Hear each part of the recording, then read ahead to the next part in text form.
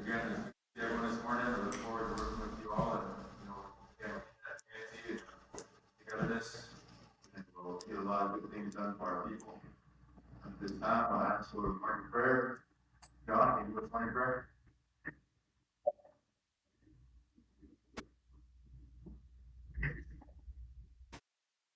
Thank you, Chairman Bull. I'd like to thank the Creator for bringing us all here together today. Work together, as Chairman says, in unity and find a way to get past our differences, do the best for our elderly, all our members of the tribe as we go about our day. Most importantly, look at our youth, do the best we can to bring them up, teach them the ways that we can, involve.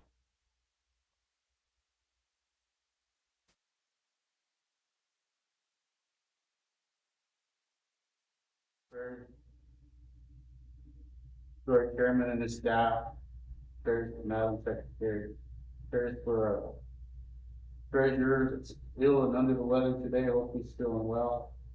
Good morning, Kevin. Prayers for all my colleagues and all their families. And they're the ones that keep us whole. They're the ones that give us the strength to come here and do what we do. So thank you, families. Amen.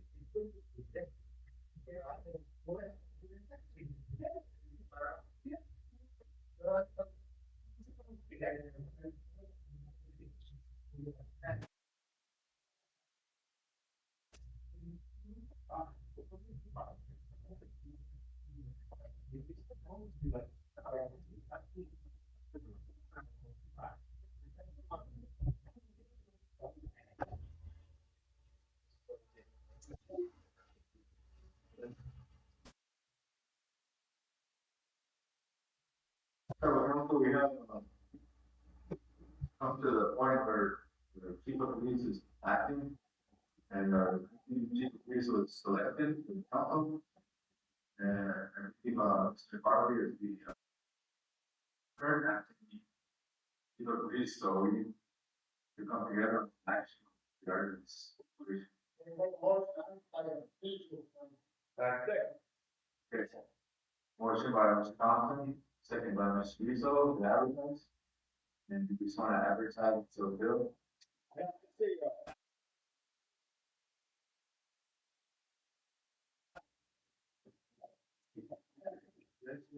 Yes, sir. Everybody think, maybe there might be a.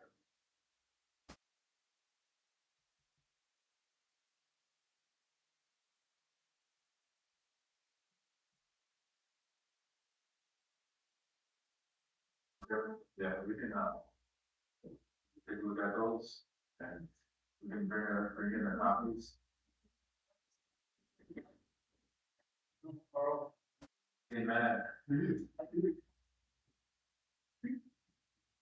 Okay, we're gonna take a look at that job description and, look at updates, we'll bring in copies for council. Share, if you guys have any suggestions, I'll take care of it.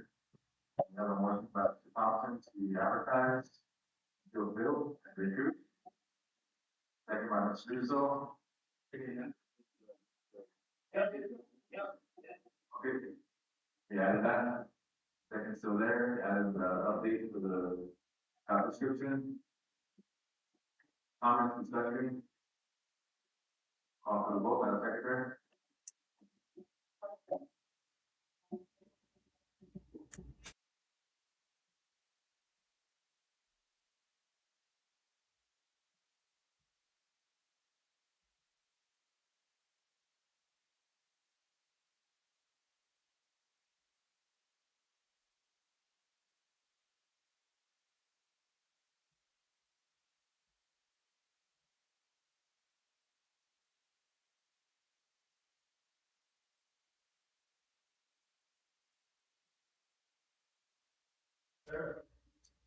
And that, have a lot of work made to update and figure that out. So the.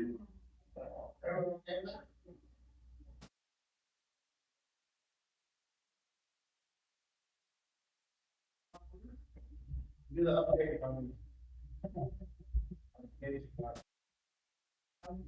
But,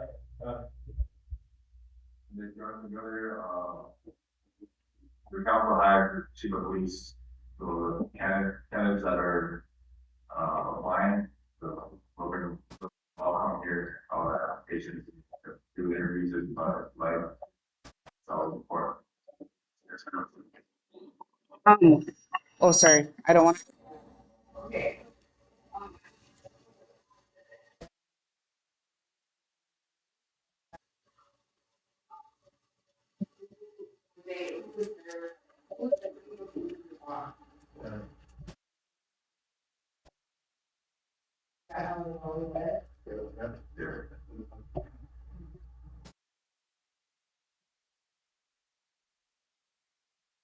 I'll be there. Okay, I'm looking for variance, yeah. I'm looking at this. Yeah.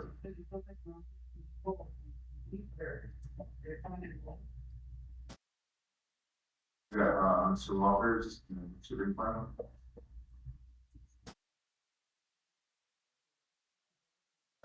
Chairman, is supervisor to the reason that any outside entities that come to reservation, correct me if I'm wrong, if it's the FBI, sheriff, if it's anybody that comes in, basically, we have our law enforcement, we have our sovereignty, we have our jurisdiction, and outside entities don't have jurisdiction on the reservation.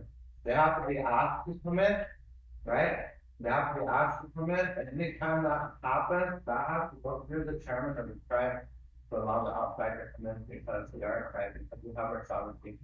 And so I think it's a good thing that the under the superintendent of the chairman. Thank you. Thank you. Ringplan. Also, too, I guess I wanted to add is that I think the last.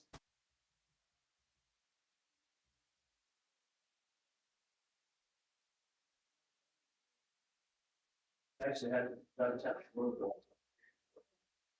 So. That's what I. It's not like. That's it. So, things have changed.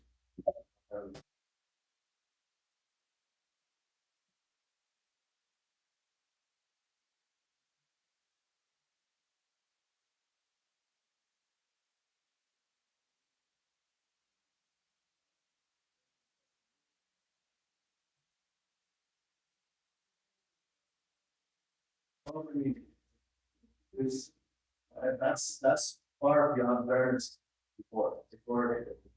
Do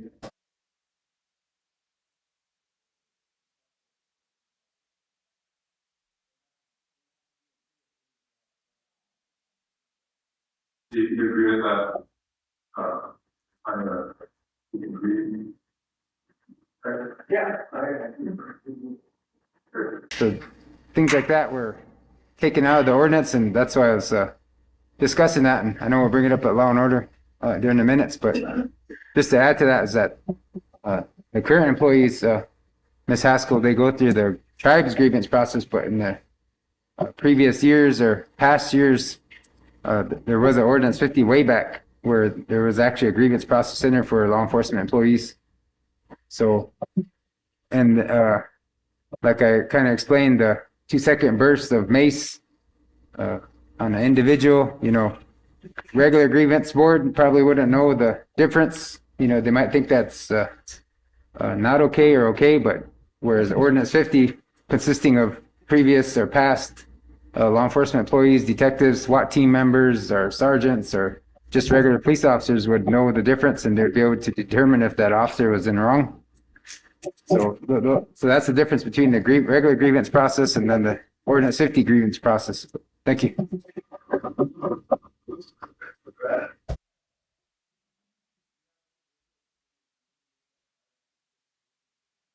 Also higher standards. Right now, the grievance process doesn't hold that standards. Times that they're upholding, and they're actually putting people in jail for, and, well, like, the ordinance 50 is also like, because they're recognized.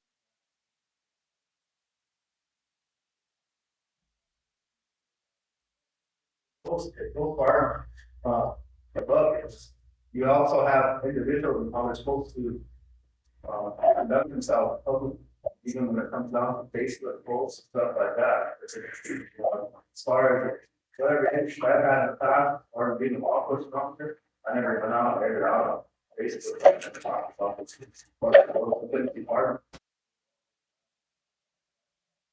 Problem with the politics. If you have put somebody in that position there, and they're making some changes, politics that taking place, get a hold of people that they know that are sitting in the serious council, and causing issues that individual citizens. So they can't really affect change in a positive way. I mean, it's gonna get worse before it gets better.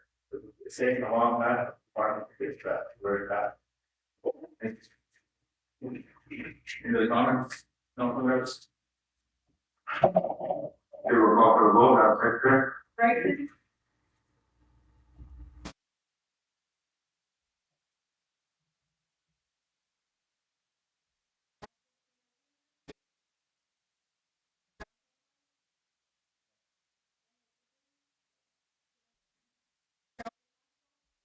Matt Rowe? Yes. Derek Bartlett? Yes. Joe Bradenson? Bob Walton?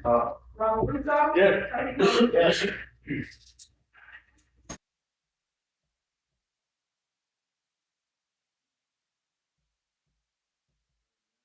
Zero thing that carried.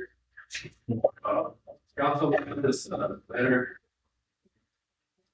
Got this letter from Spanish individual, and if you're welcome to come back, pass the allow them like 24-hour pass. And I'll read it to record. Dated December 6, 2022.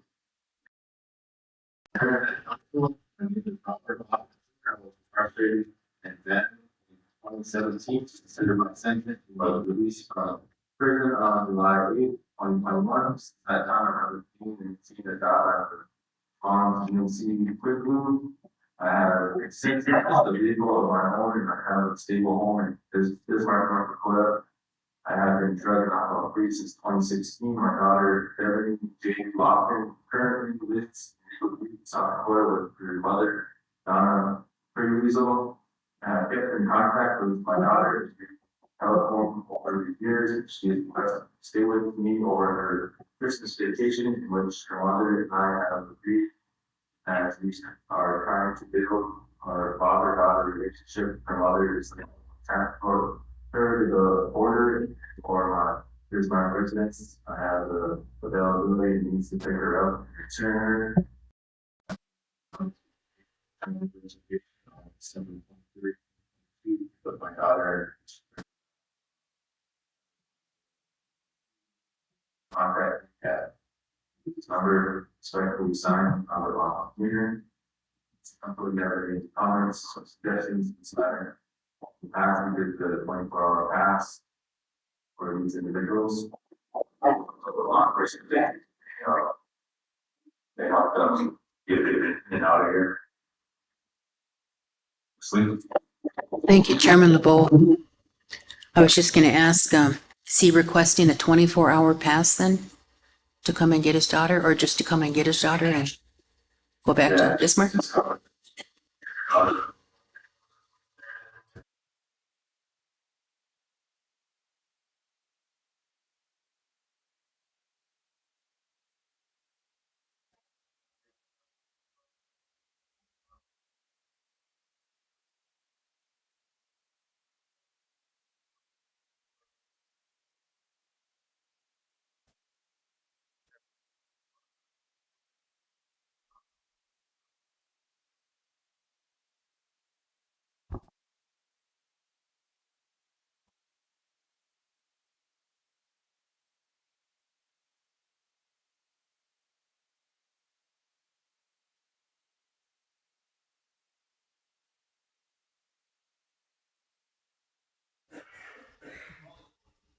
Okay.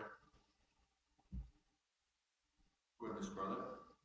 Yeah, Chairman, I think there needs to be a process for, like, if there's not counsel and these requests come in, I think your office should have like an application or probably not an application, but there should be a process through your office to either accept or deny the requests. So that way the individuals don't have to wait for counsel, because we got quorum today, but what if he needed to do this and we didn't have quorum tomorrow or, for the rest of the month.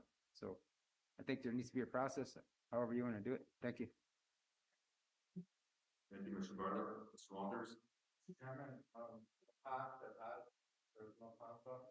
Has gone through, it has gone through the Senate office, and there's a number of law enforcement. Not only law enforcement, it's taking care of.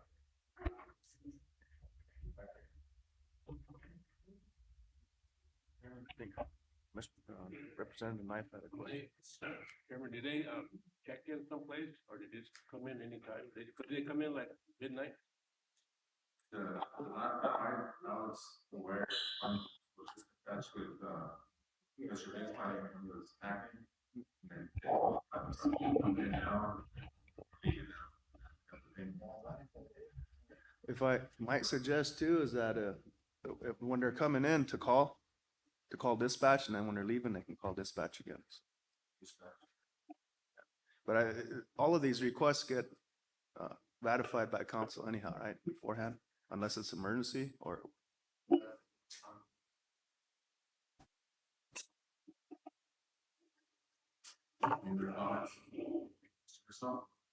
Thank you, Chairman. And I just kind of, when this banishment comes up, I feel like it's not our role to be a probation officer. I kind of feel like this is a probation officer role or something. And then, the whole question about banishment, we got the banishment that's going on and,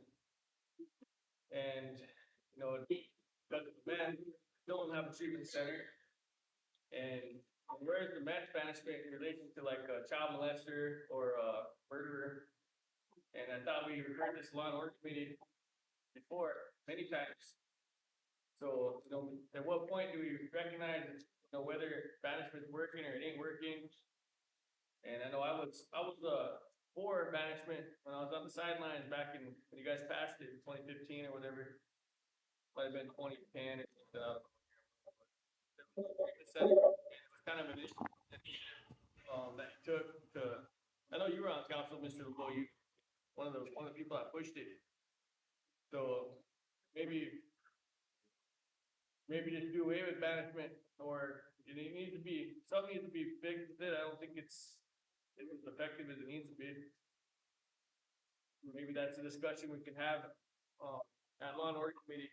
Thank you. Thank you, Mr. Russo. Council, you have any other comments? Thompson? Yeah, I was just gonna suggest like, more or less to protect you, is, because I'm sure you're gonna get these requests. When we're not in session, so maybe, an authorization form signed by all three executives to let you, when it comes to council, if someone says, well, Chairman will let this one come in, and not that one. We got all three executives agreeing to it. And there's checks and balances there for everybody, and then when we're in council, you'll tell us who you let come in, when. Because like Mr. Russo said, if you look at the banishment law, and you look at them people, now look at this young man. He's living off the reservation, working, got a job, wants to take care of his daughter. And you look at everyone that writes a request to it, they're doing good with their life, though. They're off working. And you bring that back down. I give my recommendation. Thank you. Chairman, it's on the floor. The motion on the floor, right now, Mr. Lewis, and I, Mr. Robert Hoffman's here to return to the reservation to pick up his daughter on the 23rd and return her on the 27th. Mr. Lawson is back, still serving the 5-year deal that comes with that. He's done with this prison time, obviously, he's bringing it on back to his daughter. Motion in a second, offer the vote, Madam Secretary.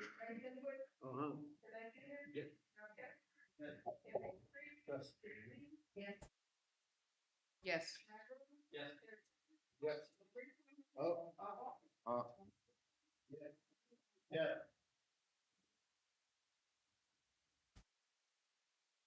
And 12 yes, 0 no, 0 abstain, 0 absent.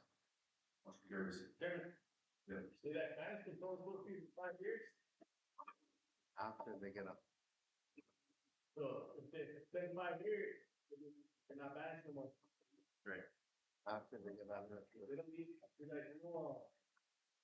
I had one constituent that is asking how they get back on. They just come back on, for 7 years, they're good. They asked council, They still have to ask council. yeah, they can come back for good. Also with that comes, they kind of have to prove that they do the treatment or got help, that sort of thing, rehabilitated. It's also in that resolution. Yeah, we'll have to get the copy of the resolution for everybody. Okay, yeah, but.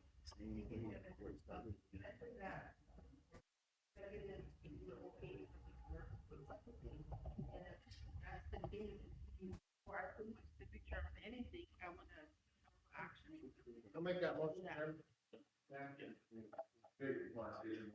I'll make a motion in emergency situations on these, 24-hour return to reservation for, management ordinance, that 3 executives, all must sign to allow them to come back.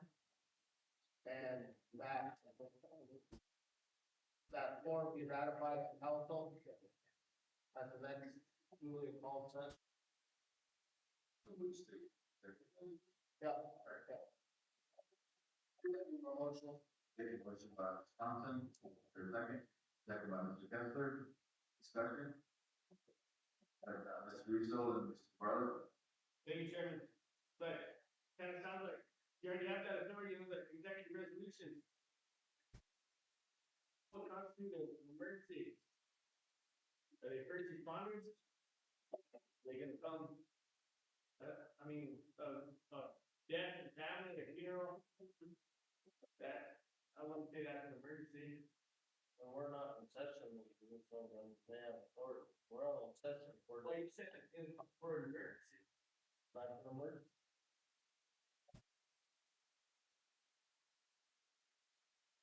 Mr. Barlow. Yeah, there's discussion on treatment and things like that for members to return to the reservation, and I'm hoping that the health committee can, retrieve them funds so we can, get our treatment facility developed and built out there at Swippert. Yeah, things happened years ago, so this, banishment became an issue, but I think it's, we should be taking care of our members. But I know majority of my colleagues here on council, or the previous council, were in support of marijuana and hemp and things like that. And guess what? On the paper and the documents, when these young teenagers are trying to change their life and they don't want to be resorting to alcohol and drugs, they put in for jobs that are these tribal jobs, such as like Lakota 50 Mart. You go in, you take your test, you're excluded because of a marijuana failure, THC in your urine. So I think the previous years we tried to, or I made the attempts to allow our members to, as long as you're doing the marijuana after hours, or you want to drink alcohol after hours, then that's up to the individual. But I don't think we should be excluding or putting more hardship on our members who are trying to apply for a job. So it's kind of, I understand the meth, it should be zero tolerance on that, any test failure on that, but I think this day and age and lots of discussion on marijuana and hemp and legalizing that, I think we should at least lift it for those jobs such as Lakota 50 Mart or cashiers or,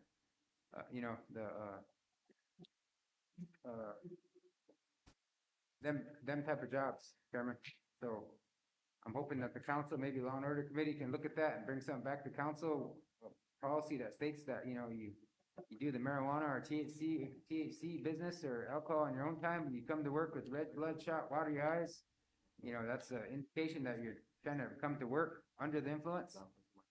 We just treat it like alcohol, we don't allow people to come to work intoxicated, so why would you allow somebody to come to work high off THC or red bloodshot eyes or all the indications of being under the influence of marijuana? So I think we need to be fair and let people apply, and if they fail THC or alcohol, then it shouldn't be a termination on the spot. There should be a process where they're allowed to do these type of things after hours and not during working hours, and it shouldn't terminate them from the application process. That way we can get these guys in there, and then once they start making money, they don't want to resort to alcohol and drugs because they're making money for their families or for themselves. So we're giving them a chance. This other way, we ain't giving them a chance. At the time, that council wasn't giving them a chance. That council was banishing people. So now we got a new council, chairman and council. I think we can work on helping our members instead of just looking the other way and banishing them. We should be helping them. We should be sending them to treatment. Our tribal health department should be sending more people to treatment, should be reaching out. It shouldn't be the members under the influence or with these addictions reaching out to tribal health. It should be tribal health employees and staff reaching out to every person that's addicted. But right now, that's not happening. So hoping we can get something going on that issue. So it's a big issue because people are struggling off the reservation, and some of them are resorting back to alcohol and drugs after they get out of prison. And it's just, it's us here that's creating that hardship. So, if it's your family member or your friend that's going through this, we understand the hardship. But if you don't, you probably don't understand that what's going on out there. I mean, how much of a problem or issue this is for our members that are going through these type of addictions. So even after prison, things can get harder than what they were. So, not everyone's getting a job and getting a home out there and changing their life. So some still need help, and we're looking the other way. We're just letting them failing our members. I think we're in position to help everybody. You know, we shouldn't turn anybody away and should be helping them. First step would be get that treatment facility. Thank you. Thank you, Mr. Barber. Mr. Woods. I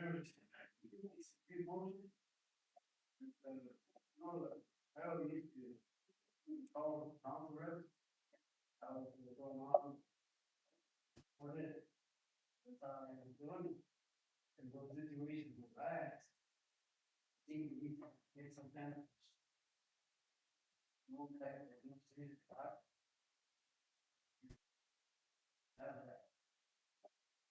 you guys,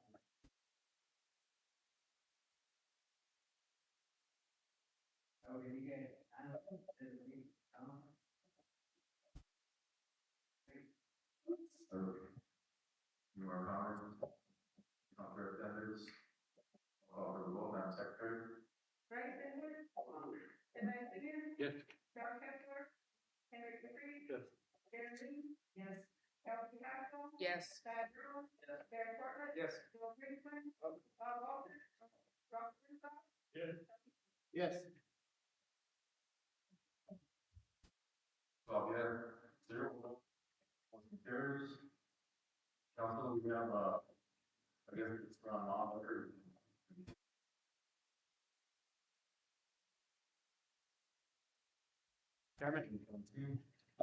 Chairman, I have a issue real quick, if we can, if we can allow it. I got a couple of elders that were kicked out of a residence. They're staying in a motel and they're requesting for payment. If I can make a motion to refer this to the acting treasurer. It's thank you, Chairman. It's Darlene Balker and they got a bill of $800 at Michael Hanaway. So these are elder couple that are staying in the motel and they were kicked out of a residence, thinking the plot. But they got a bill here of 800. We can motion to refer to the acting treasurer, to treasurer's office. Got a motion to refer by Mr. Bartlett. Second by Mr. So. Referring to the.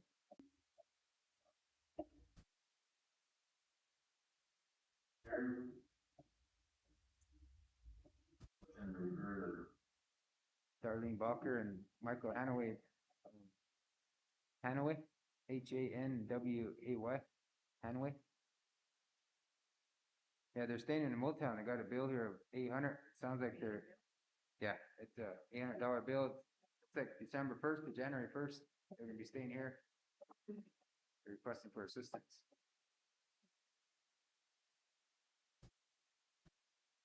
Okay, we go on, anyone with the law and order. Got the minutes, October 14, 2022.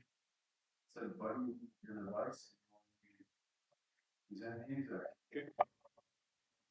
October 14th, meeting present was me, Chairman, and Mrs. Whiteville, Bernita Underwood. I'll go down to the motion.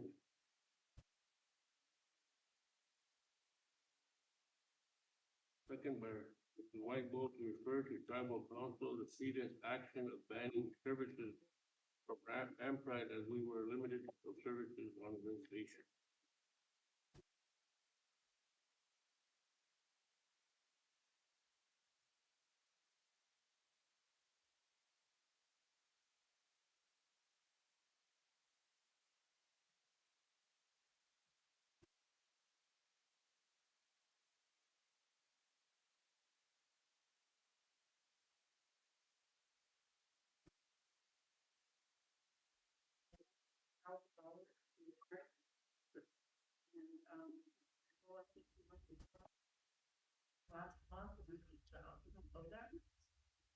I'll make a motion to refer to legal. Second. Good, Mr. Motion to refer to people. Second by Mr. Russo. Also, on the raise your hand. Yes, motion carries. Second motion was motion by Bernita Underwood, second by Mary Miller White Bull, to assess the damages of program vehicles that were utilized by the command center during the pandemic and for replacement funds to come from the command center.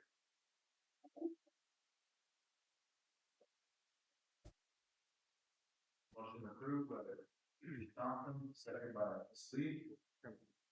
Walker, go ahead. I believe that, the command center has replaced quite a few vehicles, that were damaged during the pandemic. I know, Treasurer's office got a vehicle finally. I know they bought some vehicles anyway, cause I remember signing, vouchers. Yeah. No, I haven't, Chairman, thank you. Any other comments? These all, Mr. Rule. Thank you, Chairman. No, I don't know, I feel like this motion, I mean, it's like we're saying that the command center damaged a bunch of vehicles versus just normal wear and tear. So, you know, isn't there I don't know, are we just trying to point fingers and figure out who's to blame, or are we, because, you know, normal wear and tear vehicles, you know, if they hit you know, there was one travel vehicle that hit a pole over by, Red Elm, and, I mean, there's all these just regular accidents. We should just be, if there's a wrecked vehicle, they need to get, claimed under the insurance, and the insurance takes care of it. But this motion here, I can't support the motion because it just feels like, I just feel like we're trying to point fingers at the command center, and where are we going with this motion? Versus if there's a bunch of damaged vehicles that need replaced because they're wrecked, then where's there's gotta be something in place already that if there's a wrecked vehicle that belongs to the tribe, that it gets turned into the insurance company.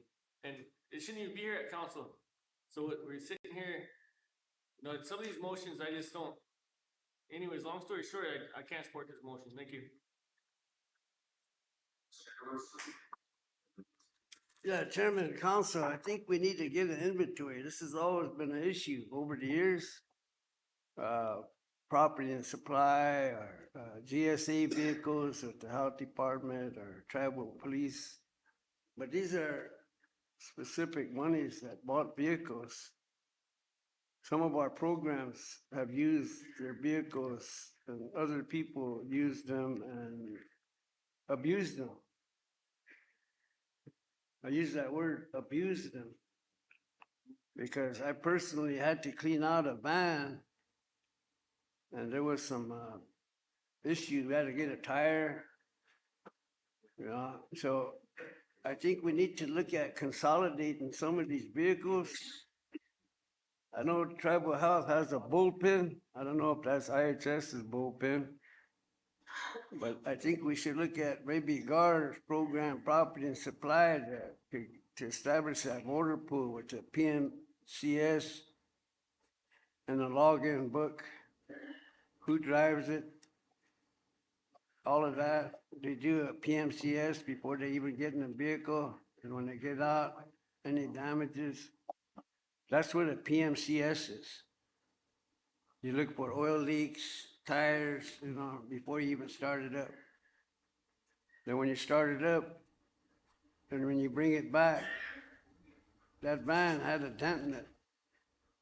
And where that dent was in the back, that tire was, the steel belts were ruptured. So they told us, well, we can't fix it because it's, you know, you gotta get a new tire. So obviously whoever drove that van must have hit something pretty hard. And we were getting ready to go out to DC. It's a good thing Ampride had that same tire, so we lucked out. So I think if a council rep's telling you this, then I think you guys need to look at, let's consolidate this, let's get all these vehicles under one, maybe property. I think that's why GAR kind of cleared that area out. And I think that would be, because we had a heck of a time getting an inventory. We're supposed to have an inventory of all of our equipment. police force, law enforcement, detention, everybody. But now with this money that we bought these equipment with, they're tribal vehicles, so I think we need to establish that as soon as possible, and I'm hoping maybe the chairman can get this done, or do you need council action to get it done? Maybe you should consolidate all of the vehicles under GAR and then have that inventory PMCS so that we know the daily, functions of those vehicles. If somebody borrows a vehicle and brings it back and it's all trash, then that's what's happening. So if we're gonna lend out vehicles, then we need to, at least do the PMCS and take care of those vehicles, because there's liability insurance involved. The GSAs are a different issue, but I think on this, we need to do this in order to, some of the programs that have used their vehicles and abused their vehicles, let's say Cultural Preservation Office. They're the go-to game fish and park. They're the go-to programs in times of emergency. Law enforcement's always there. So these are the programs that really need vehicles, good, solid vehicles, not abused vehicles. So I think we should look into that, Chairman. I think I'll make a motion to refer that to the administration to set up a tribal motor pool.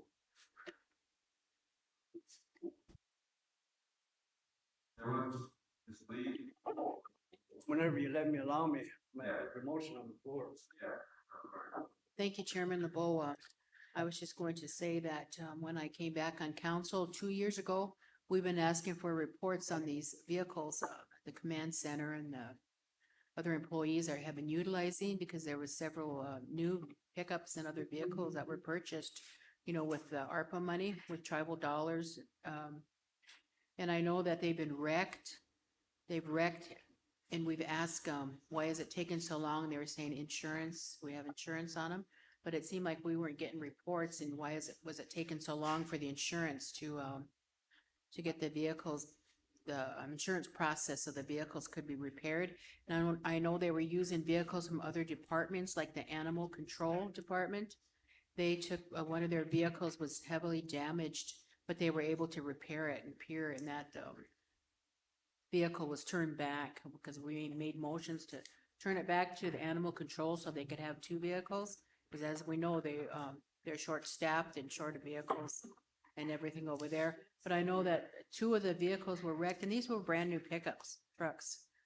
They were wrecked by an employee, I don't recall his name, but he wasn't even a tribal member, but he worked for the command center, ARPA, and checkpoints and stuff, and they were saying that he wrecked 2 of those new pickups. But of course, there's insurance, but we just wanted a report, and we're still waiting, 2 years later for a report on those vehicles, which ones were wrecked, which ones were repaired. It's just. Thank you. Could you, contact, Mr. Nelson at the command center and have him give a report? Again, I'm gonna say, I do know that they purchased some vehicles, quite a few.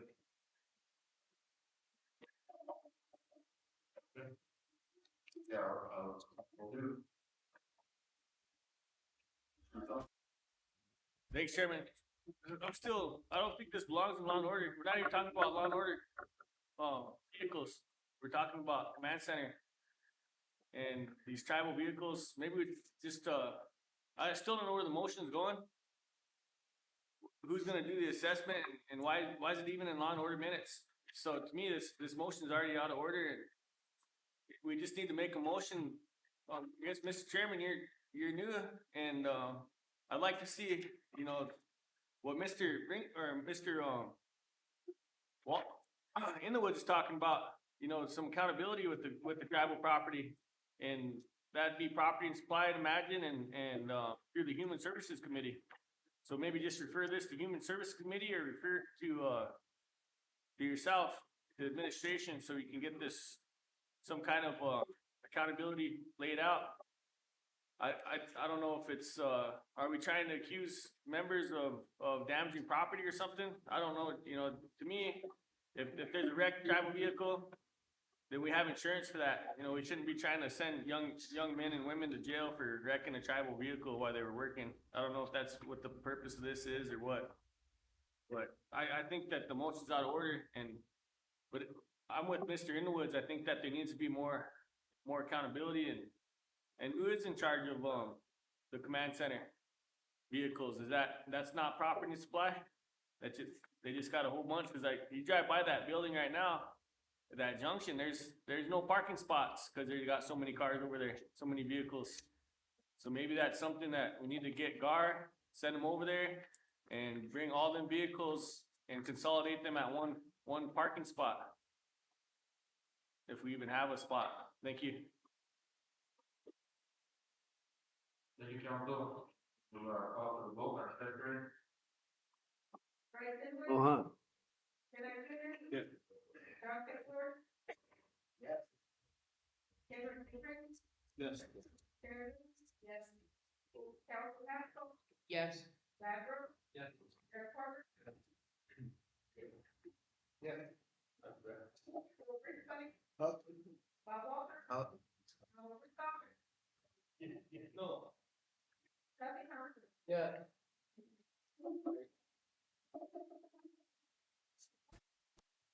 Eleven yeah, one no, zero abstain, zero absent, motion carries. Jeanette? Next motion is, by Council President Ernie Underwood, second by Mary Miller White Bull, to refer to tribal council to transfer the marshal to foot patrol and to be supervised under the law enforcement pending background check. That's my motion. Okay, we got a motion by Schneider. Second by Ms. Lee. Second, Ms. Walker. Mr. Chairman, again, can we get some, reports on this before we start making these motions? Why do they wanna transfer the marshals under foot patrol?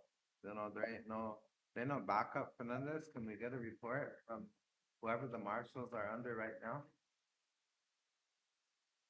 And how long it's gonna even last anyway? You know, how much funding do they still have to keep these different programs going?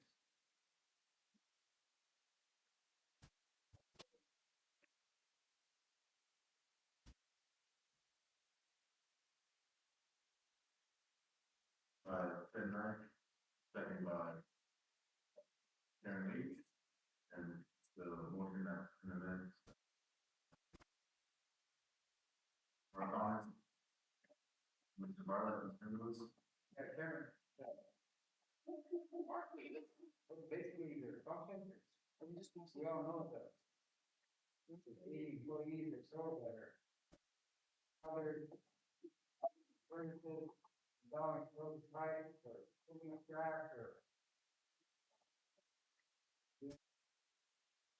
Repairs, what's the marshals, what's the command that actually doing the ones that are, the department, tech department.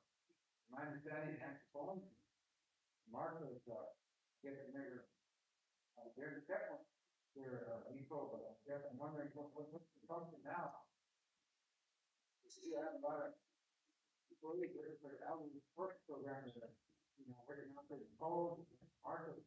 From my understanding, I thought legal to drive. I'm just, wondering if that's something that's going to be reorganized versus, disaster. I can understand if there's a disaster, then activate the market, activate the plan center. Get direction, yeah. This time, storm probably something next week, it could be a. Dr. Peters ordered week there, you know, Walmart, I only got. At least, 1,000 liters, something on hand. But, throughout the several months that the expansion has been in operation, last winter, we had 2 heaters, maybe 1 heater. Minimum length, you know, so I think we gotta do better than that.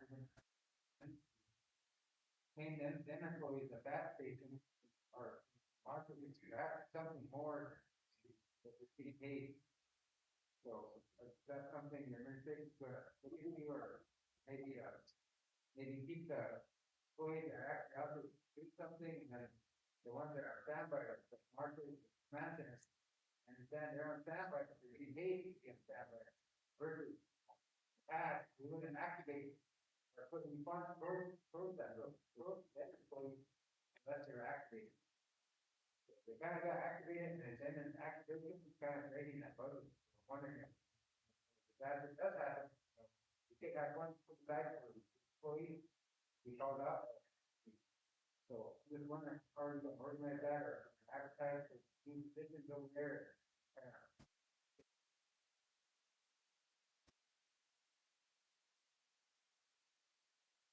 First, we several hours, the first, get into the law enforcement, contact them.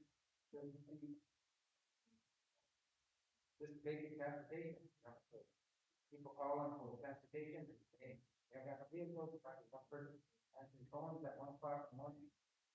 So I think we could do a lot better, Karen. I'm just wondering how we're gonna reorganize that area. Five or six employees. And the environment. Thanks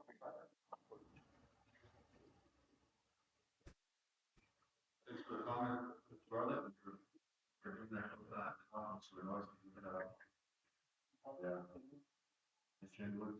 Chairman and council, we started, I think it was Steve Emery that started that Attorney General position that we adopted. And the main thing on that was that he was gonna do training for the law enforcement officers. Because we was having a problem. We'd send, other tribal police officers to Artesia, they'd pass, they'd come back here, and then they'd leave. So we're saying, hey, we're training these guys, they're not staying here. What about our own? So this year training, the Attorney General was supposed to help like these deputies here. There should be some training. Cause some of the complaints is they're just standing around or sitting in the car or, whatever, but I think that we need to look at, some training for everybody. What kind of training? So I don't know, I know that Artesia has a water training element. And I didn't know that until Steve Gunn got me the Artesia, the curriculum. And there's a water component to that. So I think, law and order should really look at now trying to get Attorney General and try to get that training going for these prospective deputies that might become police officers. But that was the problem. They'd go to Artesia and they couldn't cut the grade. They couldn't pass that test.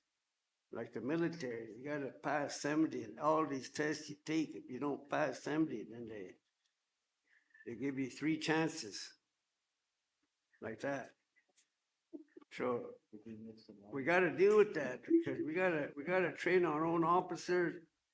Other than that, we'll do our own certification and certify our own officers and train these deputies as part of their work experience, hour training a day, maybe, on the laws. Again, this is probably administrative, but I think most likely the law and order code, law and order committee would have to take that up.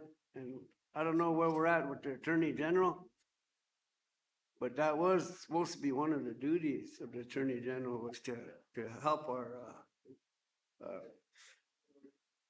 prepare our men and women to pass those tests, the certification. Crucial issues. I think we need to get certification on the table, our own, and start a training program with these guys, And even an hour a day for these deputies, CPR or, anything, any kind of type of training. That helps the esprit de corps, they call it, It helps the spirit of that program with those guys in law enforcement. We don't want guys burned out and, we want to take care of our law enforcement officers and our deputies because they're in a situation where they could get hurt, so they need to know physically, mentally, and all this to be prepared. So I think it's important that we have training, Chairman. It don't matter what kind, but we just pushed, now we're pushing the marshals off from, and then putting them into foot patrol. Is that the route to go? Or do we just leave them marshals until the money's gone? Because then, again, how many are there? What's the assignment? You know, who's the supervisor? That's the kind of report that we need, Chairman. I know, this new law and order committee is probably gonna take this on. But what's this pending background checks anyway? Do we have, are they already employed or? Is it already employed already or just, are they gonna hire? What's the deal? I'm with Derek, man. What's the budget at? You know, where's the money's at and how many are out there? Thank you, Mr. Thompson, and Mr. Blackwell. Thank you, Mr. Chairman, again, my first question, I don't know who would be able to answer it.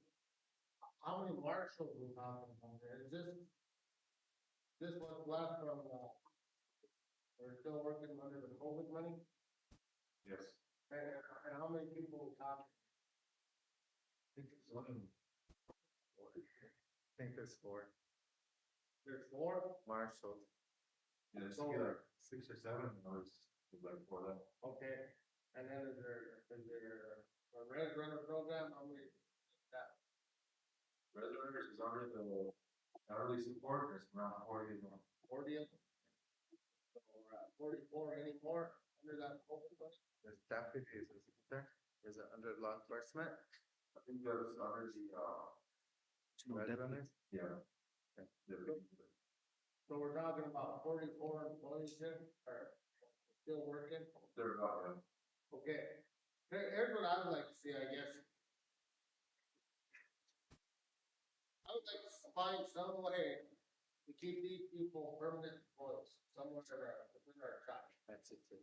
Because that's the only good thing that come out of the pandemic. We found a group of individuals that are willing to work and do the job. So it should be our job to sit here and figure out if we can find the money and make them permanent employees. Now, that's not to say they're gonna do one certain job. There are different places and people could be. You call down to support services, sometimes the phone rings busy for 2 hours straight.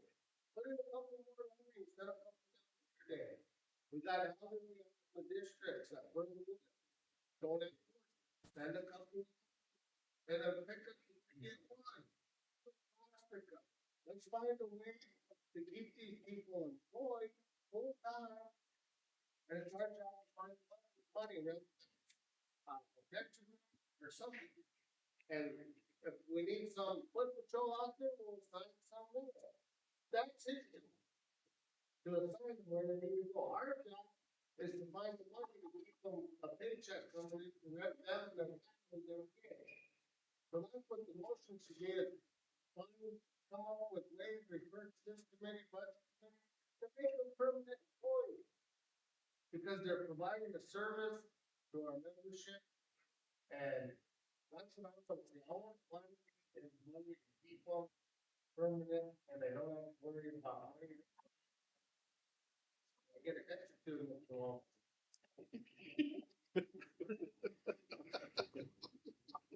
So whatever the motion wants to be, wanna, because you get calls from these people saying, I don't know if my job's gonna end, this, that, one. Hey, they're not gonna say, they're permanent, they're welcome, they're doing good things. And yes, you hear all 5 weeks, 9 weeks, you might be off. And one,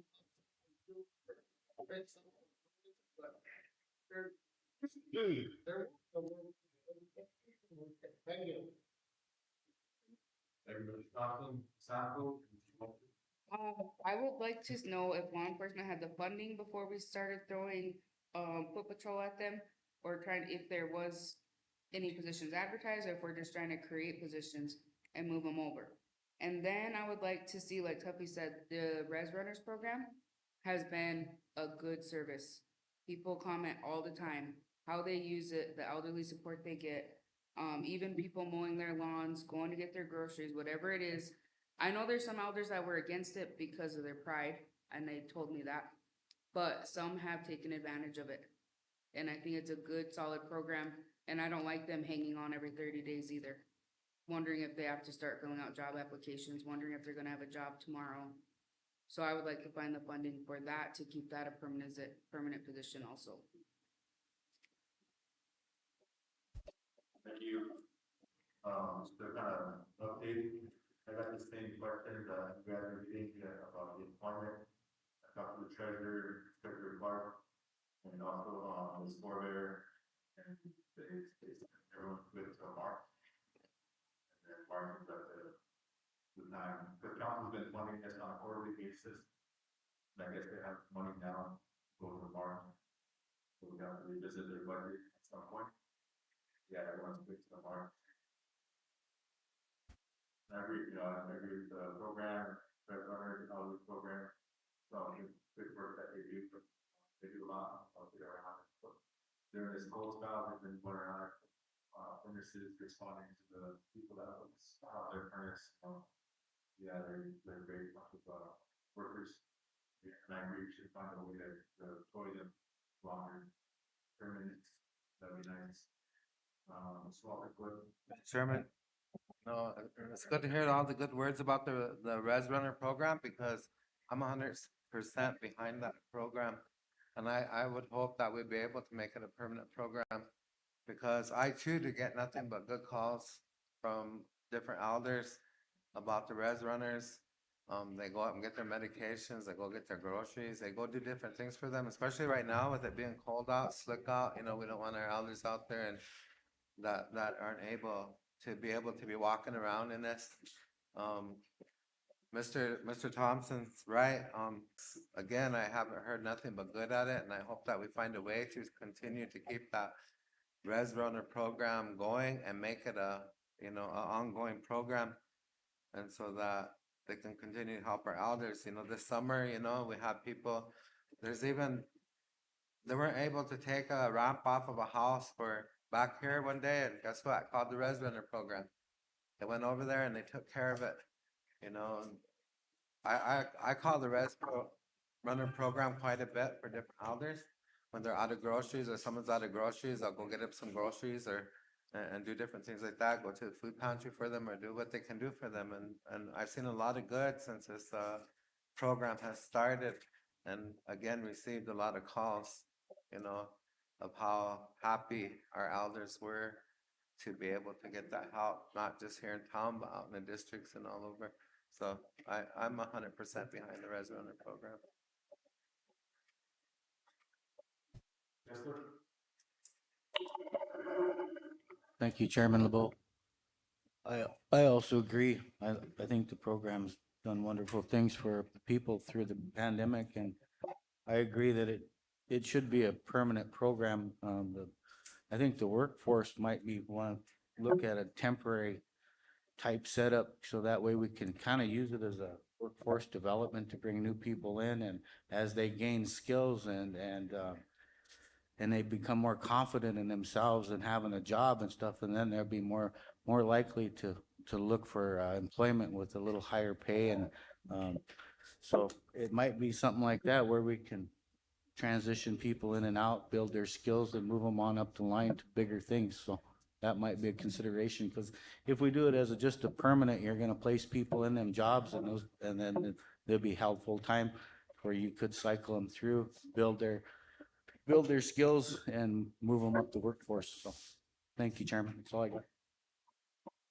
Yes, sir. We'll take, those comments and call the vote. Thanks, Chairman. You know, it's, we got a huge opportunity for us. We got a really high unemployment rate. We have a lot of members that are struggling and looking for jobs. And, you know, if we would only use the resources that we have before us, like the tribal employment rights, they even duplicated that system, with Oyate Connections. And now we have this, Res Runner program. You know, it's, one thing I seen Chairman Frazier was able to do was, he was able to, create this pool, this workforce with the Res Runner program, the COVID workers, and use them to fill the different vacancies. We see now with law enforcement, there was some, COVID workers, there's some COVID deputies or whatever that were able to go work at this job or that job. And it was because we created this workforce, you know, instead of just taking them straight off the couch and expecting them to be phenomenal employees, we created a workforce and that we're able to pull, strong, you know, ready to work people. And when we have a lot of people that are looking for jobs, so I hope that we continue to work towards, creating jobs using a lot of the programs that we have. Travel Employment Rights, Terrell, is one program that is asleep at the wheel. And it's been like that since my entire adult life. To hear stories about great Terrell directors that probably Terrell commissions that were able to, you know, build a workforce. And I don't know what happened. That was probably back in the late 80s, early 90s. And it's like we forgot about our people.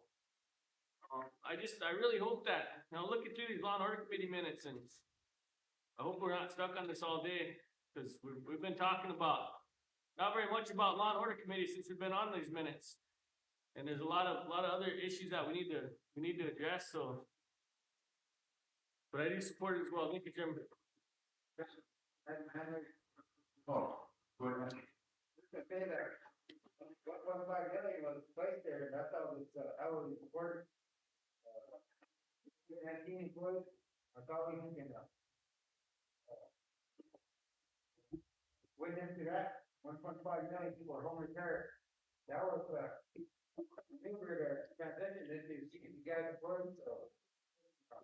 Out of respect for the voting maker, you know, I'm just asking that, we have a disaster, that the changes in that department, if they don't know where to put these employees. Like Ms. Haskell was saying, not really fair to the general public, you know, maybe advertise it, then add more employees onto the elderly support or the red runner. 100%, you know, you need to come up with a plan. You can decide that 1.5.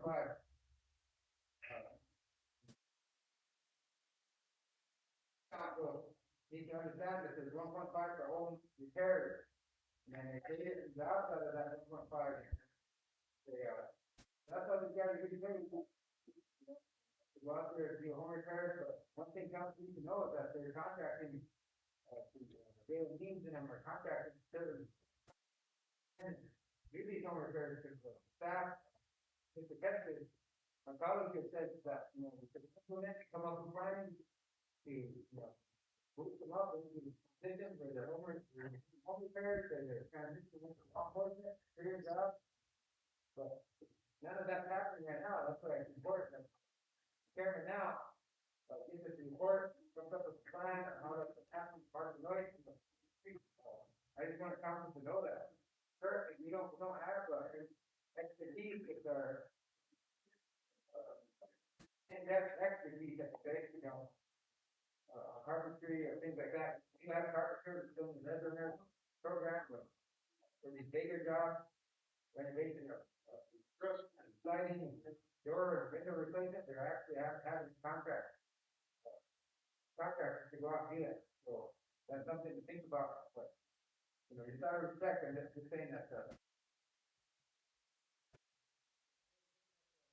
Protection department, that's the phone, getting paid good money, and then the marshal getting paid good money. Not doing that because those redbirds, the COVID-19 employees, they're going out there doing things for the house, or the general public, you know. They're getting paid less, these guys are getting paid more, that's not fair, and I know council don't want to discuss that part, but they're getting paid more than their employees at that program, they're actually out there doing it, and working, going out in the cold, you know. So I don't think that's fair, and I think they're going to hopefully fix that. Again, you know, it'd be a tough decision, you know, because you don't want to lay people off, things like that. What do? You just let that money keep on draining. There's gonna be a disaster coming up, maybe it's gonna be next week, you know, we're gonna have to activate the command center call in, you know, call in these markets or call in the, everybody at the plant center. Right now, there's no hot, right now, there's no heaters, electrical heaters.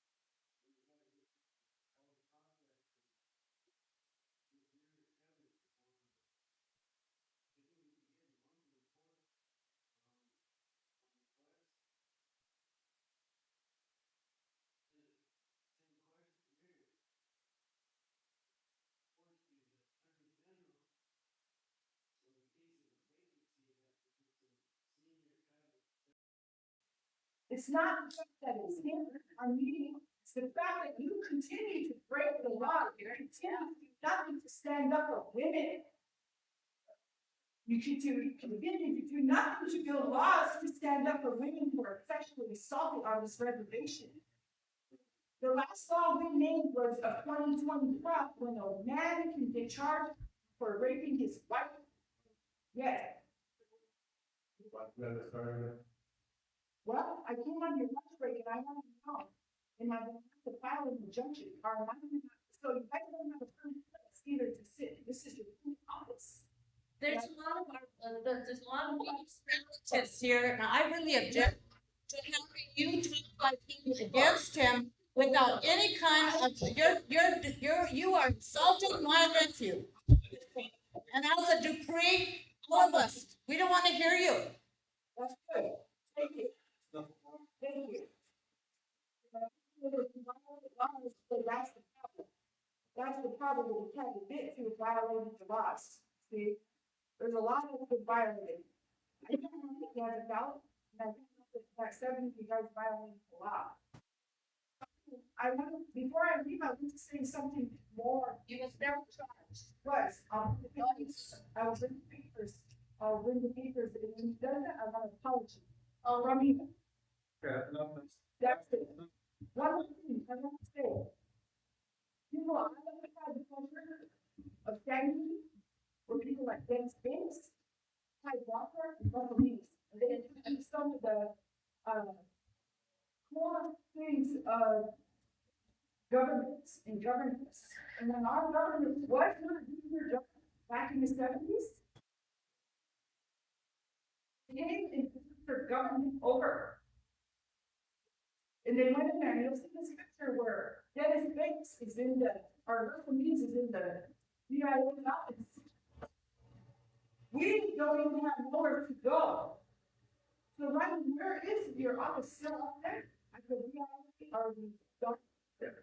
And this can be your location. No, we're gonna do some updating designs in the details office to the people, so they can comment and they get their own. But let's see tomorrow or whatever, say you can go to, but they say I want to go to jail today. Go to jail for violating the law. You have violated the law. And you guys are doing nothing, you're violating the law for the first day. And I have somebody who can prove it, they use Jay Miller.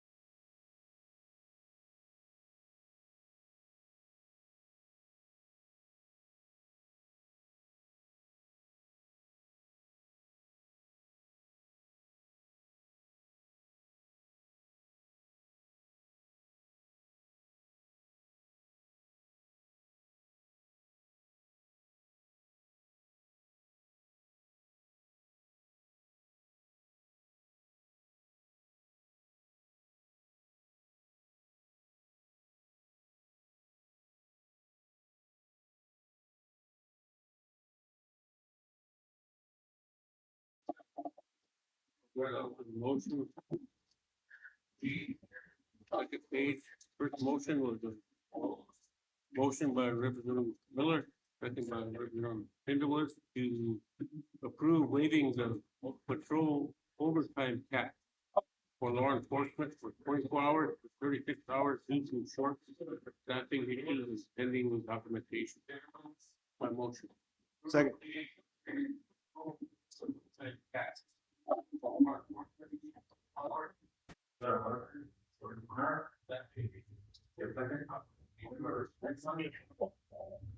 Discussion on.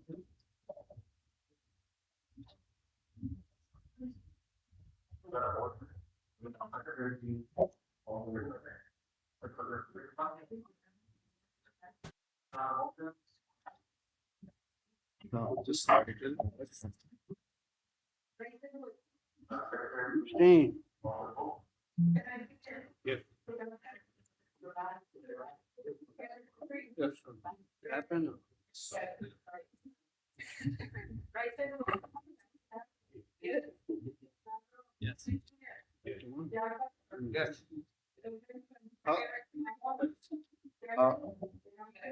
Yes. Yes. Yes. Yes.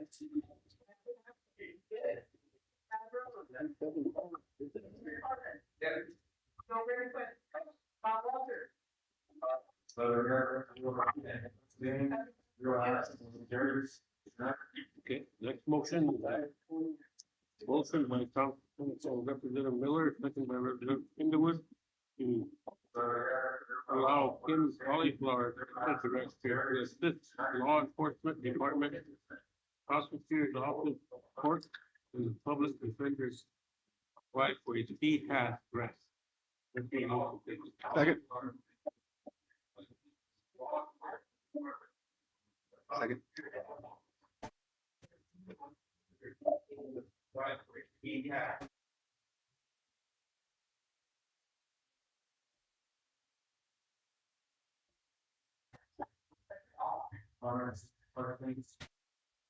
Comment, did this seat task grant get put in and everything already? There's, they missed, the window of opportunity this past, year, so this will be for this coming year. I think it's due before March. So they're gonna have to start working on it now. So did this get turned in then, the grant?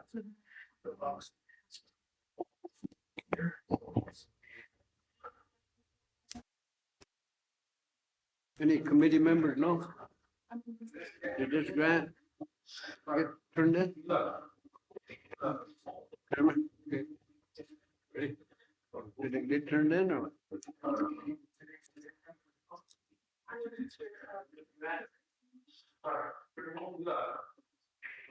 Well, it's only 5 months, and usually those grants have timeline, remember? They have to turn them in. That's my question, did this get turned in or? No, this didn't get turned in. This was after the fact, but they're asking for this coming year. Is the opportunity? It's a lot of money for the CTAS and it's helped supplement our reports. But, we missed it last year. Yeah.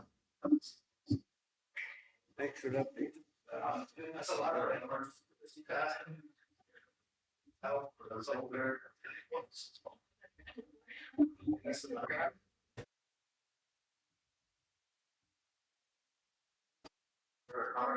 Yes. Yes.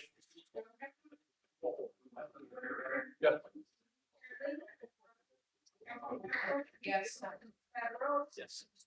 There are more rights to us. Good idea. John Kessler. Chairman Capri. Chair Lee. Yes. Oh. Oh. Steve.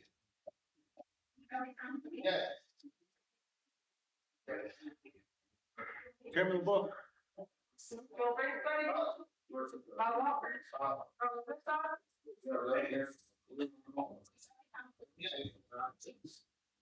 The Judicial Department supports prosecutor's office to develop and submit an overtime policy for consideration.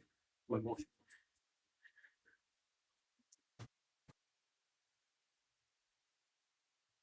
Then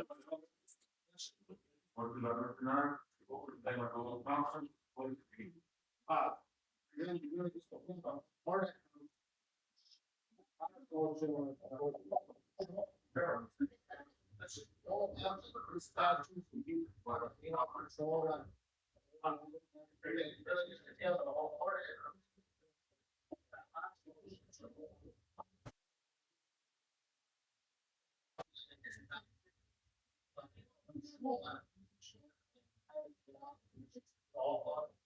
It was in general law enforcement, it doesn't specifically say patrol. Oh, yeah, it does too. It shouldn't say just patrol, it should say law.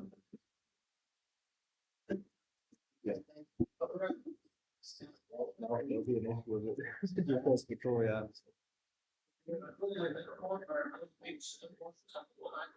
I'll amend that.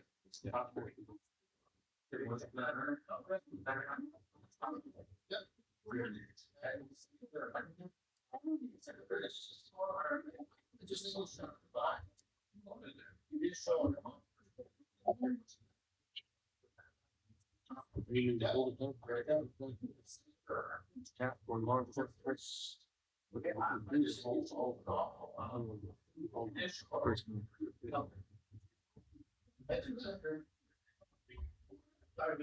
Yep, it's good. Chairman, does this, overtime include the prosecutor himself? He's on a fixed contract. He works for fire. They get to sit at home, work from home, job overtime, now we just for it, 'cause if it is, I can't support it. Thank you, Chairman.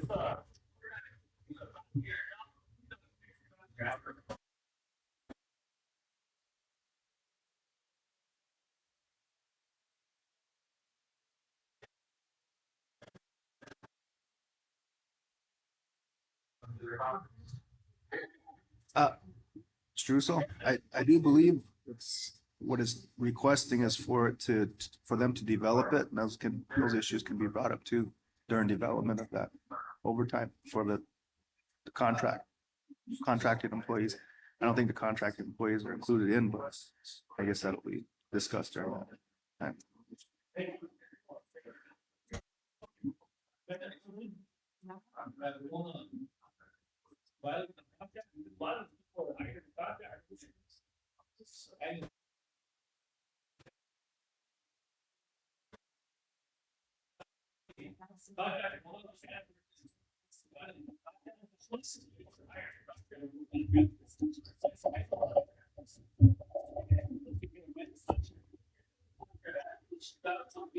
Mr. Russo, I don't think any contractors qualify for overtime because they're salary. I don't believe that's legal.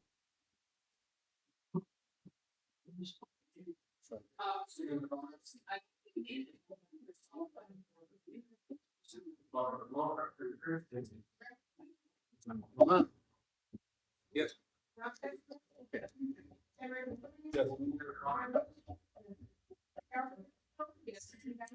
Yes. Yeah. Question. Just to be, provide some clarity, we're talking about the law enforcement cap, correct? We passed it? Okay.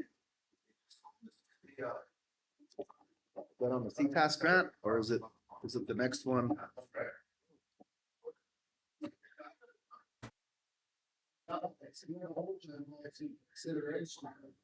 That's the one.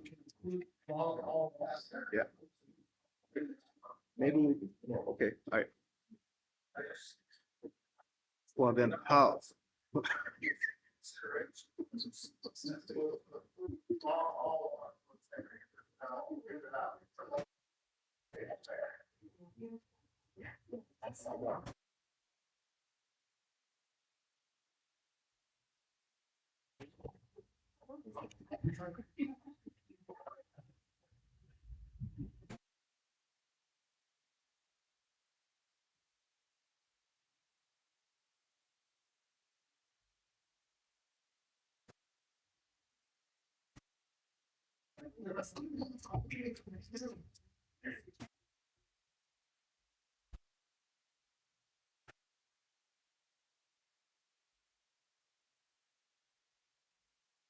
I'm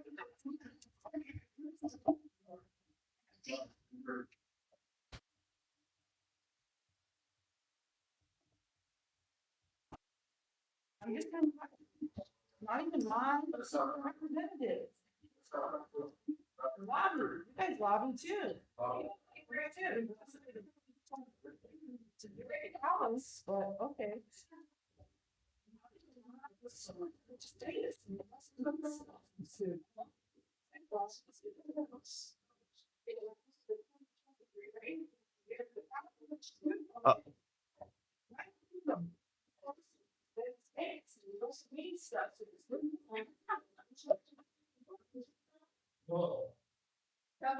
Yes. You will right there. Pop on there. Go.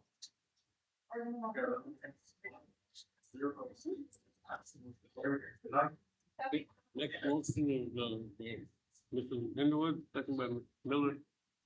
For.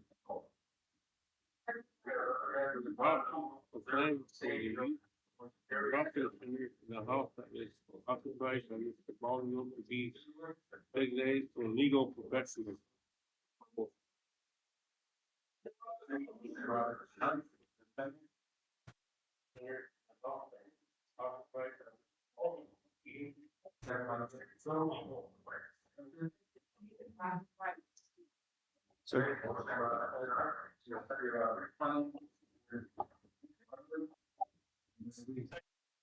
Which is the drop-in center being utilized at this point?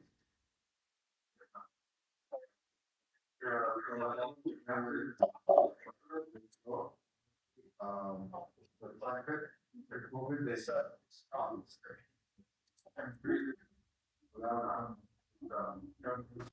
Are they still there? So what happens to them if we designate that as a?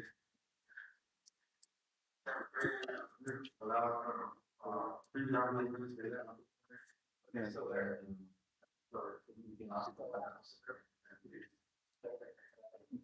Physical verify.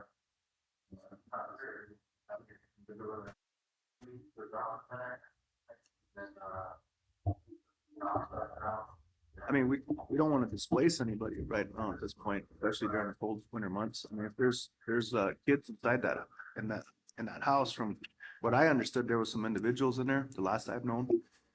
I think it'd be good to probably check into at least that one with the drop-in center. That's over there by the old Dallas's or right across from it. Yeah, there was some young people staying there. Yeah. But it's, yeah, I would not. I mean, if it's gonna displace them, I can't support this. So we strike that, you amend it?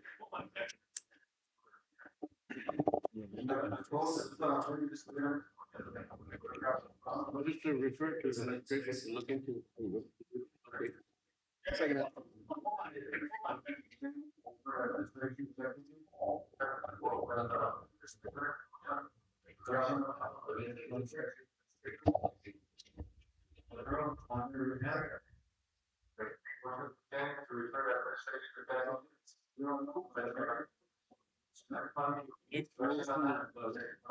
Linwood, talking about real estate.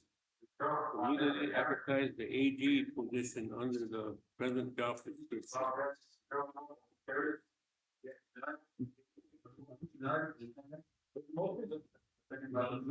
Advertise the AG. Advertise AG position.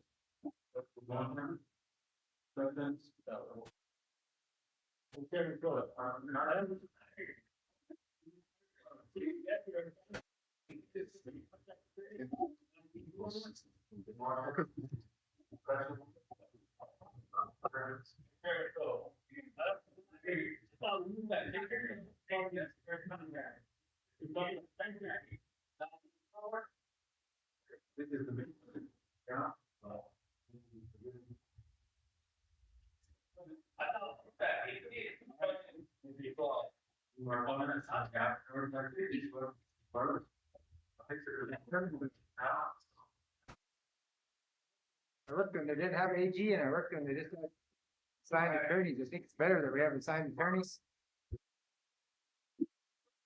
Work better that way.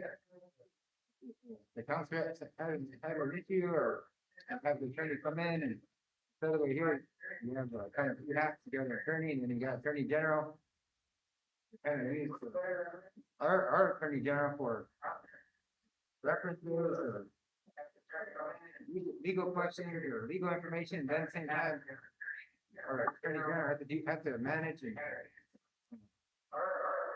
watch over the judicial and court system. So I think it works better. You have the administrative officer at their duty to monitor all the departments. So I guess it's I just seen it better with just us having onboard attorneys. This attorney general thing kind of things council what certain council are things done and certain council saying like the attorney general because they're just little favors and stay neutral. So this council is very different from like this council, you know, see a light end of the tunnel with this council. The last one, everything was dark. Everything was and now we got hope. We got this attorney general thing kind of to re-advertise election and the previous council, the mindset or thought process. We have a new thought process. I think being put through by the new council, I think we can give them a chance to review this thing. Our committee or run the next 2 months. Then come back to the all these actions are kind of from the previous. I think it's first with either. Or they're not trying to get it. That's best for right. Thank you. All these actions are kind of from the previous. I think if we are AD, it's gonna save us money. Because if we got contracting, then right now, a health department, we can't even find a somebody can help them. Prefer that stuff in AG.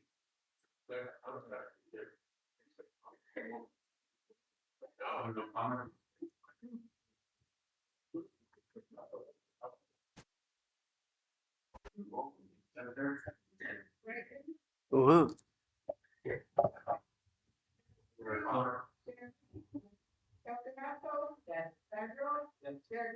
Thing.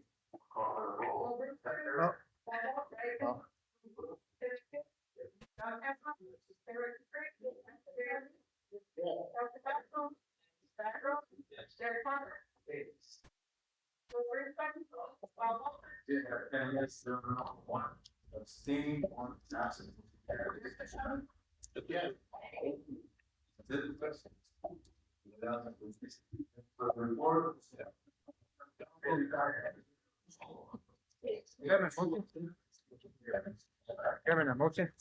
Holding up on.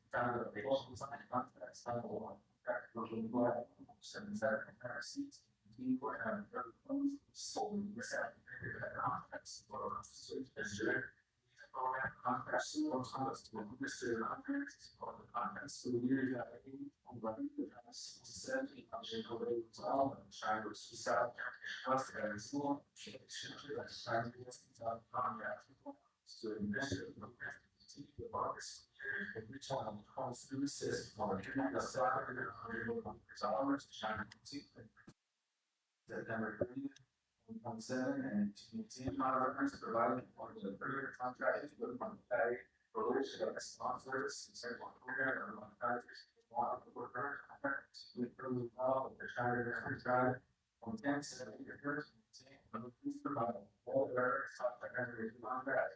And which has on or official contract for the program. This one, we're shining this. And so, there's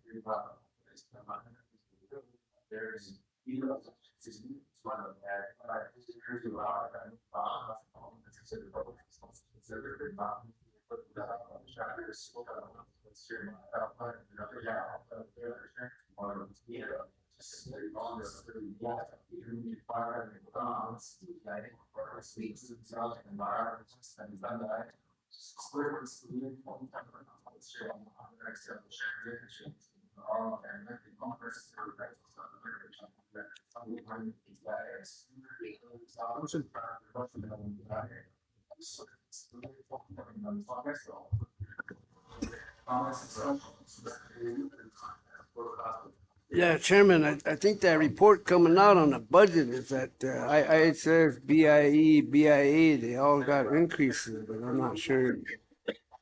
I didn't get to see the budget, but we should get the BIA superintendent over here. See what kind of budget update he can give us. Because you're asking updated scope of work. Include proposed budget with justification documents reflecting any updated scope of work. So let's say the Zuyawi Chaka that the council supported along with the elders council and the whole Lakota peacemakers, which are in place but haven't really been justified for incentives. So when the Chairman Fraser had the Chairman's Association meeting at the Journey Museum in Rapid a couple months ago, the Attorney General, the South Dakota U.S. Attorney General, the FBI, the BIA was there. They were the last ones to talk, but mostly the chairmen and some council reps. But I brought up to them about La Koliak and Wopke, the traditional law. And again, we're looking at the law enforcement side of this and the court side of it. They're both 638 contracts. So is that in place? You know, that should be reflecting updated scope of work. So if we have intervention in the court system with elders, and what I mentioned to all the federal agencies and the secretary, the chairman was, we need to establish an incentive program for the elders. We need to establish an incentive program for the ones that are housed in JDC. And the prime example would be the Zuyawi Chaka, 10 to 17 an incentive program. They go through these programs of tradition and culture and language and their family involvement. And they complete those tasks. Then they should be getting winter boots and winter pants and winter jackets and gloves and hat, something like that. Maybe a food voucher from LTM, maybe some fuel incentive program. The elders, same thing, food, fuel. We're trying to figure that out in Wolacota too, to get our elders involved with our language and culture. And we're looking at like $50 for like a LTM food, 50 for gas. You know, they come in and they assist us in creating a system that works for our people. This judicial system with the federal government is a failed system. Just like their education, no child left behind. It's a failed system. Our ways will work because our ways are thousands of years old. Common sense, spiritual, grounded type of decision making. For that first principle of the Lakota, the praying person, a lot of the young people and adults have a problem when they're not a praying person. That's a principle of being Lakota. You got to be a praying person, first of all. And you guys are going to find out that a lot of young people don't know how to pray. They don't know who to pray. That's kind of concerning, you know. I'm just saying that as a youth worker. I'm not saying all the young are like that. Just like in here, there's probably some of you that don't even believe in the creator, you know. Because there's such things as atheists. They don't believe in any higher power. And there's devil worshippers too. That's just a fact. Whether you think that's so or not, that's just a fact. There is. In every branch of the service too. So I think that, do we have that in place? And what Van Norman told us when we were trying to bring in traditional medicine and practices with the IHS contract, we could work that in there. The language is there. But we need to come up with agreements, like for the pharmacy and for the laboratory, because we got the native biodata that we can house all of that stuff. We can decide what we want to do with that stuff. That's actual protection. Instead of having a federal agency over here telling us, well, we have policy, we destroyed the blood. Or show us your policy. We never get it. So what did they do with our blood?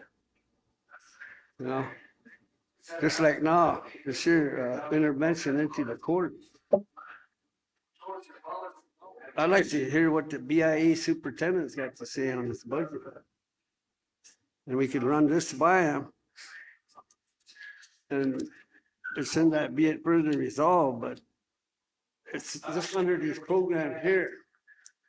But this is a program that we're sponsoring, the council, under the consolidated Joe Johnson O'Malley Housing Improvement, the 477 Title I, Transportation, Roads, Housing Improvement. So is that the only ones that are gonna be? We administer those. Is that factored in right now? That's council action, so it should be in our 638, right? And then we should be fighting for an incentive program. Because made it clear to the agencies over there that, you know, and then to the chairman that it's up to us. It's our jurisdiction. It's our people that are in JDC and adult detention, and we should be intervening with our ways.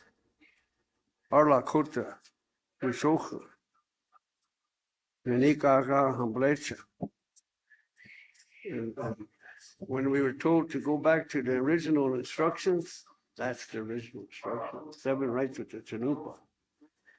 If we restore those in the system, the court and the law enforcement detention, we're gonna see a change. I guarantee it. There's few practitioners right here that we can pour water on rocks, but that's not it. It's more to it than that. It's deeper. So once the young people understand that, it's gonna open up a big door, and then the family's involvement. I just wonder, how do we explain this to these guys? It's like the property right type of stuff, you know? That's a whole different legal issue. I'd like to hear the superintendent of that budget. If there's an increase, then where is it at? Could we have him tell us that? Have him tell the council? Maybe you could bring him in later on. At least we could ask him that question.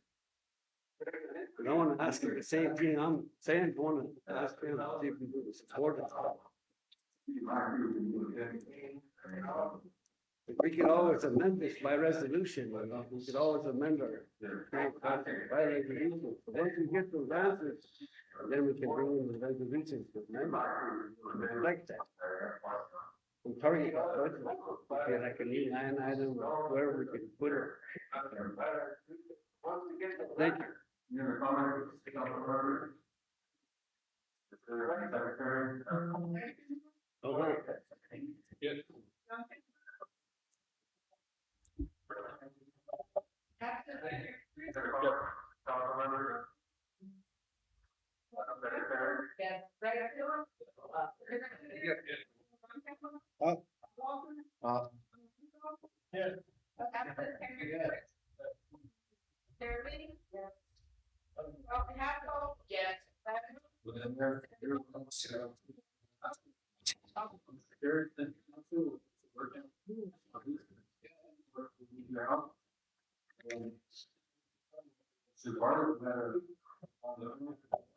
Yeah. Thank you, Chairman. We were discussing this yesterday. Today is a motion to suspend ordinance 50 and to refer to the Law and Order Committee for 60-day review and amendments. To bring back to council for final approval. That's the motion.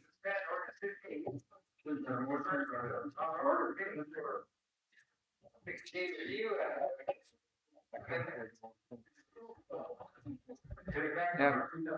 Yeah, motion to suspend ordinance 50 and to refer to the Law and Order Committee for a 60-day review and amendments, and to bring back to council for final approval.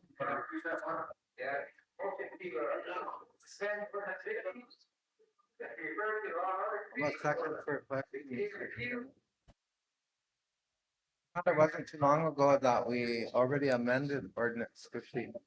Mr. Bartlett, do you remember? Yeah, there was amendments, but if you really looked at the ordinance, like I said, they took powers away, authority, and Robin was kind of one that kind of informed me of certain things that were taken out there, and you've seen her today, so anyway, she's on this current ordinance 50, so you guys gonna have to deal with her. Obviously, you guys couldn't deal with her today, she's not a control her, so he's on this. Chairman brings plenty in the Law and Order Committee, they bring back review, they make amendments, the school council makes amendments. And if they want the authority with the ordinance 50 and they want the ex-law enforcement employees, or they just want, you know, people that graduated high school on there, or whatever it may be. It needs to be reviewed.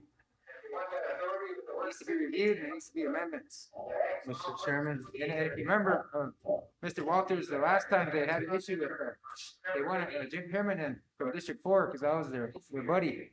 And they were willing to break the law. The law, ordinance 50 said you needed some type of field, the background in criminal justice or related to law enforcement. So they tried to make it that if you're a military person, you can get in there. So it wasn't black and white. You needed in that field. So he didn't have it. That's how things were back then. Yeah, new council. New vision, new minds, give a chance to do it, bring it back. Nice, nice. Mr. Chairman? I could support leaving aren't they having commission meetings now? So if we kill the ordinance at this time, it's going to stop the commission from doing anything. I could support referring the ordinance over to the Judiciary Committee for any new recommendations and leave it in order at this time so that they can keep moving forward with their meetings.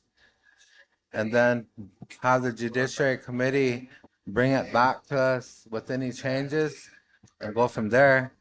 But I don't think I can support suspending it at this time if they're already having meetings.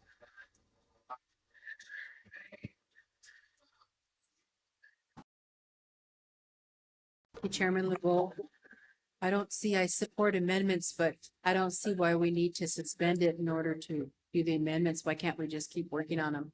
Because it's been suspended for several years and it was brought back and there was been amendments done recently.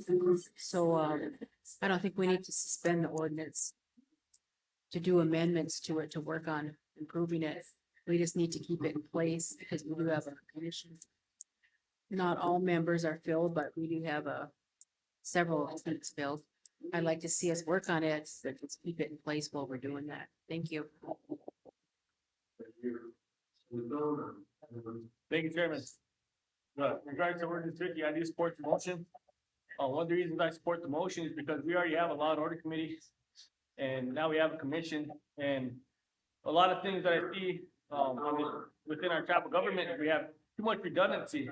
We have too many, adult diabetes, we have, all these programs, and then you couldn't even have open gym. So what's more effective in preventing diabetes other than exercise and healthy eating? But we have all these programs, donor programs, and none of them doing nothing, or not addressing the real problem. So now we have on our committee, we have tribal council, we have ordinance 50, which creates this police commission. Plus we have all districts to meet. Long story short, we're gonna drop the ball. And like right now, we don't even have a chief of police. And yeah, we just made a motion to advertise. So I support suspending ordinance 50, not only for the much needed amendments, but also, we need to start working at, creating less policy that creates redundancy. We need to start acting in ways that are more meaningful and gets more done. And then, Chairman LeBeau, on another topic, I just got a phone call from a constituent. So, our prosecutor, I've been asking for her to recuse herself in my case, personal case, and she wouldn't recuse herself, but I just got a phone call that she recused herself from someone else's case and interfering with justice. So I want to make a motion that we address that issue right now, because we can't have a prosecutor that's going to be playing, whatever kind of riffraff we got going on here. We need a fair and impartial judicial system here. We can't have a prosecutor that's going to headhunt. And I called her that. I called her a mercenary, range unit prosecutor is what I called her, because that's the way she's been kind of used against me as a sitting tribal council official. And now I see her, kind of playing that role now. And that's not the purpose of law and order in this res. And I don't want to see it be that way. I think we need to be fair. So after this motion, I want to make a motion that we don't allow that prosecutor to play this politic game to begin with, because she's a Keckler, and that family is huge in politics. And now I start to see not just myself affected, but other members start to be affected by these politics in the judicial system where it doesn't belong. Thank you, Chairman. Chairman, I remember when this police commission got started, it's ordinance 50, and we're like up in the ordinances in the 80s. And this happened several times where council will suspend, you're done with, over, out, and then the same problem. It never went away. So I think the police commission needs to stay in place. If we're legislators, then we should have an idea of what type of amendments we need. If we're in contact and we know what's going on, But it's always gonna boil down to the budget, man. Mazaskakile, Ota. There's a lot of money involved, and if we have indirect costs, if the fines, you know, we should look at what's generating some revenue here.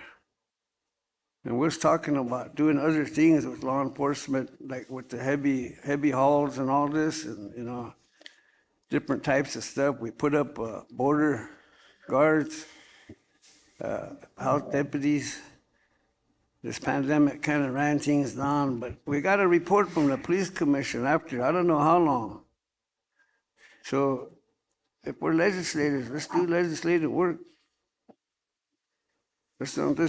I don't agree with shutting down the police commission. We should bring them in here, rightfully. We should bring all of them in here and listen to what's going on, what the red flags are. Look at the Constitution, the agenda in there. We're supposed to be doing or selected by council into those positions. So we're stepping all over that honorable way of doing things that this IRA government does by just stopping it without listening to what the problems are. That's what we should be doing. All of us, every one of us should be asking our programs and department heads, what's the problem? What's the red flags? And that's what we should be addressing.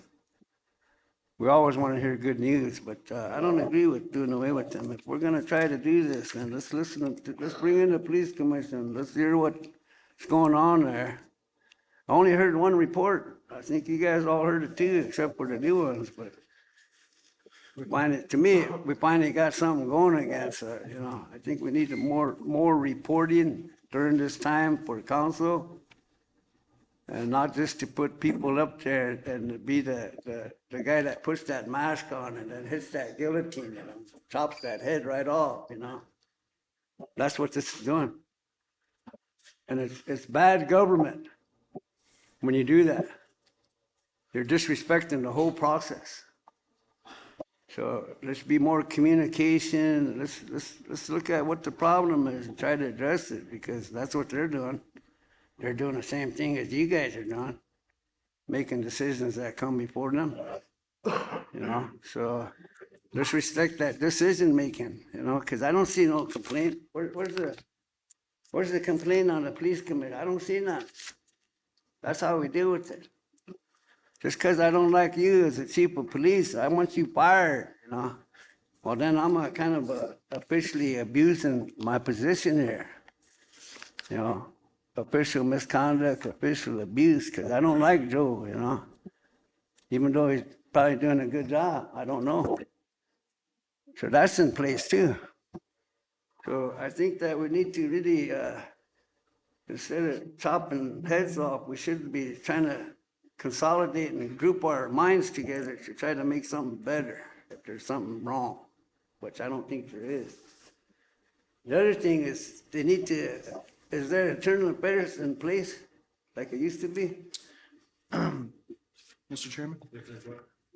What the department utilizes is the BIA, Internal Affairs.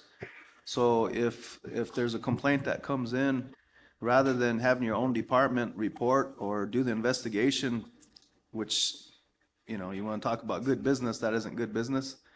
It gets sent up as a serious incident report up to the Aberdeen area, and they conduct the investigation through IA.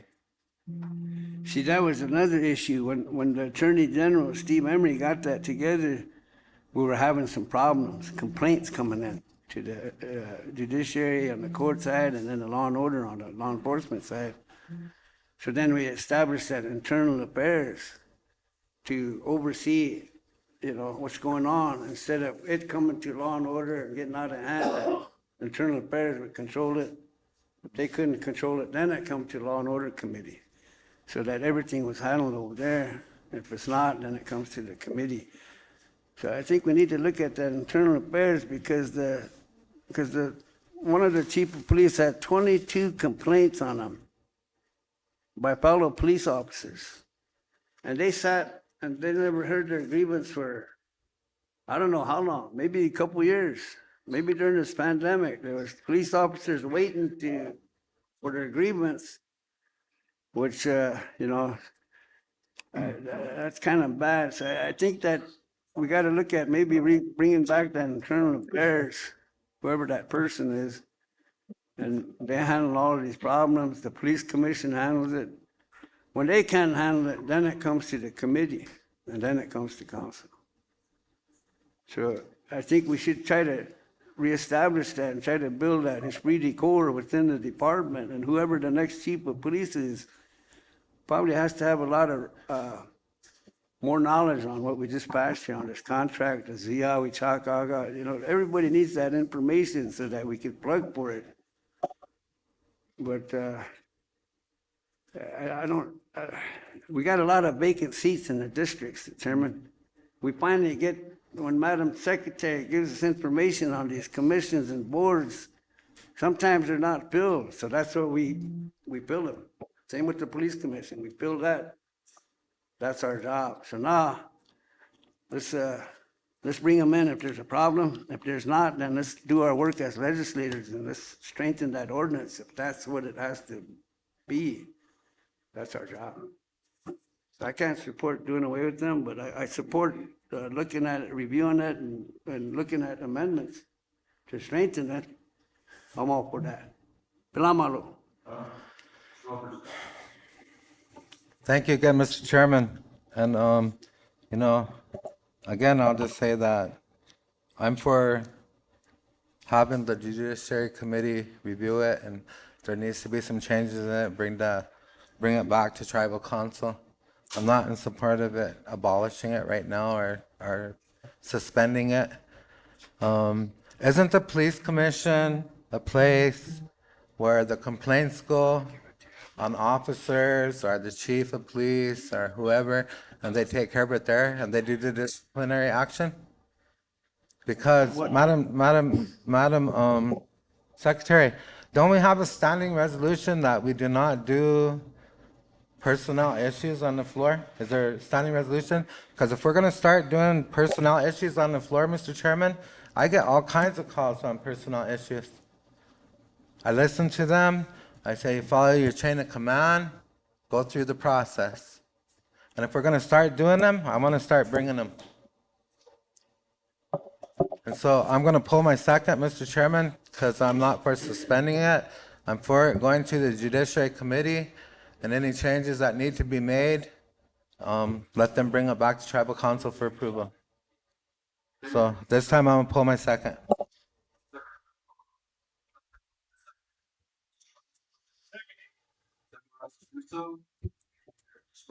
Yeah, Chairman, it has nothing to do with anybody on the board. It has to do with safeguarding the funds of the tribe. You got a board that don't have no authority.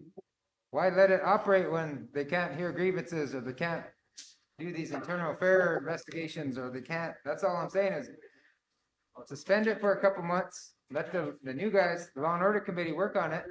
Bring it back for approval. Has nothing to do with them guys getting paid or not getting paid. That's not the issue of them getting paid and paying them. I know council has buddies on that ordinance 50 or whatever, but show me the report right now, Chairman. Even before when he was on council, the executives or the council, right? Even the old council, show me the ordinance 50 reports. Show me the reports that we've been getting from what they've been doing. I haven't seen nothing unless Mr. Walters or anybody else has something to show what their duties are and what they've been doing. I believe you're paying them $150 a month for a meeting, or I think these guys might be getting paid more. But where's the report? So it's not fair to the general public. I think it needs to work. We need an ordinance that's working for the membership or for law enforcement. And I don't know, maybe Representative brings plenty. Have you guys seen any reports over there from Ordinance 50 or anything, any type of actions from Ordinance 50, or do they even have action, or do they have authority? From my understanding, they don't have no authority. It's just basically a buffer system. They could probably receive complaints, but do they got enough teeth in that ordinance to take action or to investigate? Mr. Chairman? Yes, sir, what? What I was informed was that they could look at complaints and make a recommendation. They didn't have the authority to, to fire them. But in the past, they would look at some of the grievances, and they were part of the hiring process, which held those officers at a higher standard. With in the past, we opened up the briefing area for the commission to come in, but some individuals accused me of forming my own commission meeting, so we still allowed them to go in and meet, which I think they met maybe once or twice. I'm not sure, but I wasn't a part of it because of, the accusations. So, but we just supported them with a place to go in and have their meetings. So, but I didn't see any reports that came from the commission. Your question. Yeah, thank you. Yeah, Chairman, that's what I'm saying. The Vice Chair also, it's a ordinance 50, but all I'm saying is let's let them work on it and add some things in there. We need internal affairs, we need grievance process in there.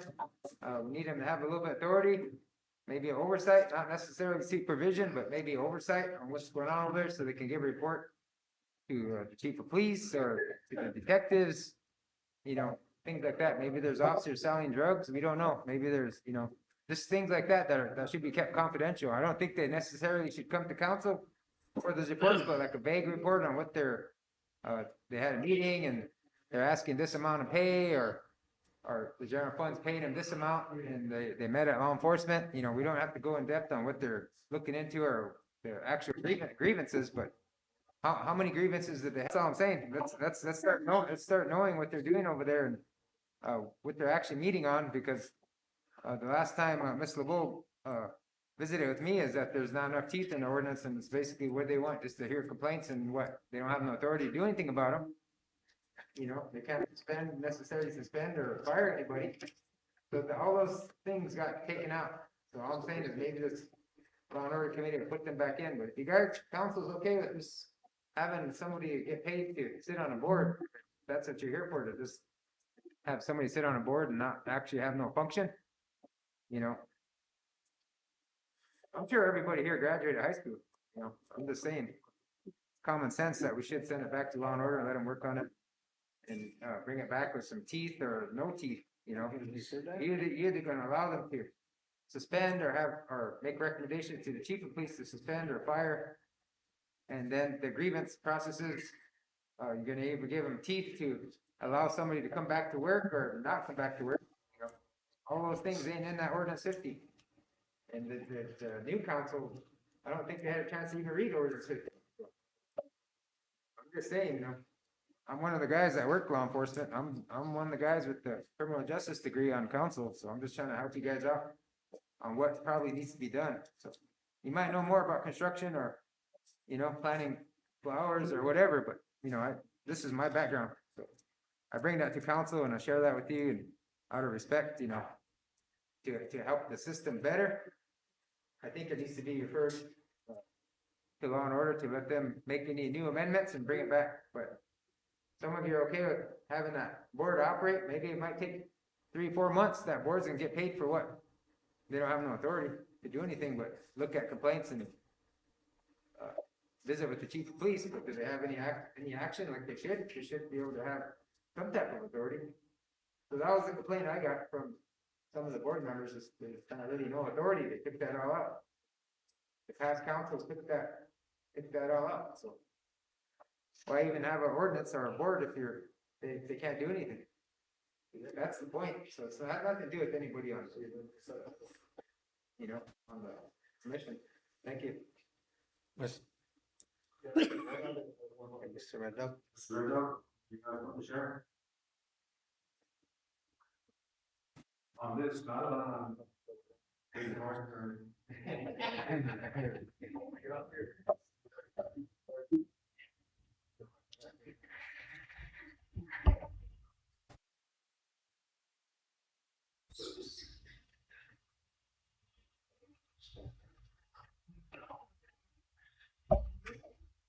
Oh, thank you. commission first got established in the late eighties, I was one of the first big commissioners on that board. And that was to have law and order stay out of personnel issues.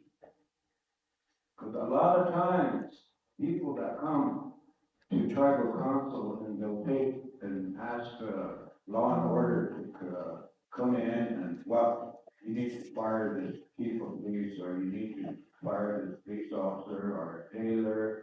It personal. So we were given the authority to go and go over what ordinance that was put in place at that time. And to have that authority to terminate officers or whomever. And one of the things was that, we didn't have no power over the judges or anything. It was just the law enforcement.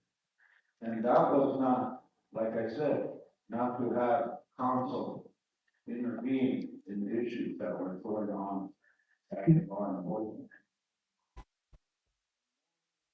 But to work on stuff that needed to happen on the reservation was community center facility. We went out to Albuquerque, different places, and then negotiated. So it was all one, tribal council, the people, and the police commission. So, like, the degrees that they have on this, how to be on a police commission, that wasn't it. That was for like social service, or a counselor, or a rancher, or whoever, that the people felt that would fit in there and help and restructure this law enforcement, because it was, I guess you could say, it was corrupt. A lot of times, like law officers speeding down the road at 65, 70 miles an hour, no lights on, no reds. That's because where they were getting fuel and their snacks for the night was gonna close at 11. That was, personal stuff like that was brought to us. And, domestic violence, those things were brought to the police commission. So that's what we handled. And law and order stayed out of it. I know there was a lot of local individuals adamant about it, because they didn't have that authority anymore to hire and fire scarcity police officers. It was more like they come to us so that we can support the police officer, law enforcement. At least they had somebody to go to that would stand up for them and what was going on. So that's how that was established, and I just have to bring that up, and, thank you for listening. Oh, Thank you. Chairman, I put my motion. Okay, motion to vote. Council will. Chairman, I had a motion to, refer to administration to establish tribal motor pool for tribally purchased vehicles and equipment, and to place under CRST property and supply. Director? Second that motion. Okay, so motion to refer to administration regarding the tribal water pool. Motion, by Mr. Lewis, second by Mr. So, to refer, all in favor, raise your hand.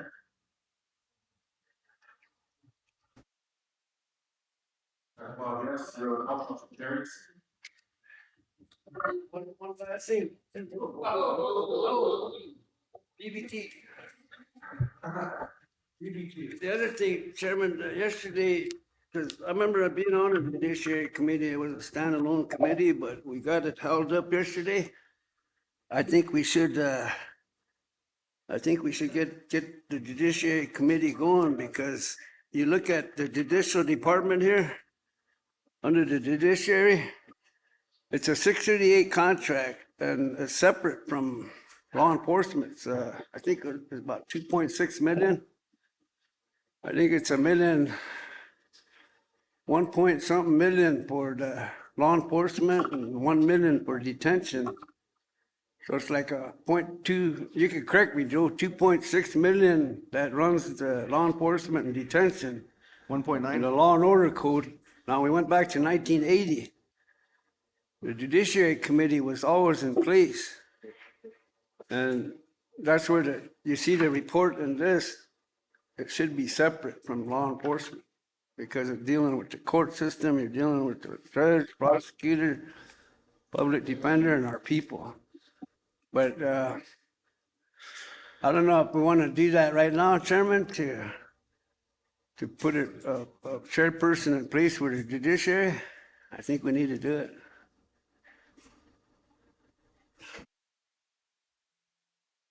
I think you guys can work this out at another time. Which committee? We have law and order and we also have the judiciary center. You want the judiciary committee? Which committee? I think law and order is already in place. So that's where we'll take it up to appoint the chair for judiciary? That's what I'm saying. We didn't get a chair yesterday, even though the resolution states tribal project, tax, judiciary, water, energy, environment. We didn't we didn't get a chair for judiciary. What? Want to respond to that, Ms. Lee? Thank you, Chairman LeBeau. When we were doing the committees, that was brought up, but the law and order and judiciary is the same committee. That's why it's now law and order. When I was on council before, it was judiciary committee, and at that time, Councilman Maynard Dupree had wanted it to be judiciary. And then it was changed. I got back on council, it was changed back to law and order. So it's law and order, judiciary, now it's law and order again.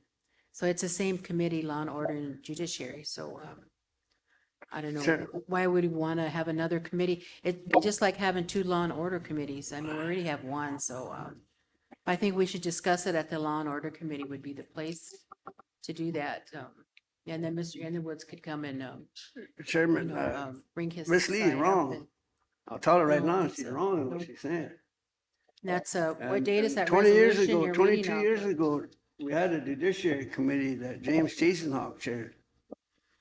So now you're saying that we never did have a committee, so I'm calling you No, out. we did. now. We used to, did I have a used to be on judiciary. it. And in Sherry. 2000, we had a judiciary committee. Go look back, had go one look then. back at the chart, it's in there, the judiciary And committee. now it's law and order. So Chairman, But it used to be when judiciary. when the council reps don't know what they're talking about, I hate to say that, but, you know, when they took the veteran preference out, which was wrong, and they took Lakota preference, speaking and understanding Lakota, council reps did that.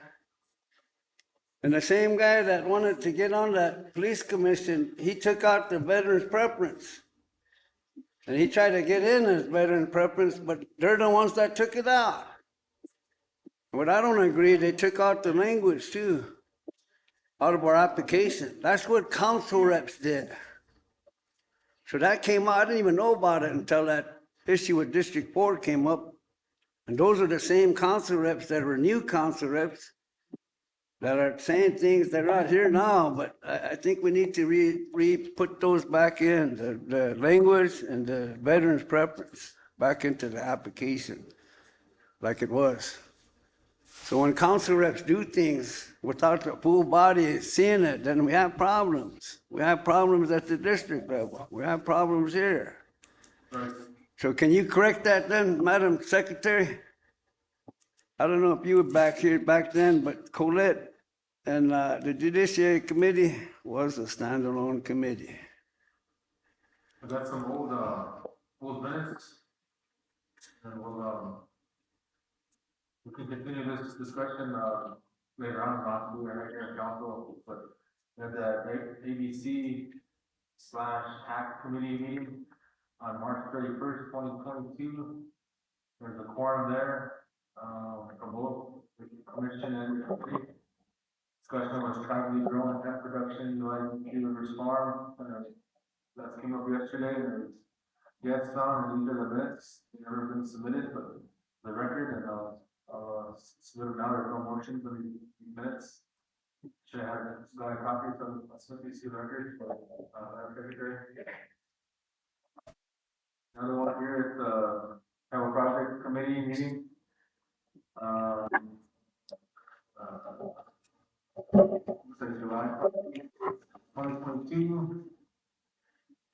And then we had a particular committee, for, there's a motion in here, the board, construction amount of $97,500. Motion was by Bob, second by John. Three yes, primary attachment of, updated our securities. It was some, I believe it was a contract. John, remember? Because they had contracts and he got awarded the contract. I'll make a motion to approve. You got one to approve by Mr. Walker, for second. Second. Second by Mr. Russo. Second.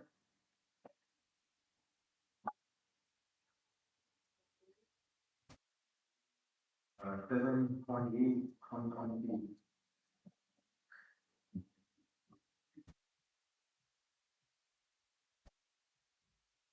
I don't have the contract attached. We could do it pending the contract if the pass, Mr. Chairman. You enter. Yeah, Travel Project, have the contract. Okay, motion, pending contract. Mr. Russo, you still second that? Yeah, I would like to see that, not just the contract, but I guess I didn't realize what I second. We need to make sure we have that, procurement policy checklist too, make sure they got their bids and stuff too. Pending checklist? Yes. And then the second still there. Any comment? Council representative? Got a motion and a second to approve the contract. Pending the checklist, pending the contract, the old man.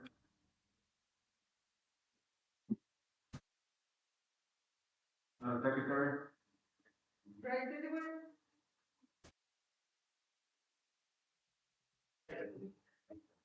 Right, people?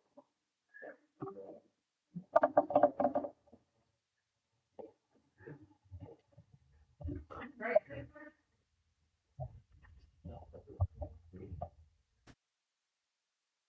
What was the motion on the tribal projects? Yeah, first one. Award the, John, award the contract? yeah. Oh, huh. Ted Junior. Yes. Darrell Kessler. Henry Dupree. Yes. Sharon Lee. Yes. Kelby Haskell. Yes. Thad Rose. Derek Bartlett. Yes. Joe Brinkstone. Aye. Al Walter. Robert Russo. Yeah. Duffy Thompson. Yeah.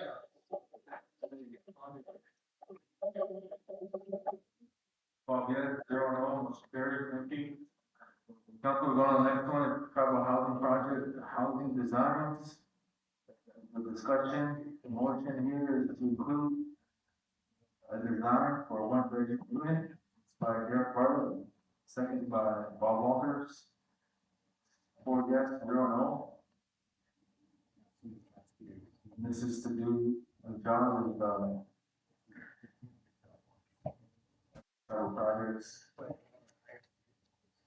Swell. Yeah, Chairman, that, plan was to work on that land over here in District 4.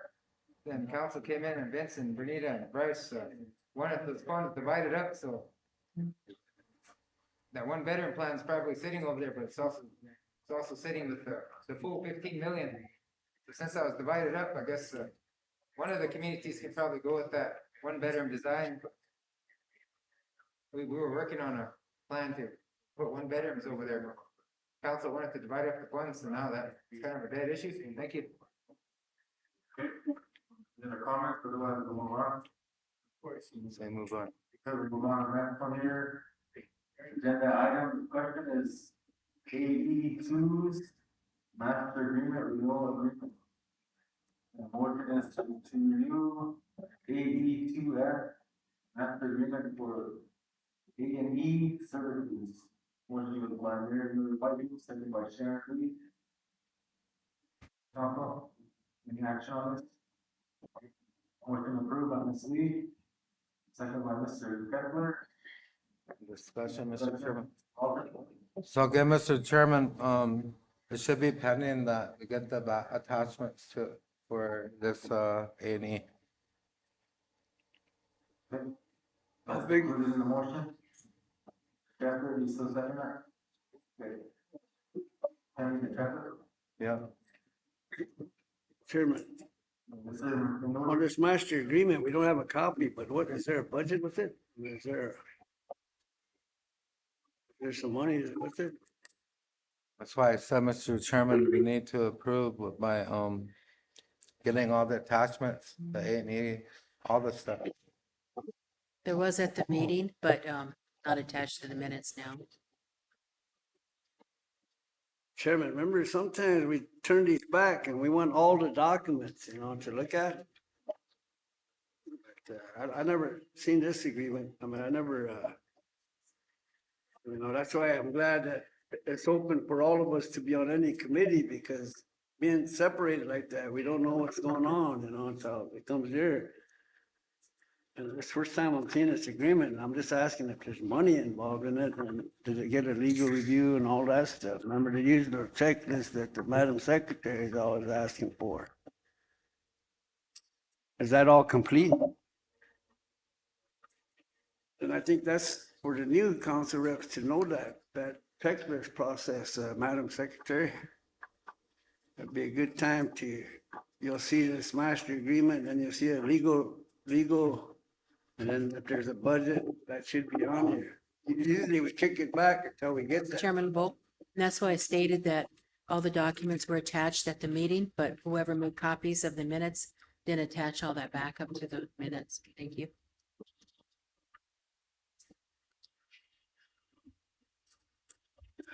motion appendix, sending the contract paper? I'll support it that way. Yeah, that's the motion. And, second for there. Yeah. Okay, any other comments? Call for the vote, Madam Secretary? Greg Finley. Go on. Henry Junior. Yes. John Kepler. Yes. Henry Dupree. Yes. Sharon Lee. Yes. Kelsey Haskell. Yes. Brad Rose. Derek Barker. Yes. Bill Brisboy. Bob Walters. Ronald Woodstock. Yes. Duffy Thompson. Yeah. Well, we have 0 no, carried. Council that includes the, federal project committee report for that month, back in summer, I think, bear with us. And we have a couple more of those. I have one from May 5th, 2022, health committee meeting, we just passed on the, minutes and looked through them. The first two were higher, county recruiting a nurse practitioner, for their proper documentation. I believe this lady is, working for Dental Health. And we're going to the next year to refer the explaining start of the leaders Southwood, increase ambulatory healthcare resolution.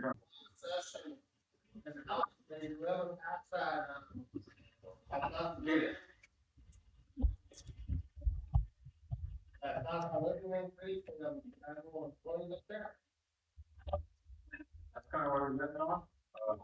Either. Have to go on that. I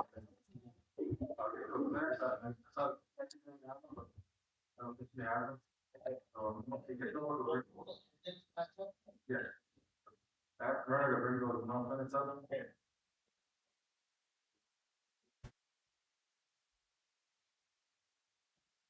Chairman.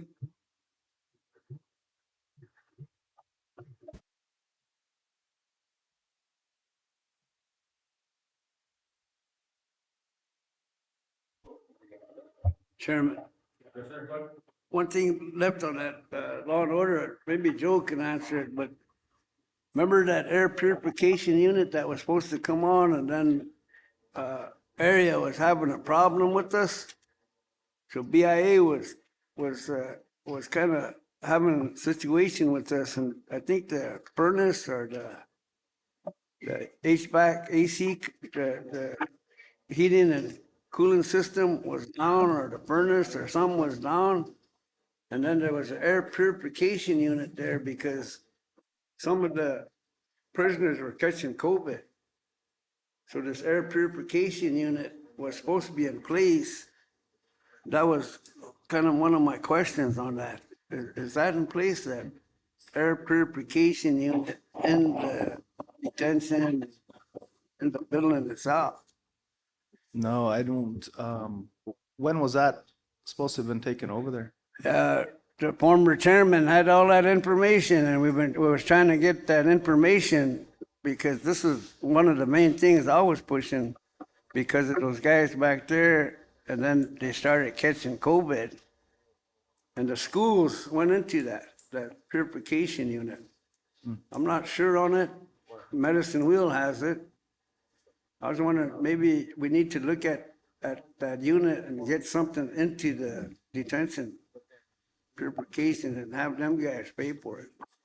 BIA. There was a little rip there. You know, there was a little problem there with BIA and us. But that's still, our people in there were suffering because it didn't get done. I guess that's the answer to my question. It didn't get done. So we need to make sure we get that purification unit in there, like Medicine Wheel. Yep. We can see how much it costs. And then the last thing, Chairman, on the salaries, are we going to look at the salaries then and up them? Like for all the law enforcement officers, I think at one time we had 26 police officers at one time. And now we only got, what, 12? So there should be some money somewhere. You know what I'm saying? Where did we should look at that now. When we were at full capacity, 26, what was that? Salary and COLA and all that stuff. And we should get it up to BIA standards. Is that true that BIA's got $28 an hour? They're police officers? Yep.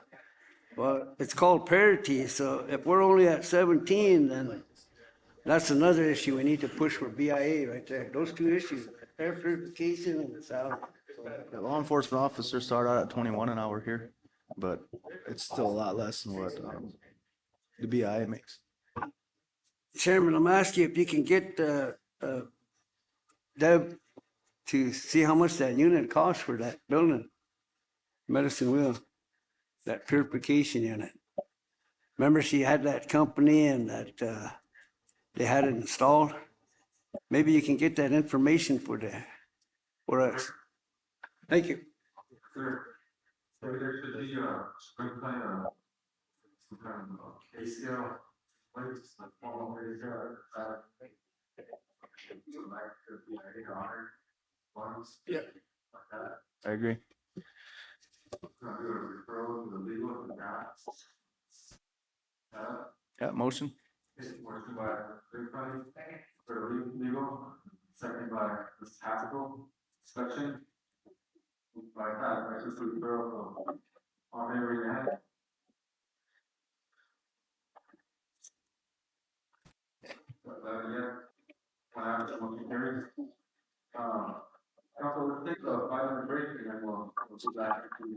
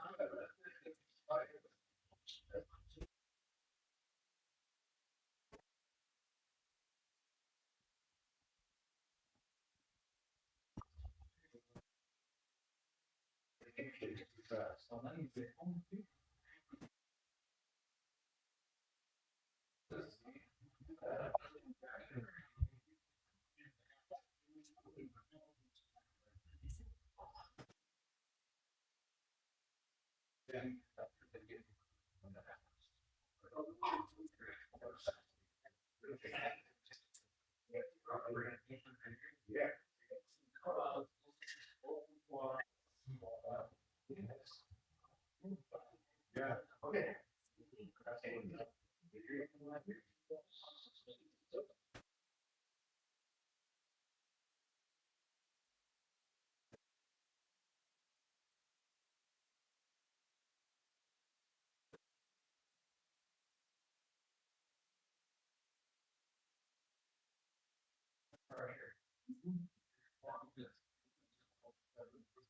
Yeah.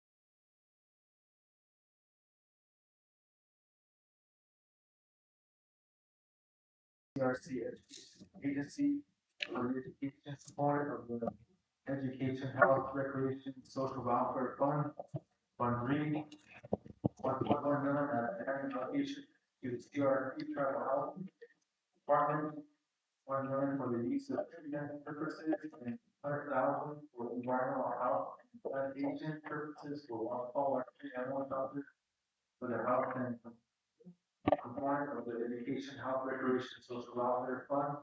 Fund 3, 464, 280 as an annual allocation for the recreation component of the Education, Health, Recreation, Social Welfare Fund.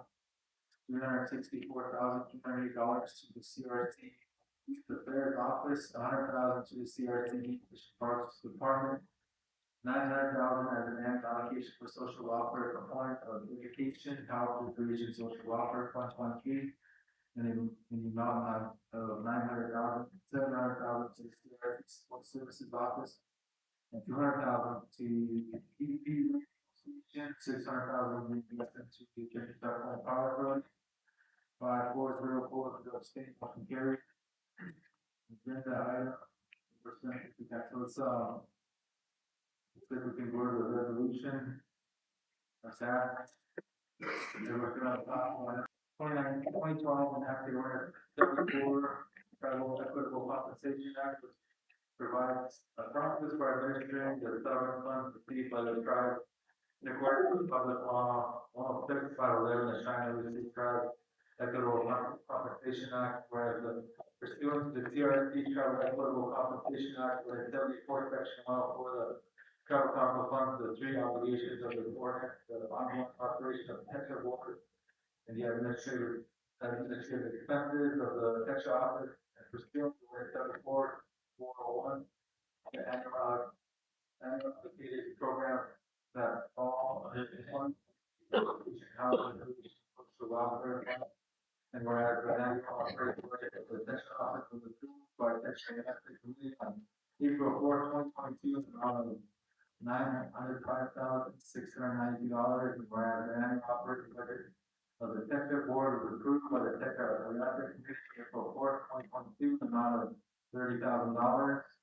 Whereas an annual allocation for education component of the Education, Health, Recreation, and Social Welfare Fund, Fund 3, to the CRST Tribal Education Agency was approved by the Texas Ethics Committee on April 4, 2022, in the amount of $2.6 million, and whereas an annual allocation for the health component of the Education, Health, Recreation, and Social Welfare Fund, Fund 3, to the CRST Tribal Health Department, in the amount of $1.1 million was approved by the Texas Ethics Committee on April 4. All these budgets, there's supposed to be one resolution for each one. They're just thinking of it. Not right. Animal shelter, and an application for the recreation fund, the Education, Health, Recreation, Social Welfare Fund, Fund 3, in the amount of $464,380 was approved by the Texas Ethics Committee on April 4, 2022. $364,380 to CRST Youth Affairs Office, and $100,000 to CRST Even though it's a Department, they probably organic allocation to the social welfare component of the Education, Health, Recreation, Social Welfare Fund, Fund 3, and $900,000 was approved by the Texas Ethics Committee, April 4, 2022, $700,000 to the CRST Support Services Office, and $200,000 to the whereas it's an application for reinvestment in the potential ethics on April 4th, $600,000. Therefore, we resolve that China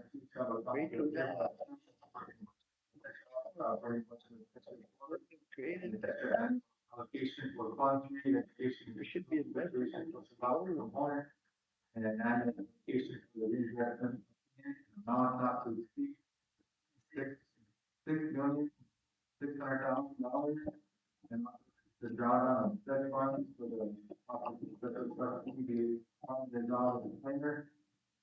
Council in action. Chairman, Motion approved by Ms. Lee. There's a second. motion to disapprove, send back to Tetra. Is there a second to the term? Second, Mr. Kinsler? No discussion? Okay. Mr. Martin? And then Mr. Rico. Yeah, Chairman, apologize, that cataracts in my left side, I have everything written down and it's kind of hard to see, but I'm trying to explain it again, is that we have a new council. Chairman, we have a new council, and I think it's only respectful that this has been sitting, these money's been sitting on the table, and I think we need to refer it back to the Tetra Oyate Committee. We have a new committee, and we have big projects such as the water park, we have big projects such as tribal office. This council needs to understand that there's $37 million that we could leverage these funds as an automatic allocation for a new tribal office. Right now, today, we can get started on it. Right now, they're negotiating with the square footage with the BIA, and those are the big important issues that I think need to happen at the Tetra Oyate Committee with the new members here. And, so those are important to me. A new tribal office, we allocated $100 million to our membership, and we're still operating with no tribal office. We're in a motel room. So I think that's important, Chairman, but, there's things on this, there's things on these, documents, these forms that, I feel that some of these things are just put in there just to spend, expedite, or to get the process passed through Tetra Oyate Committee. That 700,000 is the issue, council, with the new council members. We had 700,000 taken from the youth, from ABC Commission, by this Tetra Oyate Committee, just to be mean. And these are funds that myself and Chairman Keckler lobbied for at the Tetra Oyate Committee, and we're able to get support services 700,000, and we're able to get the youth affairs program. Not the youth affairs program, but the ABC Commission 700,000 for activities to our football camps, or volleyball camps, or basketball camps, or people wanting to take their kids to the Bear Beat. These funds were put there for that, and then they put these funds under Ms. Underwood's nephew's program, the youth affairs. So to let that one individual make decisions with these funds, when we have, I believe it's 4 council reps sitting on the ABC Commission. So we had a group of council reps sitting on the Tetra Oyate Committee. We call them the Republicans, showed up and took those funds away from the Democrats that sit on the ABC Commission. And we're also council reps that sit on the ABC Commission. So they took that from 4 council reps when we obligate and assist youth and children with these funds, and they gave it to council reps nephew to decide on that 400,000. And then they included the other 2 into that program to fund them. So they basically took the 700,000 away from the ABC Commission. So that was the issue on the floor. I was one representative that wanted referred back to the Tetra Oyate Committee, and to at least keep that 700,000 with the ABC Commission. So that was the issue there. Chairman, that 900,000, can you kind of explain where that's going? That 900,000, where's it end? 900,000 that was it's obligated in there. Yeah, the social welfare. I found it somewhere where it kind of explains where that fund's going. This is social welfare, but which department, or how's that going to be expended? Can assist me with that, Chairman.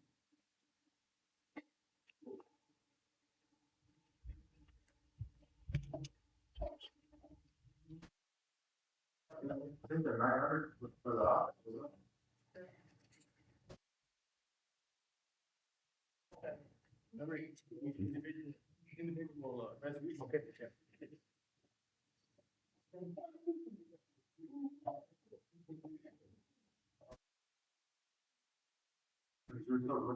Thank you, Chairman. And this, my colleague, very agree that these resolutions need to be individual resolutions, expenditure. And looking at the minutes, and this is really important, Chairman, the board. Look at these minutes. Of all these people that were in this meeting, only one of them is still on the tribal council. That's Mr. Kessler. So that speaks volumes to about the validity of these minutes. And we need to make sure, we talked about this looking at the motion right now, and I already put some Texas, their travel constitution. Our travel constitution gives the authority to the travel treasurer to safeguard the money. It doesn't give, us the authority to create ketchup to safeguard an additional trust fund. So this is solid legal under our constitution, but I'm looking at these motions down the line, and you got motion to allow the office to open a savings account. You have a motion to allow the office to have access to ketchup bank accounts. They don't have any authority. So what's going on in this meeting? So the ketchup ordinance says that each one of the senators has to have a resolution. That's the language. I know the ketchup office budget should have a resolution. Next resolution should be the 30,000. So all the way down. I want to see that happen. I don't think that's going to be a problem, but we need to keep in mind that these minutes, these private council officials no longer sit in the private council for a reason. Because the people didn't elect them. So we need to honor our people. They have a voice. They vote.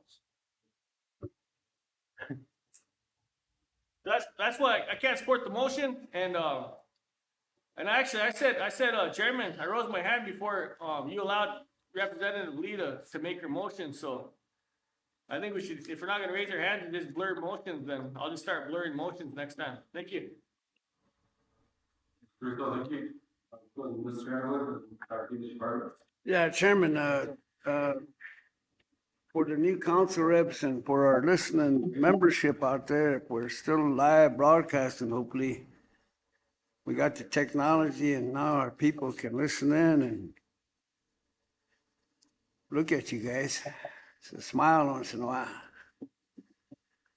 But read Ordinance 74. Ordinance 74, it says that our tribal membership will, back in 2012, when there was the board and the Oyate committee, where that Oyate came from was District 1 at a Bear Creek meeting where he was going over this draft document. There was a lot of people there.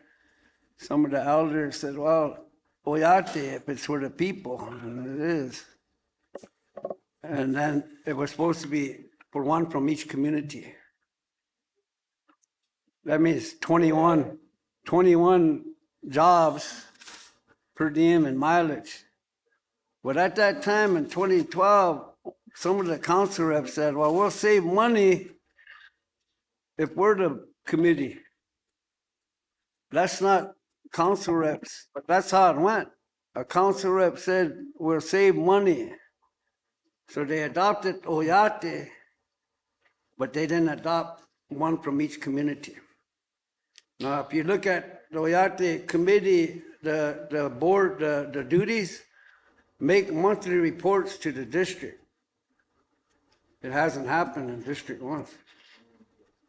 And then it says that they have the Oyate will do an allocation recommendation to council. So that means that 6 communities in District 1 aren't being represented, even though it says tribal membership will have input, and in the Oyate committee itself, they're supposed to be making reports to the districts. They're not.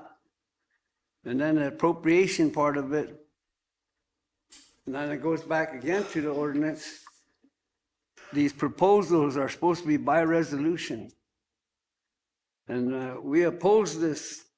Some of us oppose this, and some of us don't sit on this Tetra committee because they're not in compliance with the law, what I just stated. So the only recourse that the people have, because anytime you use Tetra money, it's supposed to benefit the people. And like that 50,000 we gave to every community, I know Dupree, we brought propane for everybody, agreed to that. So that 50,000 went to propane for the Dupree community. Now, we had a Greengrass and Isabel and Thunder Butte and Bear Creek and Iron Island and Dupree Oyate committee member. what they would do is each community would see, let's say all the 6 communities come up with 3 million. They would come to the district and make a report that District 1, we need 3 million for our proposals, our projects, for our communities. That's the district report. And then they make that allocation to council as District 1 needs $3 million for our projects. This year is kind of like, I would say like highway robbery by council reps. Because council reps 10 years ago said, we'll save money by not allowing the communities to be involved in the money that they're supposed to be involved with. So that's why we're still in poverty, because we don't have real forward-looking individuals that know the budget and know how to provide for their communities. That's why we have poverty in the 6 communities I just mentioned. Only recourse that people have is in this Constitution is a referendum. So if I referendum this and we stop all these projects, that's not the way it's supposed to be. In the law, it says that each project should be by resolution. But that's not happening. I'm just letting you know that we have a referendum now. And what I'm stating now is that the Oyate Committee of Council Reps is non-compliant with their own law. And what that wants is we want to give it back to the communities with a per diem and a mileage so they could start carrying out those duties for the people and the communities. Now listen good now, you got 2 years on your head and you got a brain in there. Read the law. That's why now we have a referendum petition to give it back to the communities. And like Mr. Russo said, there's 4 of them that are gone now. And those 4 are hardcore that they don't want to give it to the communities. So I'm hoping the new reps here will look at that law and maybe we'll just make a motion to give it back to the communities. That way we wouldn't have to do the referendum. But if we do the referendum, then the people need to decide. And I bet you that people are going to vote on this and give it to the communities. Allow our communities to prosper under TECHA. Greg Borland came up with this TECHA, DATAC. And Greg Borland come up with another one, mitigation, $330 million right there, 2 trust funds. This body, there's supposed to be a reinvestment team, and they're supposed to be reinvesting this monies. It hasn't happened, 10 years. And you might hear us guys being frustrated because now we got a referendum and hopefully the people listening out there will empower themselves to get involved in a constitutional right they have, a referendum, and to sign that petition and give it back to the communities, create 21 positions with some money and mileage. That means 21 of our membership is receiving something. Then 5, 6, 7 council reps saving money. And that's what's actually said 10 years ago. We'll save money. That ain't, when you have a big money like this with interest, the people should be benefiting at the community. I'm pointing out a problem, and if you don't see it, then hopefully you're a solution and not a problem added to the problems. People come in on the council, and you're either a solution or you're part of the problem. So know the law. And even in front of the attorneys, the attorneys are going to speak forked tongue too. Because some of them drafted this stuff up, like Tracy. And she said it made some unallowable allowable. We couldn't pay bad debt. But because council dictated, we paid the college and Buffalo debt. We paid those debts, which is unallowable. But how an attorney can make something unallowable allowable, it happens. So you don't see number 2 in there. You see one and you don't see two, where you can't pay for old debts. I'm just giving you the facts of this law. But if you look at the authorization in it, the authorization says the Constitution, 25 USC, both treaties, and the UNIDRIP, United Nations Declaration. Those are the authorizing laws under the TETRA that has totally been ignored by council reps. Either they don't read, they don't know the law. I call them, what do you call those guys when they want to dominate everything?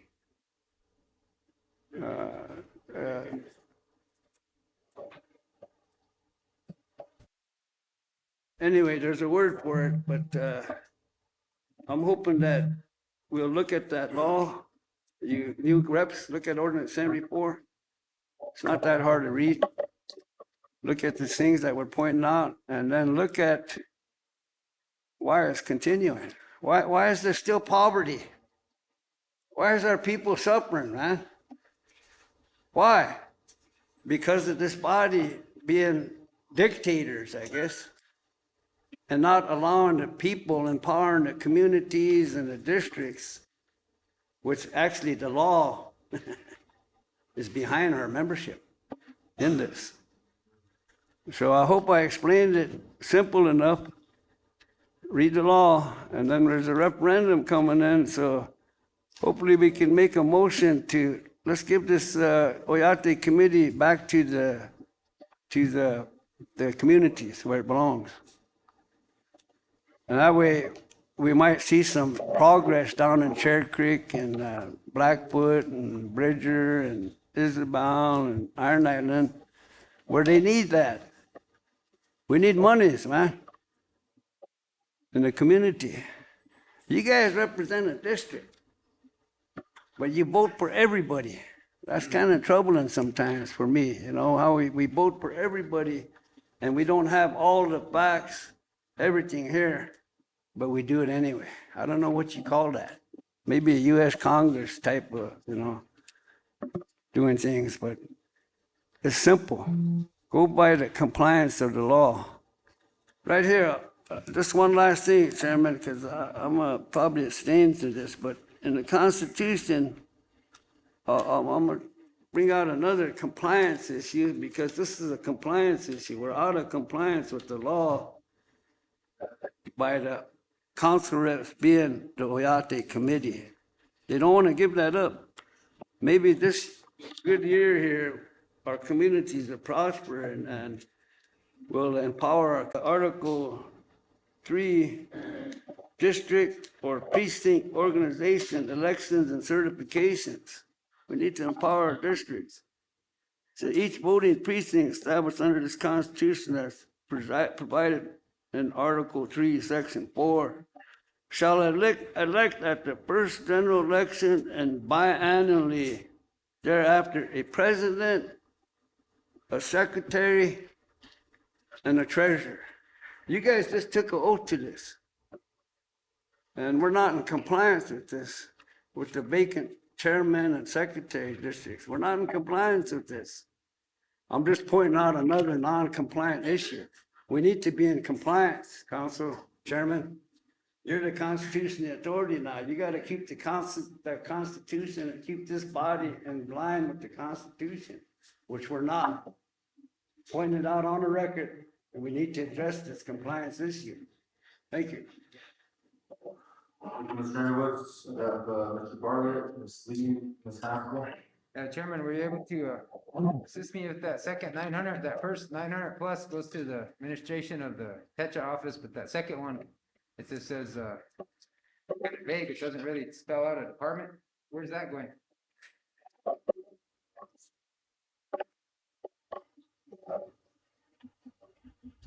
It's toward the bottom there, 900,000. It's just an annual allocation for the social welfare component of the education, health, recreation, and social welfare fund, Fund 3.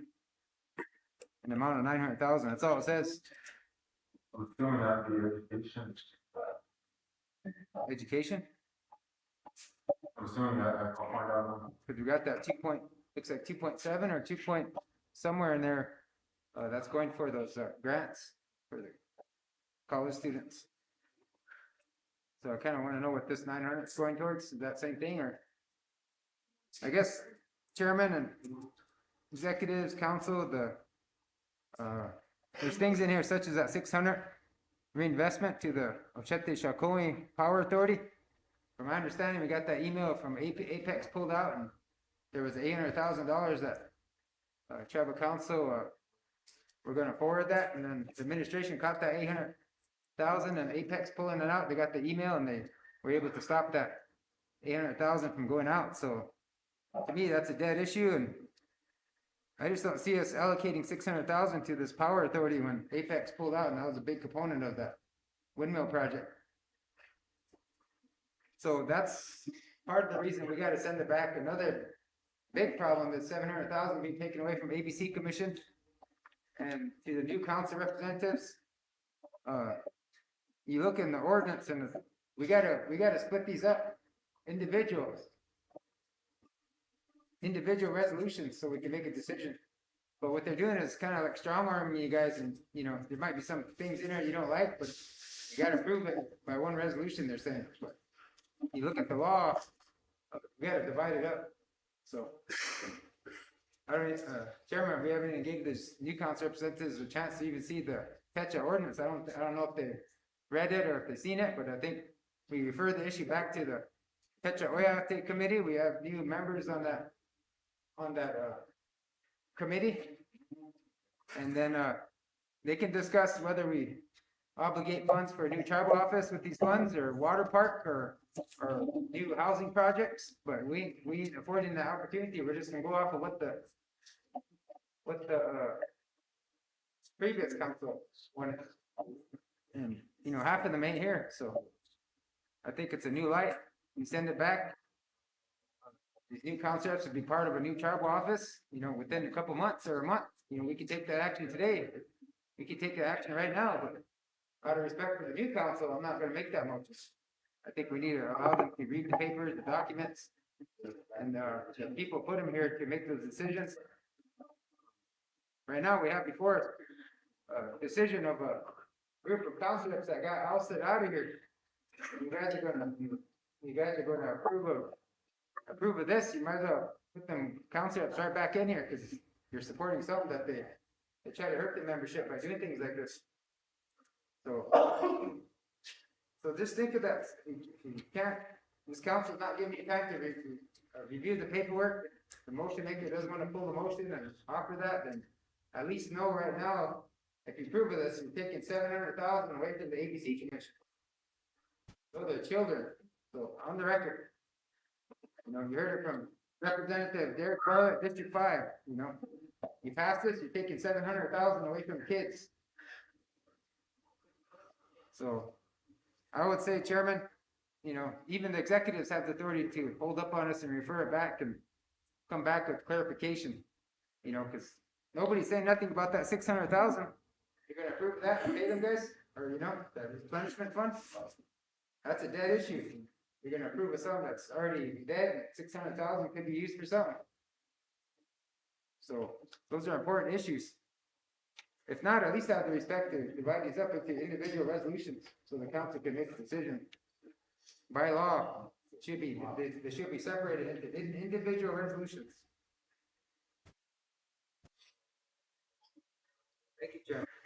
Thank you, Mr. Barber, and I'm not familiar with it as well. I know we need to get our job done, and we need to refer it back, or we have to do something different, you know, we need to take action, we can't just let it sit here on our, that's what I see the little notes from the council secretary is to table. And, you know, we gotta just take an action, make our mind, make a decision, that's what we need to do, we can vote. Yes or no, things, you know, that's our job. And, you know, if this don't work out, we'll figure out what does.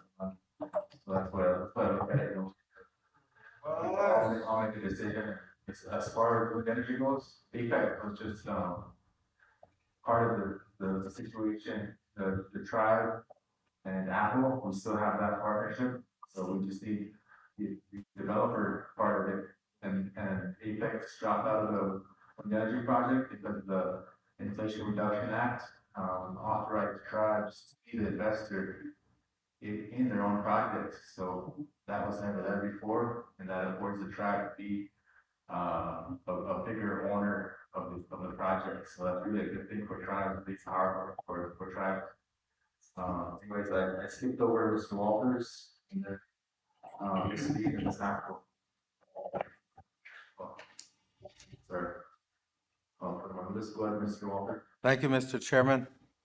I guess my question is why come it says table for treasurer on all these motions? Because there was no action taken on that big resolution, I believe is why it was. But I never did really go to any of the Oyate committee meetings because I felt the same way that the Oyate committee should be a representative from each district. One of our people from each district could be the Oyate committee. So I just kind of stayed out of it. And when it came here, we take action. We either support it, we don't support it, we abstain from it, or whatever, and we keep moving. This has been done since April 4th, 2022. That's a long time. And there was money put in there for the ABC commission, and it's different now on here. And so I don't know if I can support it, Mr. Chairman, but we need to move forward here, one way or the other. Thank you.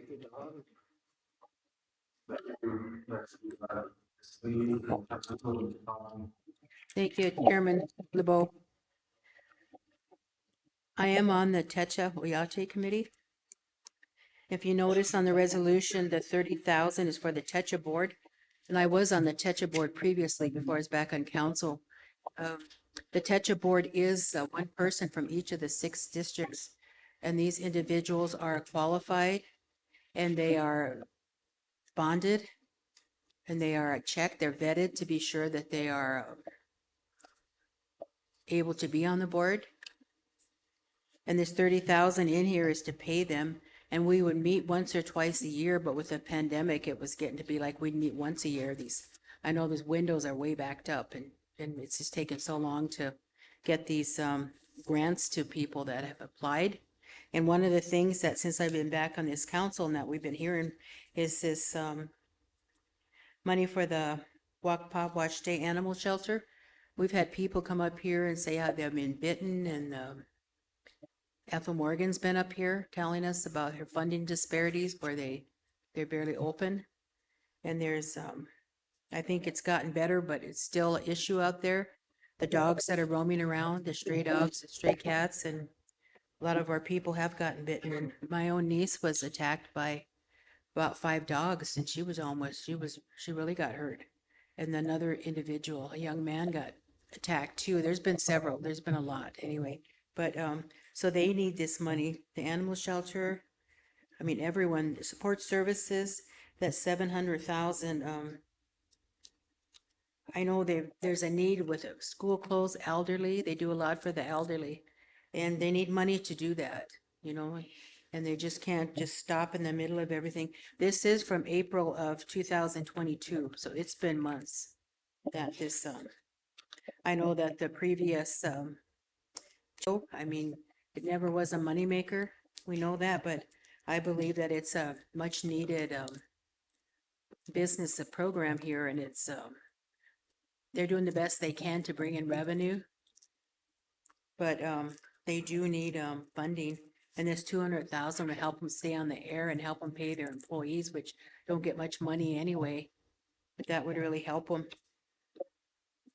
So we do have a board of the Techa board is 6 tribal members. I'm not sure who District 1, I think that was vacant. District 2 is Shirley Garrow Christensen. District 3 is Nina Fiddler. I can't remember who 4 is. 5, Billy Rose Garrow, and 6, Warren LeBeau. So we have highly qualified people on this board. And they get, I believe it's like $60 for each proposal. And some of those proposals are pages and pages. You have to go through and read each proposal, and you have to go through the 9 different areas and write your comments. And if you think the proposal is good, if the elements are there to approve the proposal, and they have to get a score of 70, and the highest score you can get is 100.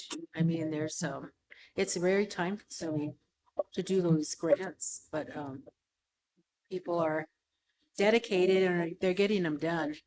So I think we really need to approve this resolution. I know there's another window open, but if people want to apply for anything, they just need, when the window's open, they just need to submit a proposal. And people from the Techa office, I know in the planning department, are able to assist in other areas. We have a lot of grant writers here, so a lot of them are very good at doing their own proposals, but if you need anything, just submit it to the Techa office and make sure that all the 9 elements are covered. And then I think you'd have a good chance of getting your proposal funded. But there's several areas in here that we just can't, I don't think they can really wait much longer for their funding. But that's all I have to say. Thank you for listening. Thank you, Ms. Lee. We're going to Mr. Haskell and then Mr. Conklin. Thank you, Chairman. Mr. In the Woods, I am totally for giving this back to the people. I'm not against you. But we need to get back to our districts. We need to get all of our districts, a chairman, a vice chair, and a secretary, and having regular meetings monthly. This has to happen. It's important, and we have been without. District 4 is the only district, to my knowledge, that is missing one person, that's police commissioner board. Other than that, we have every other seat filled in our district. So it is up to us as representatives to get to our district and recruit, get people to fill these positions, even if we have to take money out of our pocket to pay their filing fees. This needs to get done before we can create an Oyate Tetra committee board member from each district. But I feel like that's on my shoulders. That I need to, if this goes through and we give this back to the people, I want to go out and recruit. I want to, get the word out there, pass it on to my district. And all of our districts District 4 is, the word spreads fast. We're having a meeting. Please attend. If you can't be in there in person, be on Zoom. And I think that falls on us. So we need to do a better job. And if we're going to create this committee and give it back to the people, it needs to happen immediately, but all of our positions need to be filled. Thank you. Thank you, Mr. Conklin. Thank you, Mr. Chairman. Good evening, everybody. Good old debt chest. It's all we got. Quite the conversation that we have, Mr. Chairman, and it's a good program. We got good people over there. This is the way the process has always been since I've been here. Do I agree or disagree with it? Yes, some I do, some I don't. But if you look at the resolution, the things it's funding is, it's all providing some sort of service to our people. We could sit here and talk till midnight about it and vote on it. Now, I understand my colleagues' concern. I agree with Mr. Inglewood when he says, we shouldn't be part of the Tetra Yacht committee. That's why when I first got elected, I went to a few meetings and then he got elected and said that, and I believe him. That's why I'm not part of that. But I have to sit here and vote on the drawdowns and what's getting funded. Do I agree with my colleague, Mr. Russo? Absolutely. That's why if you look, there's motion passed that to amend this ordinance. Right, Madam Secretary? That passed, right? To amend ordinance 74 to start the process. So it's up to go to Tetra, to the committee, and say, director of the Tetra program, let's start that process. Let's start amending that ordinance. But when that ordinance went out and was drafted, the people said they didn't want tribal council to have control of that money.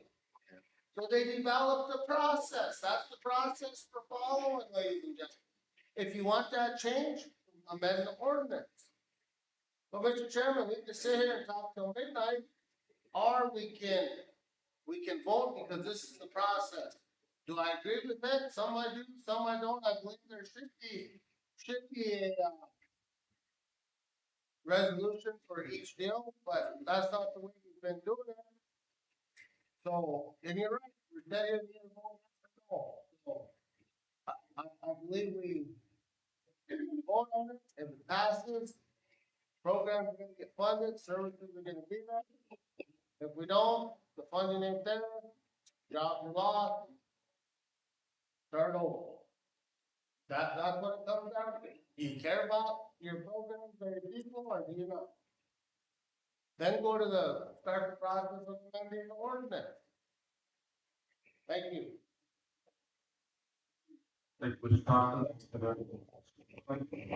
Just a quick question.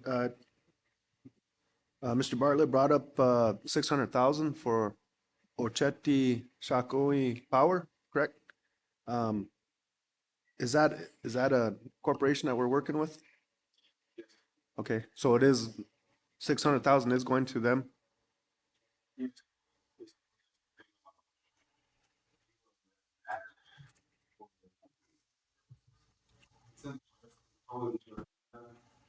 spending the money to get them every day. And they use that car to get a phone for the shop on power authority. So they can use the dollar fee for the winter. Okay, all right, thanks, sir. Next we have Mr. Kessler, Mr. Bartlett, Mr. Lewis. Comments? Thank you, Chairman. I guess I just wanted to touch on the 900,000 that Representative Bartlett had commented on earlier. I think the way it reads is 900,000 is an annual allocation for the social welfare component of the Education, Health, Recreation, and Social Welfare Fund, Fund 3, in the amount of 900,000. Then you take your 700,000 to the CRST support services, add that to the 200,000 for TP radio, you come up with 900,000 total. So that's what the 900,000 is. It's the combined totals of those two. Yes, sir. Is the way I read it. Thank you. Thank you. Mr. Bartlett, Mr. Lewis. Yeah, Chairman, I think that the 100,000 going to the kitchen part, that was an issue. At the office. At first we were gonna, look into the water part, commission. So we kind of brainstorming on gymnasium and things like that. EP radio wasn't in the budget. The game fishing park employee that Dennis Russo or someone wanted to hire somebody to go down to the river and clean up trash, beer cans and things like that. I mean, we weren't in favor of putting 100,000 towards that, so basically the office wasn't signing off on big valuable quotes that we approved them. It'd be developed. We actually, we have a whole in course, we have the one at downtown, that's just run down, we've been there for years. So they needed to be renovated and approved of 300,000 out of the 700,000 to do that. So there was a disagreement with the tech office on not wanting to sign. Then, so the fund 300,000 should have came out of the 700,000. It's never happened. We already approved it by accident. The UBC commission action, board council, we had several house employees and of course, Lynette Crease, revenue director. So we, Mr. LeBeau was the chairman of that ABC commission, and Tetra office still didn't want to make any movement on any signatures to draw down the funds to develop two basketball courts. So then another allocation came and, so anyway, nothing's been signed up on until this deal here from the council. They're basically taking that 700, you're either gonna help children, 700,000, take it back to committee, or we have to, committee, and look at the proposals, bring back separate proposals, and then we work together and decide on which ones we're gonna approve or disapprove. Or we approve of all of them. But I think the issue here is with the new council, do you really wanna take 700,000 away from, a commission that contracts sit down also, your colleagues? I don't think so. So, and it's already been about 7, 8 months anyways, we're already gonna be discussing new allocations for this next year. So the big issue also with that is travel office. These are big issues, and it's a big issue here on the floor today. The simplest thing is to refer back, because I think it's too big, and you haven't given the new council a chance to even read any of this, it's just brought forward. Chairman, even you are the executive could say, just refer this back to, at the way at the committee, and we still gonna make decisions, like I said, they'll have a meeting, and maybe they'll bring it right back next month, or maybe they need a couple months to review it. They'll come back with, some other, automatic allocations.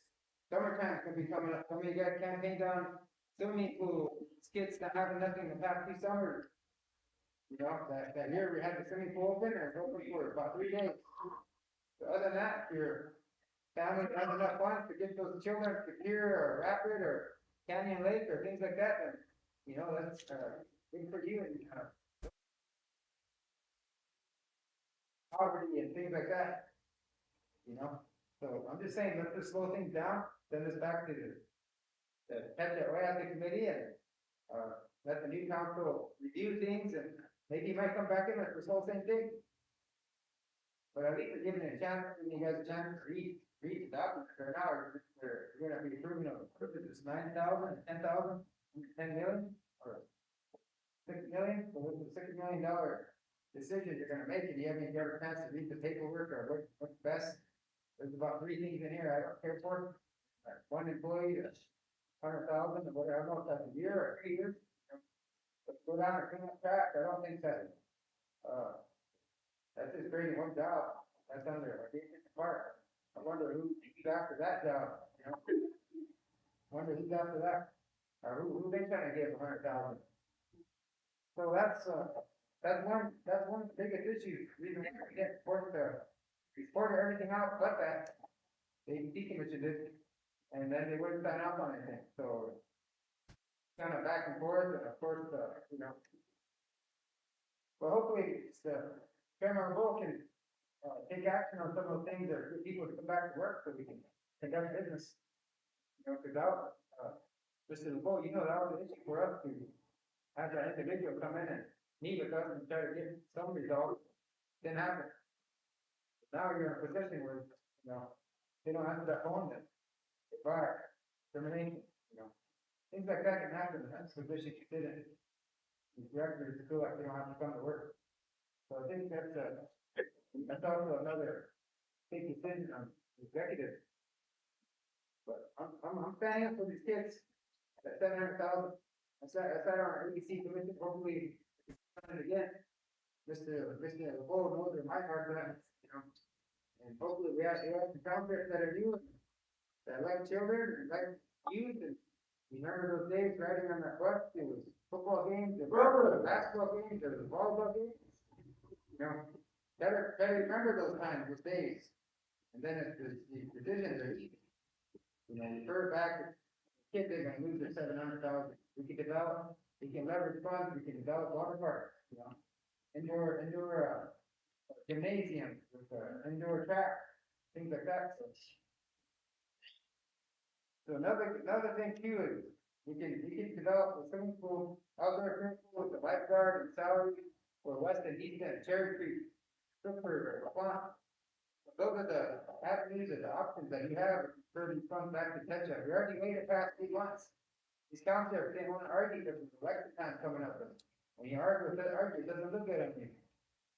But I'm arguing for the kids, or debating, not arguing with you guys, I'm debating. I'm just saying that the best interest of the tribe, my position as District 5 representative, we need to refer this funds back to the SRS committee. We have a new council now. You guys are gonna steer this road, either take us in the ditch or drive straight, get to the destination. So, I don't think you guys can be steered right now, if we have something that past council that you guys defeated them. I don't think you guys could come in here and support something that they would, but send it back to you guys, read it, and if it's something you like, then bring it back and we'll approve it. But to me, also to be fair, this is an individual resolution, so. I sat here long enough to help you guys, you know, somebody, like I told Mr. Freeze, act like this, you're out, one term, he's out, Jim Pierman, you act like this, you're out of here. So anyways, I'm just saying that, be comfortable, you know, be nice and don't hurt the membership and you'll be here a long time. So I'm going on 15 years. So, hope to be working with you guys, you know, as we get old. Thank you. Okay, next is, Mr. Underwoods, Mr. Chairman. London, Mr. Walters, Mr. Rousseau. Chairman. Calling for the vote. Chairman, to follow up with the District 4, supporting this, when you call it to order, this constitution and bylaws is what we deliberate on. And on page 7, Article 7, it says referendum. So we brought in a resolution from District 1 in 2017 outlining an amendment to the ordinance. And then the gist of the law says, therefore be it resolved, we the tribal membership request tribal council to amend the following section, which reads ordinance 74-107 Techo Oyate Committee. B, composition. The Techo Oyate Committee shall be comprised of members appointed by tribal council. Only enrolled tribal members may hold a seat on the Techo Oyate Committee. So how does the Oyate Committee made up of council reps when it doesn't say council reps? It says council reps will appoint. So where we wanted the amendment to the ordinance is, be it further resolved, the following amendment to section 70, ordinance 74-107 Techo Oyate Committee B composition shall read, the Techo Oyate Committee shall be a representative from each community, which consists of 21 communities. A quorum to conduct business on behalf of the Oyate regarding Techo funds shall be a majority of 12 representatives from their respective community. A per diem and mileage shall be budgeted for the Techo Oyate Committee annually. That would be the amendment. So when we presented this back then, it got shot down, and there was a lot of talking the same way now under the law, and I was getting disrespected by council reps. And I didn't think that was fair, you know. Now I'm hearing a voice now that's actually for the people in the community. That's who we represent.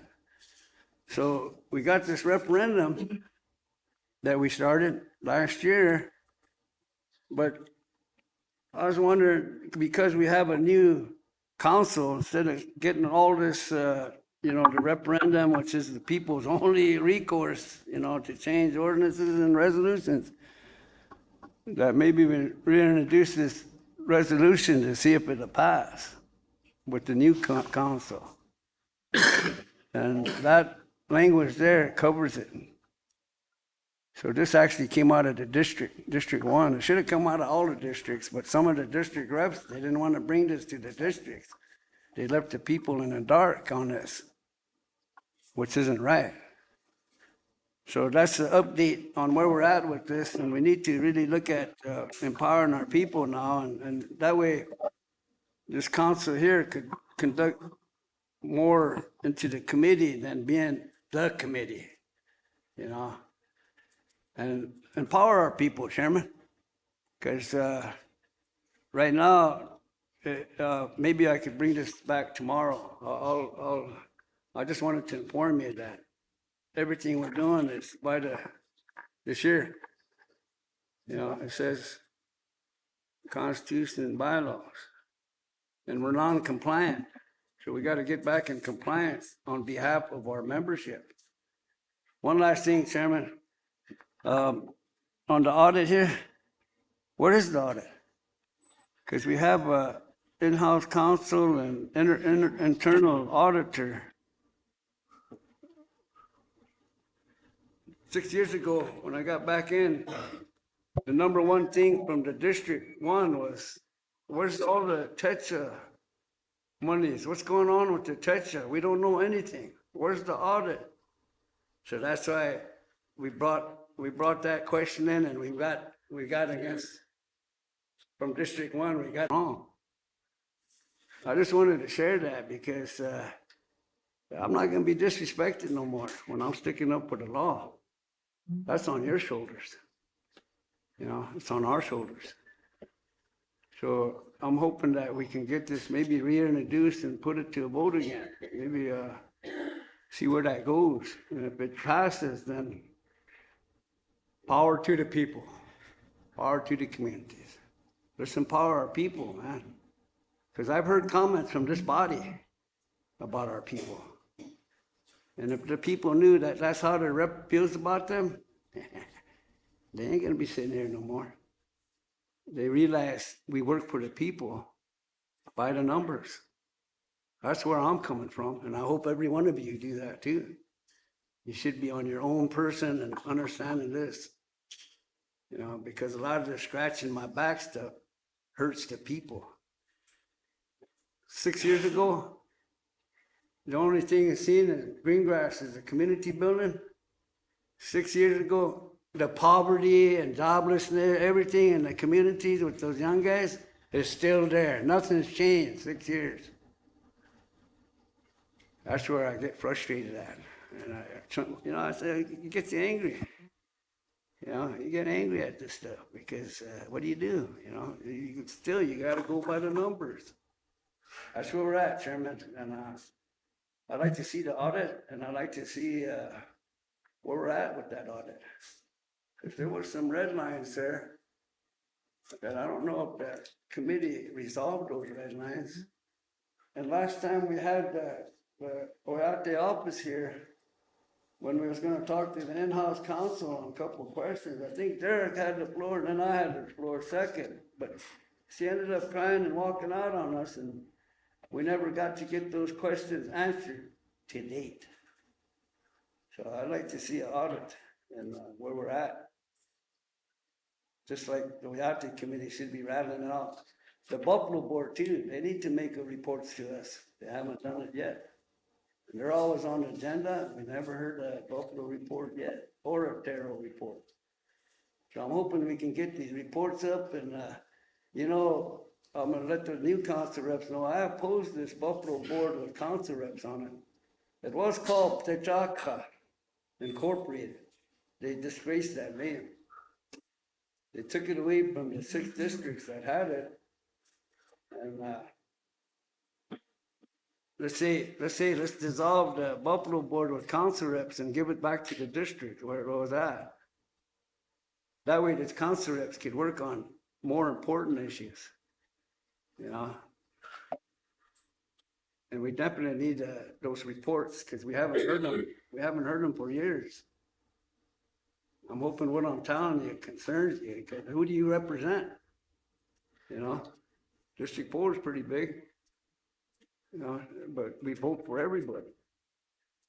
So I'm just letting you guys in on some things that need happening, that need change. And I hope council reps that are on the boards and stuff will succeed to the people, to the communities, to the district. That's who we represent.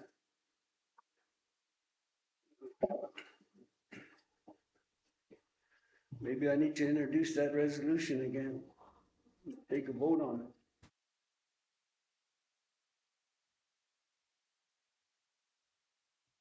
So when do we get that audit, Vice Chairman? It's on your shoulders now, today or tomorrow. Audit, protection. We asked for it 6 years ago. So I can make that report to District 1 with the audit. Because we're not getting no Hoyate report at the district. We haven't for 6 years that I know of. And that was the main question from District 1 was, where's the audit? What's going on? A lot of elders are asking that. But then we ran into this. It needs to open. Thank you, Vice Chairman. Thank you, Mr. Thank you, Mr. Underwood, and, I did write it down here on the chairman's, notebook. Audit potential question mark for elect. So we'll find out next, Mr. Condon. Thank you.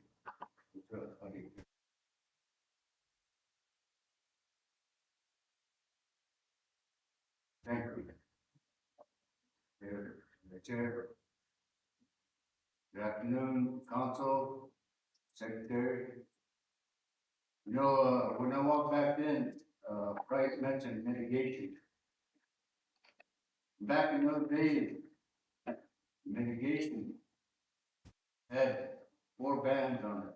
Koju, what are the 3 here? So, when this here was getting approved, there were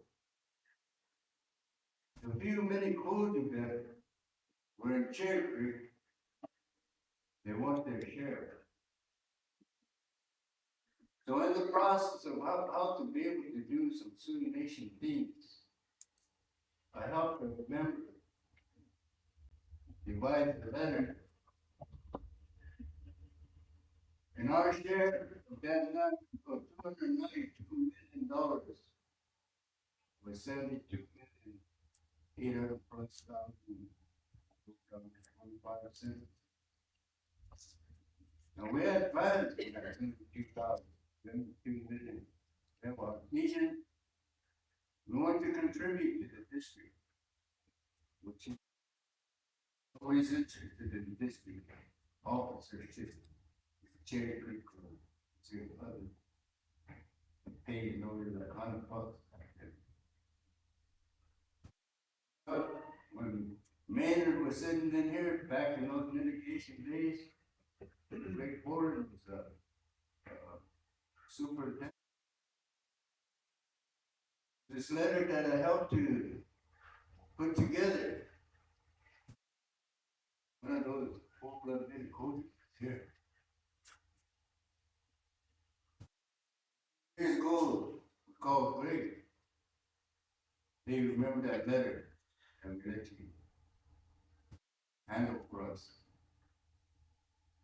And his response to me was, Monty, that money belongs to the Shannon River City. Well, come you put me in the code, the dollars, you, come you put that in there. Somewhere along the line, this entity was helped to rob us. And now you guys are having this money like this now, because it changed. They that hit them. But I still contend that it's not trying to pursue monies. It belongs to these bands that are on this reservation, because that's the water. That's only trying to pursue them. All this stuff that gets changed around and stuff like that. You know, we like to have a piece of our teaching. Great ideas came out of there. Greenhouse, all kinds of things that can be done. Natural gas in there. You can build a plant to do that and give all of our membership free natural gas. Dark on the outside. Things like that that we thought of. Geothermal systems running throughout our rivers.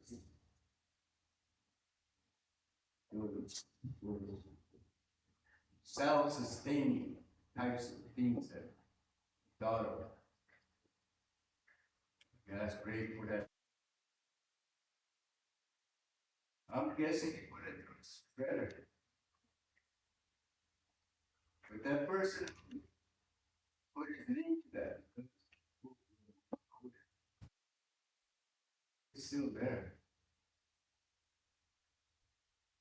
So, myself not being a booklet, I can ask for that 72 million share for myself.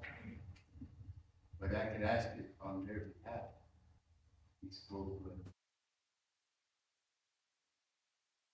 guys are messing with many codes and sending 2 million shares, what you guys do.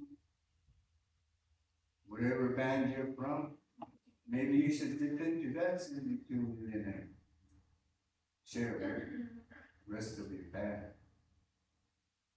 And if possible, will include China pursuit too. In ways to think of everyone. One of these things that is coming up again is blood bond. Yesterday, 48 does their council on radio, that came up. And when it came to the part where it said, or some person said, these tribal entities have the right to increase their membership and the radio cut off. So what was there, it said in those 15, 20 minutes, no job or pull up, which is spoken. Talk a little bit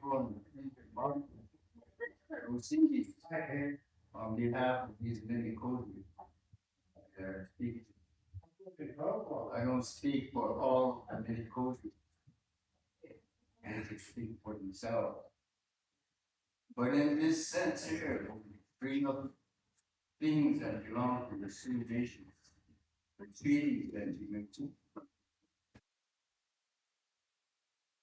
I told Bob a couple of times, maybe a few times, about this reservation not being a treaty tribe. But those treaties that were made, we have descendants of those treaty signers. It's still here. For sure, I can say that at least 2,499. Nobody likes to hear that when this blood quantum issue comes up.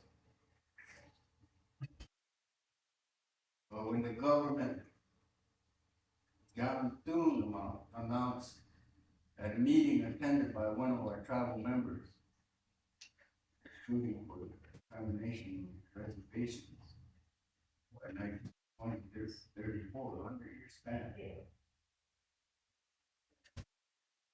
And when Joe Biden asked, we give you Indians, bid, one student,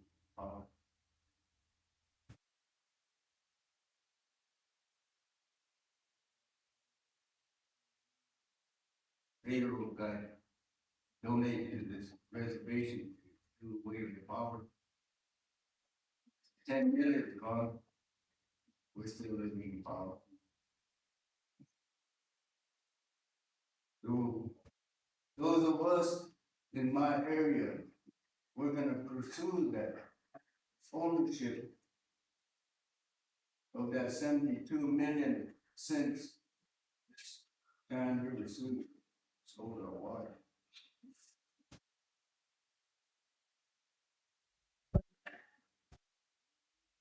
Southie Joe, Black Meat, and the 2 kilos.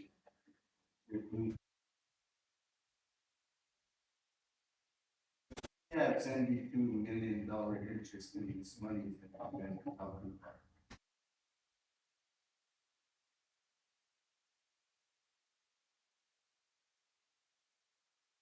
In the process of everything that is on the Sioux Nation, and in this process too, there is such a thing as, are you one of them? And if you are, can you prove it?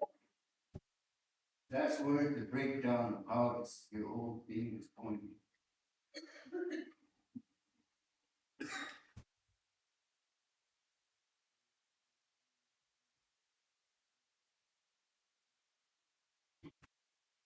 I should always try to stick to the laws like what you guys are operating on.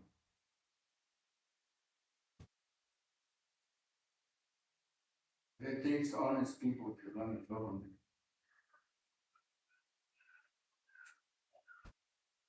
You can say that you're honest.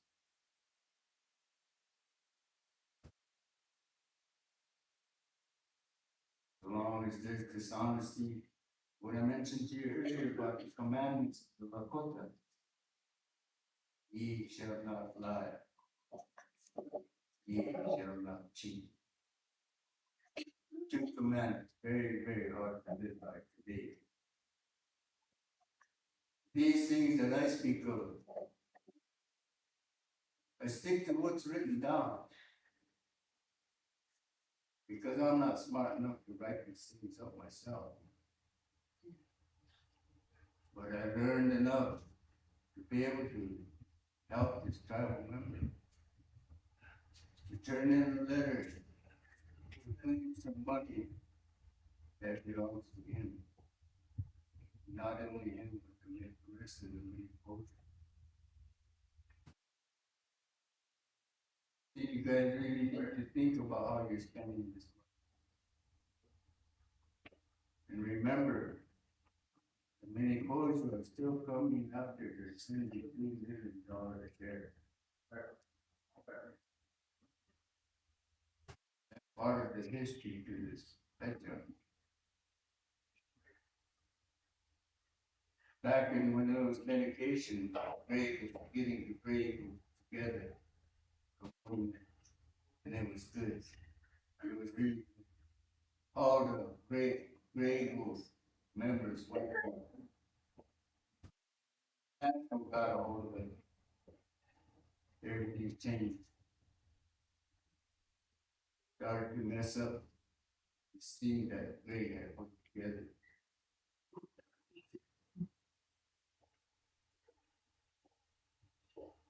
But kind of wanted to throw that out at you guys. The guy that I'm talking about, his name is Cook. Send it back to him. Since I have the floor, I did these things on his behalf, amongst others. I want to ask if he has anything to say. Come up here, say it.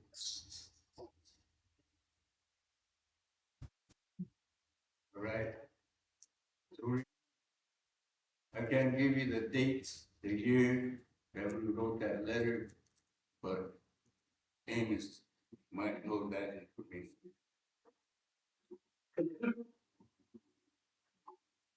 Momentávia che ona volta po, shuka kasa pe macha po la me ko ju ya te mata hana te ma wasti na ta na hi pula na swasa dua bola kota suani dua. I speak English then, so you understand. Right now, I'm kind of embarrassed by look at go. I'm gonna stay here on a positive note because I've seen enough negativity all these years. It's the IRA government is not meant for me. Who you? I can fit in all these years. I'm 64 years old and I can't fit in. I can't find my place. I know there's something good. And as a full-blood mini Cody, I know where the elderly sat me down 30 years ago and taught me everything there is to know about race and nation. And nothing to do with this.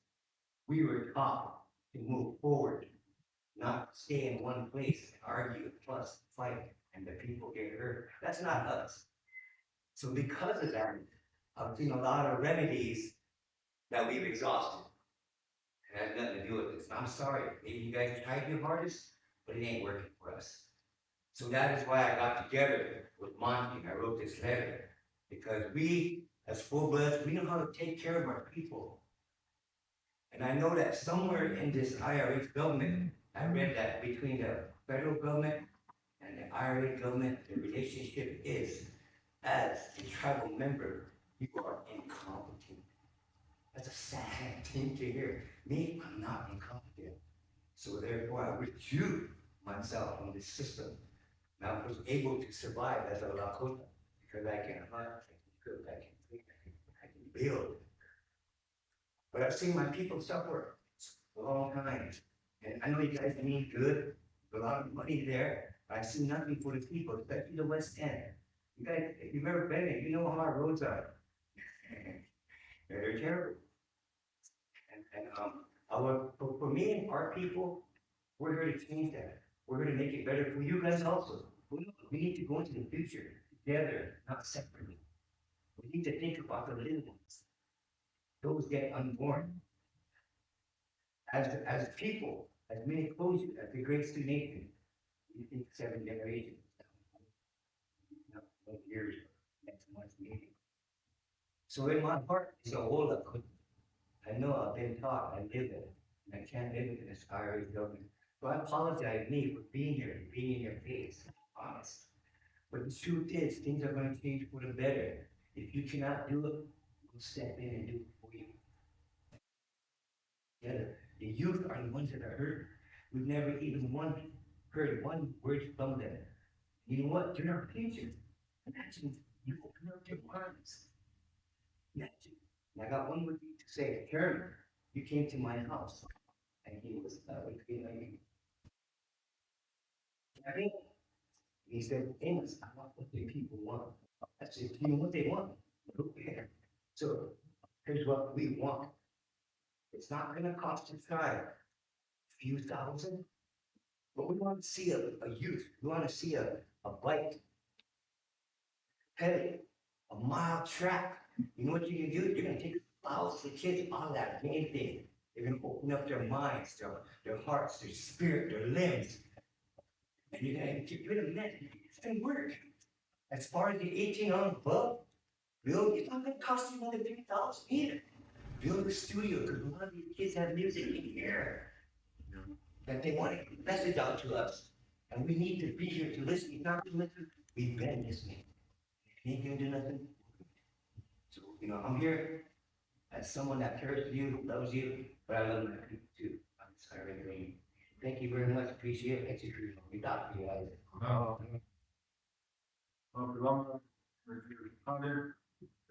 Appreciate the comments. See where we left off at. I think, Mr. Rousseau, Mr. Bartlett, council, we had a lot of comments on this already, and the way I see it, this will fund our scholarships, this will help fund the treatment center, this will help fund our youth affairs office, this will help fund the support services, this will help fund the radio station, this will help fund renewable energy. And I know one of you council reps said earlier that KRT was your baby. But you still with the Bartlett, and then you call for the vote. Thank you, Chairman. I know I didn't, I'm glad that, discussion came up. I feel it's for years, Chairman, and my district's been affected by this pension money, the failure to do what they should be doing. I jokingly said one time, I said, the best thing that's been built since our pension money came here in 2010 was the Legend Squares. It's funny because Legend Square was funded by impact fee money, surplus money that public school system. So then again, our children are the ones that are losing out. We have these resolutions that's before us. It's funding all this important stuff. But so we don't support the whole resolution, it don't get passed. So now the pressure's on us to pass the whole thing, whether we like it or not, in the name of the children, the elders, the treatment center. That's a lot of pressure, and that's a lot of force to put on us as tribal council. And I don't support it. And actually, we should condemn this type of behavior. We shouldn't have to. This is what the federal government did to us. Forced us to sign treaties. They're forcing us, our own Tetra office, for which aren't even on council anymore. Forcing us to pass this resolution. Look at this barn out here. Still ain't done. Look at that, all these projects that are Tetra funded, falling apart. Didn't pass inspection, so they're sinking into the ground. And we got one building down the plot and Tetra funded, still ain't open. The clinic down there, going on over a year, a couple years now probably. So I support these, but they need to be turned back to the committee, and this committee needs to start doing stuff different. Right here, I'm gonna end on this, Chairman. It says table for treasurer and all these. Because the Tetra program is pointing fingers at the treasurer's office, saying it's their fault. And I sat in budget committee and I sat on Tetra and watched them do it. blaming everyone else for all these failures. When that's not what that touch of ordinance says. But it's just the ordinance. We shouldn't even, this tribal council body, we can amend that thing right now. They talk about the people. I went to one of the meetings. They didn't get the, they go through and they end up passing it, whether we like it or not. So, the way to do this is to do a secretary election. And that's how you know if the people. So if someone wants to talk about the people want this or the people want that, let's put it to vote. I don't want to hear from one person's mouth that the people want this or that. That's a single person trying to vouch for the whole tribe. But I can't support this resolution, Chairman, and I'm a little disheartened and all that. That you're picking up the gavel that those 4 people that aren't no longer on the council have dropped. You picked it up, so I can't support this motion. Thank you. Thank you, Mr. Russo, Mr. Bartlett. Secretary. Chairman, thank you. I don't think we should rush this, Chairman, I think that, you have the authority to work with the people and to allow the new council to read the document, send it back to you, touch it right up and let them review it.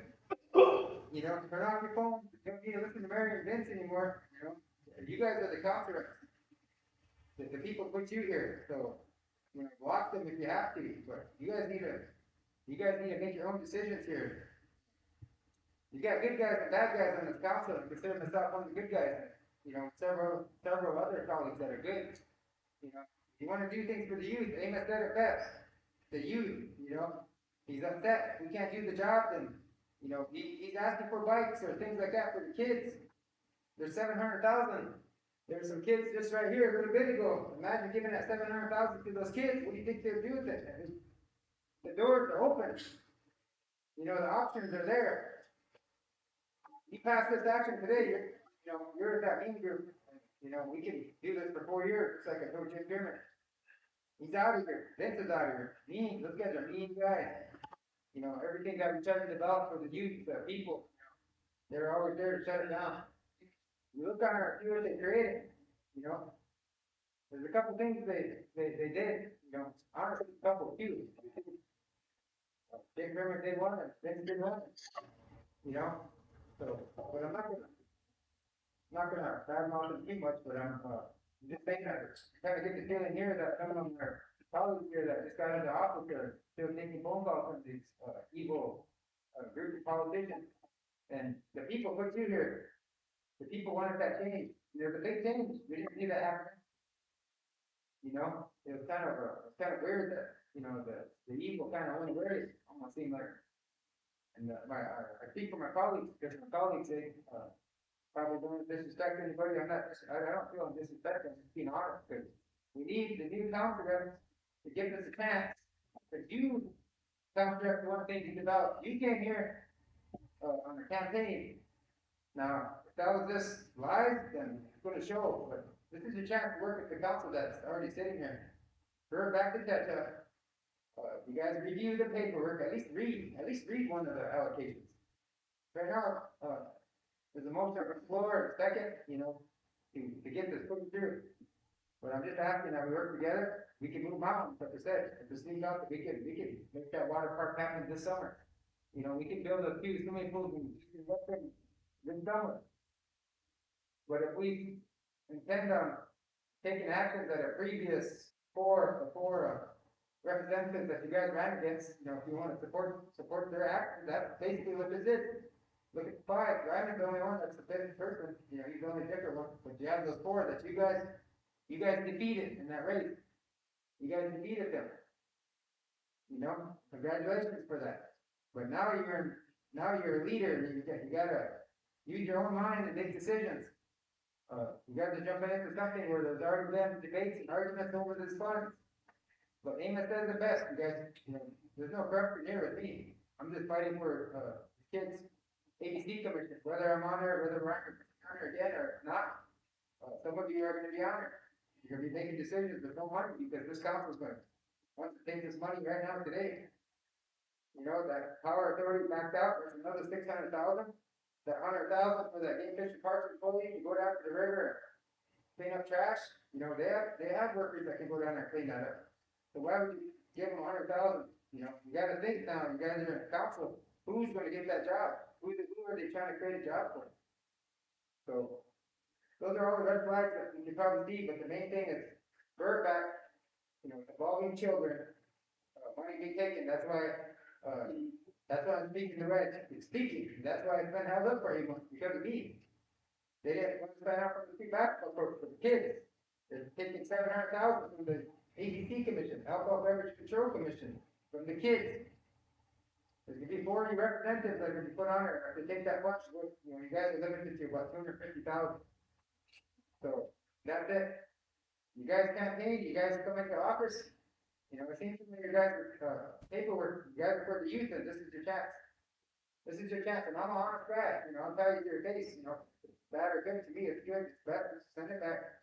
At least read it. You guys ain't reading it, you're just sitting there, you're gonna raise your hand, you're gonna make a motion, you're gonna support the motion to take something away, and you ain't really sure, so. The people want you to be sure on, make your decision. Either that, or you have to abstain, that's what the problem is, almost 15 years ago. There, you don't know something, you know how to paper it in front of you, abstain, don't vote for it or against it. Make sure you know what you're voting on. So that's what comes down to, say, don't vote on the resolution that says, pending resolution or whatever, you know, because you gotta read the resolution. Read the resolution, so, that's all I'm asking you guys.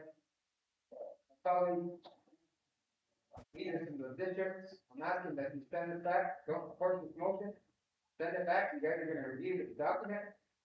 And, there's automatic allocations that they're doing on this, so they kinda got out of hand, now you don't have to write for a grant, guess what? You guys have the authority, they prove it right here, they prove it right here, you can go there, and guess what? Senator Kentucky, you guys go to the SRS committee, automatically allocate a pool in Swan, a pool in Cherokee. You can do that.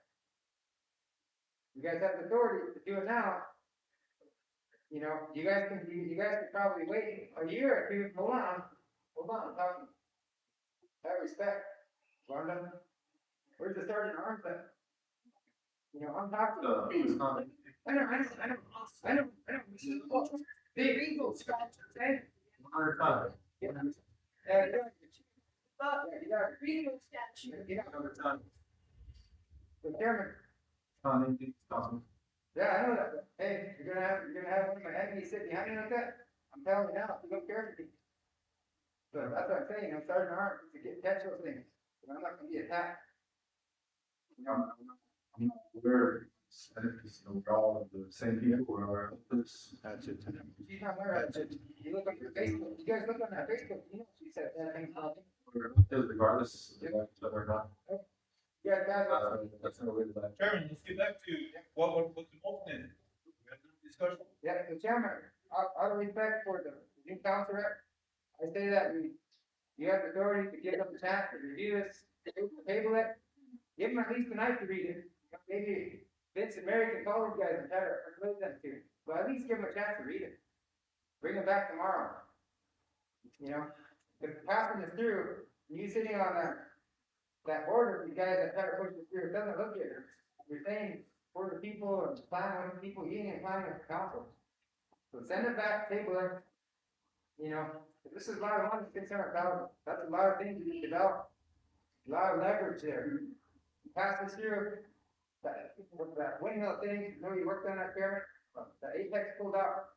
The colleagues on here right now that want to work on windmill projects and at a cheaper rate. So at least give that a chance. I'm just saying.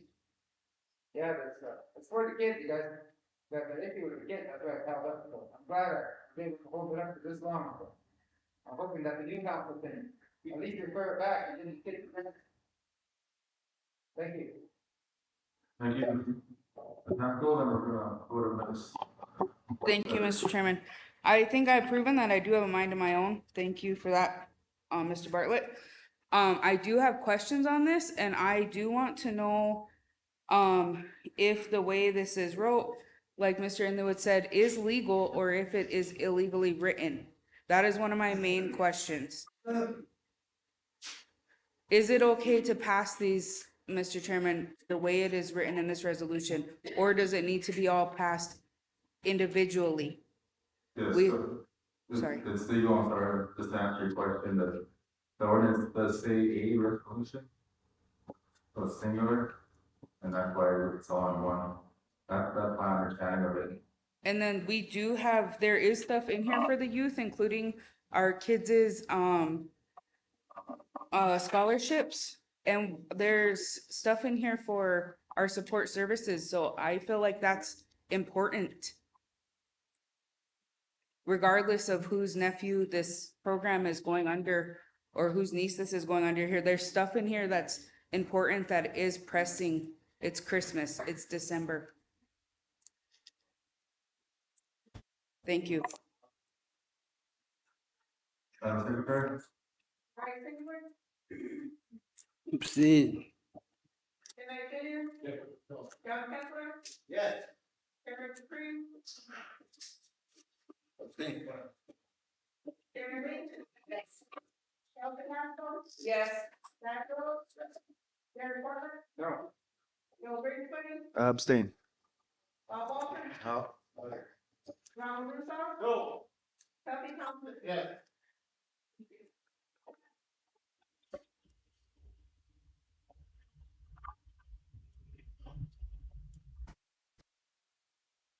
Council, we have 7 yes, 2 no, we are abstaining, motion carries.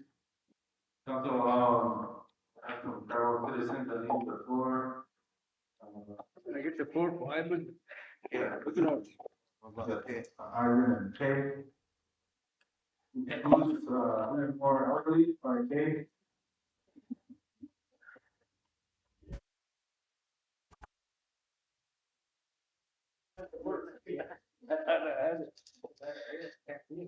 Order 24, so.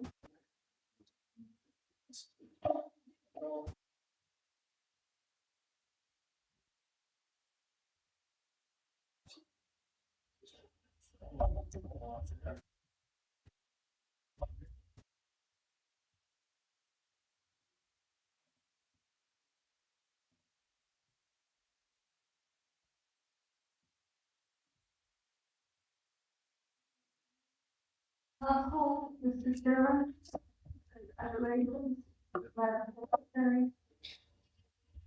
And the public. I've been wanting to come back and talk about the project I'm working on. And this is to say that 2,499 full blood that's on our reservation. Due to the 20,000 blood who are not full blood. And one of the things that really that get recognized as a God race, along with our language. And I've been working on that for the past few months as I can. And so, I have the attention of podcasts of me. It's at work, it's gonna be at the city in 2 weeks. Wants to interview me and do my story here and how it got this size and then the other part, 20,000 less. So, I'm familiar with all that. So along that line, to be ministered, you know, knowing what the project is to, when I had the document study, I'd like to bring it back to council and to have your support. I don't need motion from this council, because it's a project that needs to be done with or without council. It'd be nice, you know, to support it. And along that line comes the reason why for a nice fix, is because it's wonderful, a lot of people are invited to, wireless, our poster report that. All of the, this group, the council here, made a motion or a resolution to put the word out there.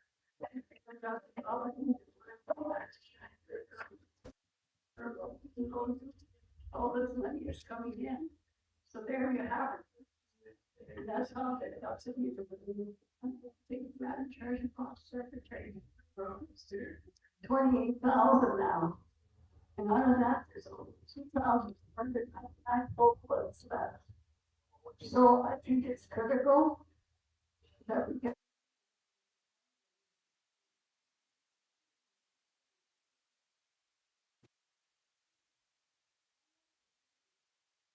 By a local man who attended a meeting, and he, other friends of mine told me that John Zoom had made a statement. And said by the year 2030, most of the full bloods will be gone from this, our, state. They only said, and then by the year for sure, by the year 2036, the full bloods will be dead. And we're gonna, do away with these reservations. And now it's told by a local man that's exactly be. So I think that too is a critical thing that this current out of contact thing, saying that, you know, he's acting like, you know, we could just, the rest of our descendants will not. Our descendants will live on forever to the ones forward. But our reservation likely will have a longer time than some of the I don't believe that. Last that long. Look at the Canadian, Indian tribes from, all the way west, south and north. They survived there. A lot of those tribes look like awesome. They're not hopeless like us. White, either white, black, there's no, they're red, different colors. Our people here were hopeless here.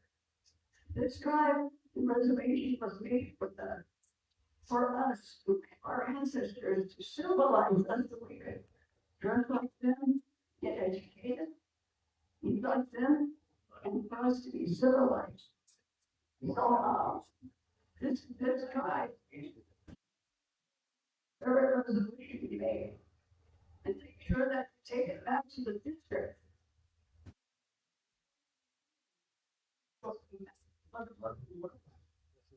2018, September 2018, contacted the Secretary of the Territory's office and got a class. Eat it down. Relax and words, sitting up meeting with us from here. Not in DC because we're all elders, we have a feast. Mandate is everything to be business. Yeah.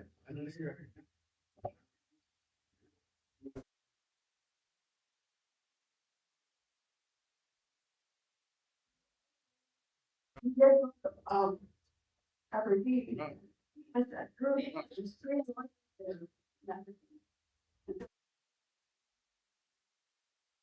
one of the things that I see to a left when we presented enrollment audit that Donald has been sitting on forever.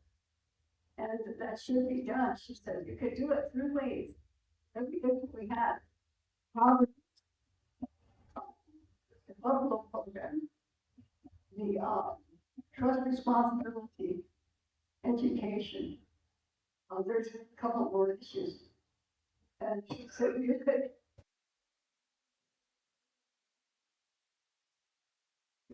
you can do local referendums with petitions. And so you could make changes to your own reservation regarding all this and all that.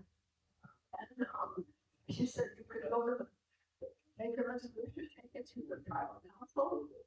If they refuse to do it, then you can open that up for a one page all of the and the other thing was the do a secretarial election will be lazy and take a long time, especially with the 20 we have now. But what are the options? She said we could pay. I think it's beyond enough. It's done where everything that we're talking about today is critical on a critical level. Because you're leaving out the people. You're leaving them out from voting, but leaving them out for voting for resolutions. Like, look, everything you did during the pandemic, during the COVID, you guys made resolution after resolution. And without having a secretarial election, you guys are changing the constitution. That constitution is our Bible, it's our, was made for us. And if you ignored us, you didn't bring us back to the districts. Some of you used to be with us in District 5, District 4. None of you came back to keep us in, we have no say. We don't get to vote on nothing. You guys do it all for us. So, I'm doing this. My race and the race of my grandchildren, boys, all the other bullets that are left.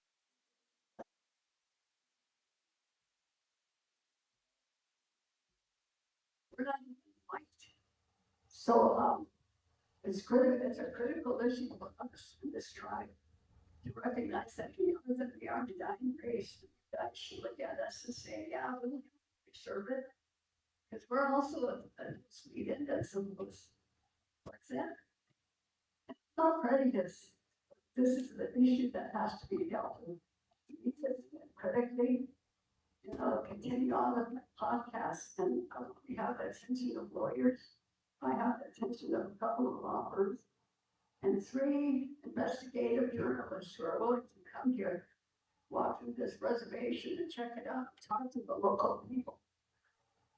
And the way it is, the way you guys argue and fight for this catch-up money, that's for the people. I saw the plan for this catch-up business.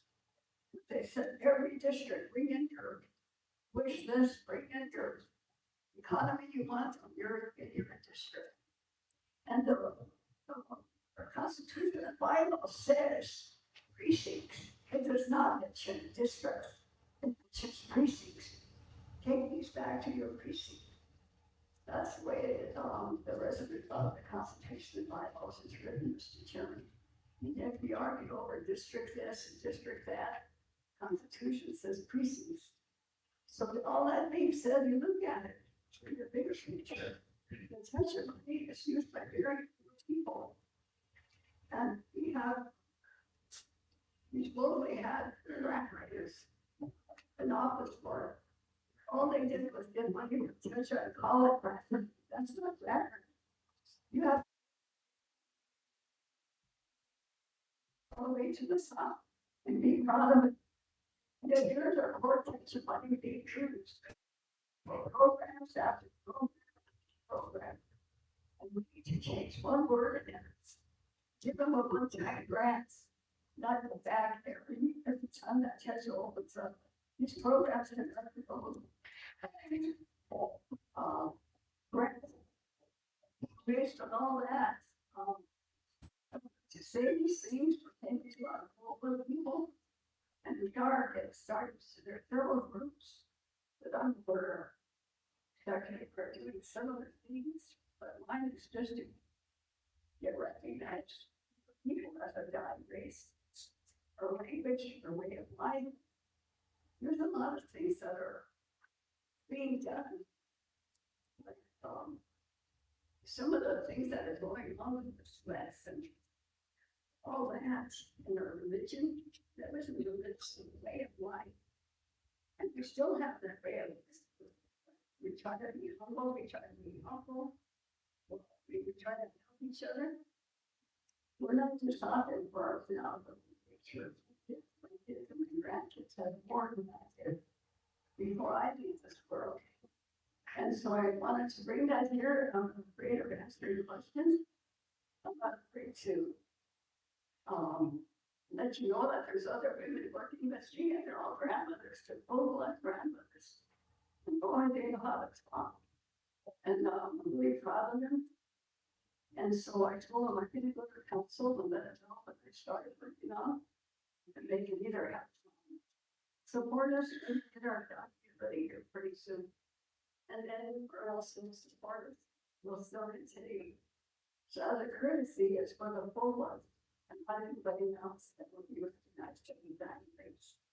You guys will go on with those descendants. They'll have maybe have drops of Indian blood or even be adopted. Catch-up funds came, there's several families that have they had foster Indian foster kids, one their own kids. But guess what, with Chester King, they enrolled their kids too. And some of those kids ran around with a check and they do preschool, you go to school saying, I got some Indian, I got some Indian. Like that, Ihaha. So, another point that we want our share of the time here. We would like to have a day when people could come in and talk about their issues. And there's many issues on this reservation. We have, alcohol is so bad, cirrhosis, first some people are dying every month and every other week from alcoholism. What have we done about that? We're gonna say, you should get rid of alcohol, all the bars on this reservation, get rid of them. And start with the younger kids that are alive today. Most of those guys, the people that are dying, that is all nonsense. They were 9 years old. One told me a story. She said, he called me grandma, why I start drinking? I said, how come? I imagine the child's meeting. When I got up, my parents were both drunk and passed out. We were around to their brothers and sisters.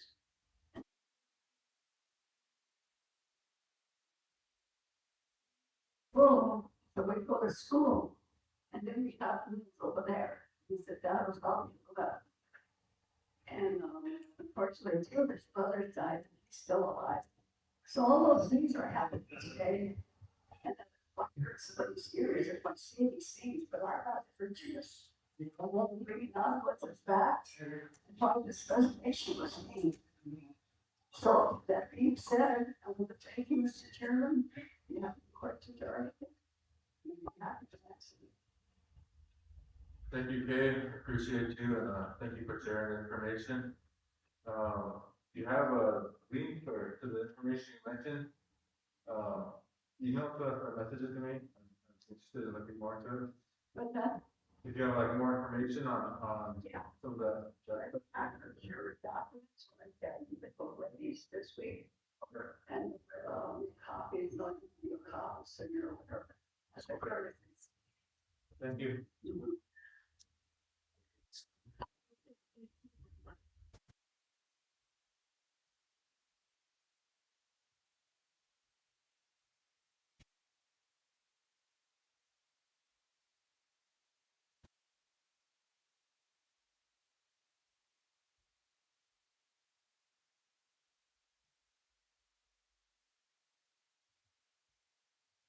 Council, we're here from Mr. Looking Horse, and then about 5 we'll wrap it up for the day. Mark Van Norman was here earlier. I was coming back. He got lost. Mr. Looking Horse, go ahead. Oh, well, you like, I tell my friend, I bet you got to go. Newly elected official, chairman, staff, administration. So, thank you for letting me respond to the board and address, my personal issue with my daughter. And, back in August, we were moved with the heart because of, the emotion. I was, a council, is from the,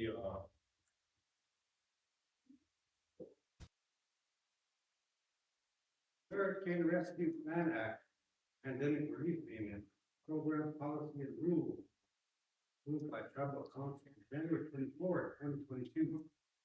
And on that one there, what you referred to, J, where it says enrollment in Federal Sioux Tribe, all applicants, including any minor children, must be enrolled. I will remember the Federal Sioux Tribe as of January 19. Daughter enrolled on February 2nd. By the enrollment office,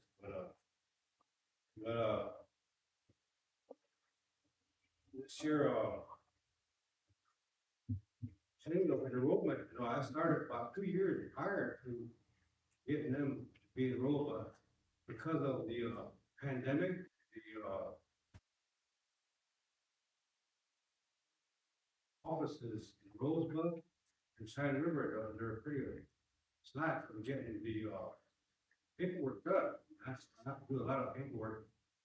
I have to get, secure that they work Rosebud for where they're from, I roll them here to, Sand River members.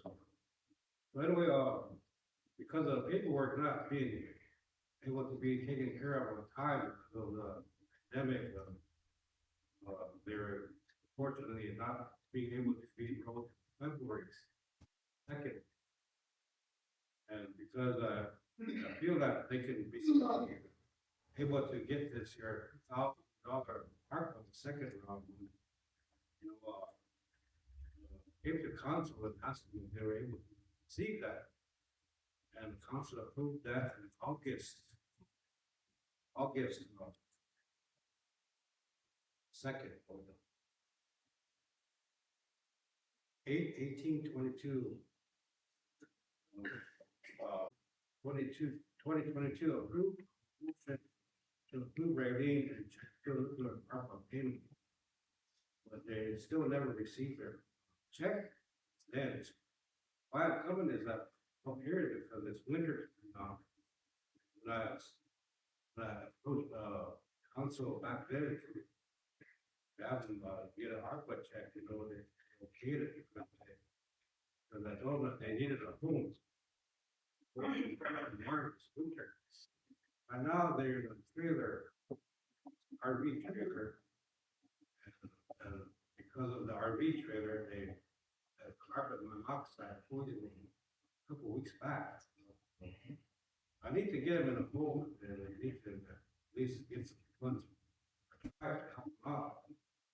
I helped them try about quite a bit without asking for any pay. I went to the Massachusetts for we paid the artifacts, ceremonial items. I represented them there. 2 days later, I turned around and traveled to Washington, D.C. In front of 6,000 veterans we represented. Sand River, there we got to be the lead honor guard there to bring that Native American memorial. And Bryce was there. Sort of made veterans here. I do quite a bit for the tribe. I also try to do a lot of education. I would take the shop going all the way back to those times. Before the life, we have a lot of things that we can do. It's our sacred ceremonial basis of ceremony and our people need this year ceremony to come back to our people. Otherwise, our youth are going to be lost. And our identity of our language needs to address as soon as possible. There is not too much more language to be here anymore. A lot of the elders that left, I helped bury a lot of our elders with our spiritual leaders and leaders across our nation here. Not Side River, the Rosebud, Fire River, and Daniel Rock, and all the other help out all the people who very helpful. So, you know, a lot of the things I do, I don't charge anything, and I do what I can to help our people. And I need to bring some economic development here also. We waited for the time to get the programs going. Sometimes, like I said, election and different leading elected members lost.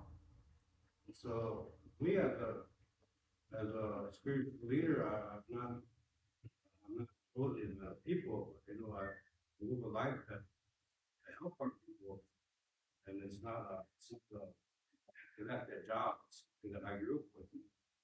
I grew up with our language and ceremonies and Bigfoot ride and all those things that happen for people to retain who they are. I like a little bit of help in return. Hopefully, all the paperwork, I don't know, I didn't know that there was already a stipulation on the area about the, so. Gonna push a little harder back in November or October. Where the office just weren't open. And everybody gets sick and staying home, and, didn't want to answer their phones. So it was pretty tough to get that, to meet that deadline that was put in place by council. Although I worked on it for quite a while. So anyway, I'm thinking, we can somehow look at that and figure out how we can get this here done. That January 19th, maybe there's, people that are saving open themselves, where they need to be able to be helped.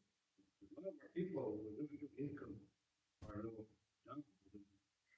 So if we can get some of that done, sure appreciate it. And that's a personal issue that I've asked for. I usually don't have personal issues, but I see my real secret. And I didn't have to work out, honestly. But we can do something before it gets any more colder. We can get some stuff in the apartment. Maybe you can just go ahead and loan me that money. We have millions of dollars. We just talked about JTAC. Let's talk about all the stuff that just into our reservation, because who we are. We are the richest empire in the United States. I know that because of the people that we shouldn't have no problem taking care of our people. We have thousands of acres that are farm and pasture and raining units. How many of the raining unit holders are bringing money back to the people? Give it back to them so they can have a warm place or a home, some food on the table. And we have a lot of people on the streets because there's no kind of economic development and no carrier program that we need them to learn about their history, learn about what is expected of them, and be able to make it be productive. I see pretty their relatives on the street, a lot of them relatives. And I don't like to see them like that. And I know that, a lot of you voted campaign on good things for people. Hopefully you can live up, think about what we can do for them. I just want to see if something could be done about that, their resolution here, and then maybe you get back to me, see what you can do. Oh, God. Mr. Chairman. Thank you, Mr. Yours, Johnson. Yeah, thank you. Thanks, Ivan, for coming and, we pass that, Chairman, or hold on one? Deal case by case on council. Yes. The motion there, I decided to bring that to you, treasurer. That's my motion, and I think that's. Okay, we got a motion by Mr. Thompson to refer to administration. Allocate the money to these two individuals. Second by the Dukes money. I don't want referral, on favor again. 11 yes, 0 no, 1 absent, motion carried. Mr. Chairman, there was one more individual that was here, Aberly. But I don't know where he went. He was here yesterday and then he was here earlier. Do you guys know him? Aberly? I think his last name is Aberly. He was here earlier. Okay, I got his name down as well. Mr. Chairman. And then, Mr. Walter, and Mr. Kessler, go ahead. Also, may I ask Kay a question? Yeah. Ms. Clown? Kay? Hey, did your tacos ever get their checks?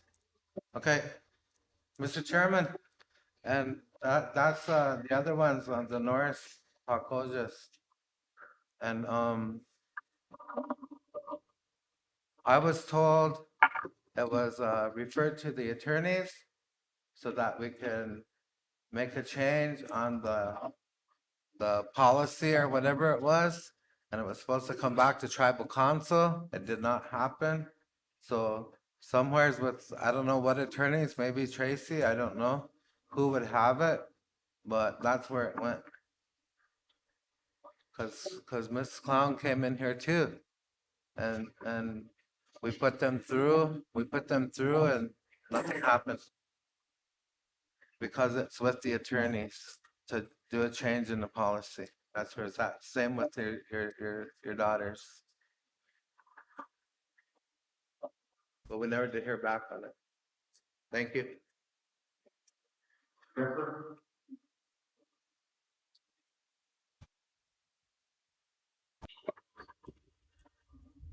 Thank you, Chairman. I just wanted to say thank you to Ivan. I know he's out there, like he says, doing a lot. I've been in a couple ceremonies up at Peshawar with him. Always good. So thank you, Ivan. Kessler, we'll look into that. And we'll get back to you on this. Thank you, and then also one more thing I want to add on here is that, not all people that call it damage college. We have to April, change that name. It could be a resolution, someone's doing like that. How I be. That's what we need to do. Change that name, it will call it, not cool, you know. Working on it also. All right, thank you, Santo. Thank you, both of us. Council Matotipila. will recess the rest of the day, council. In the morning time, 9:30.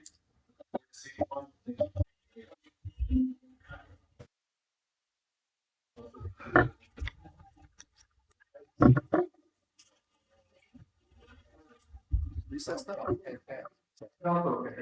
Council, will close with a song by Mr. Reese.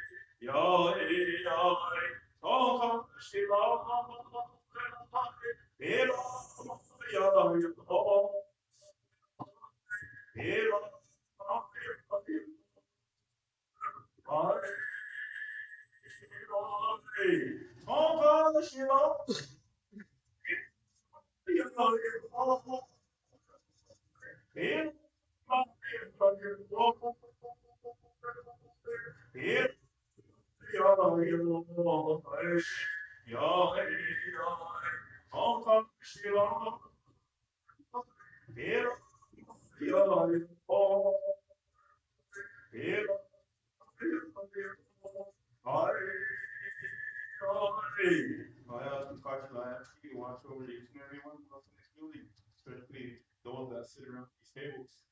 That they may not take anything home with them, that they can go home and relax, be with their families and their loved ones. But they may continue to help each other. I know it's really hard to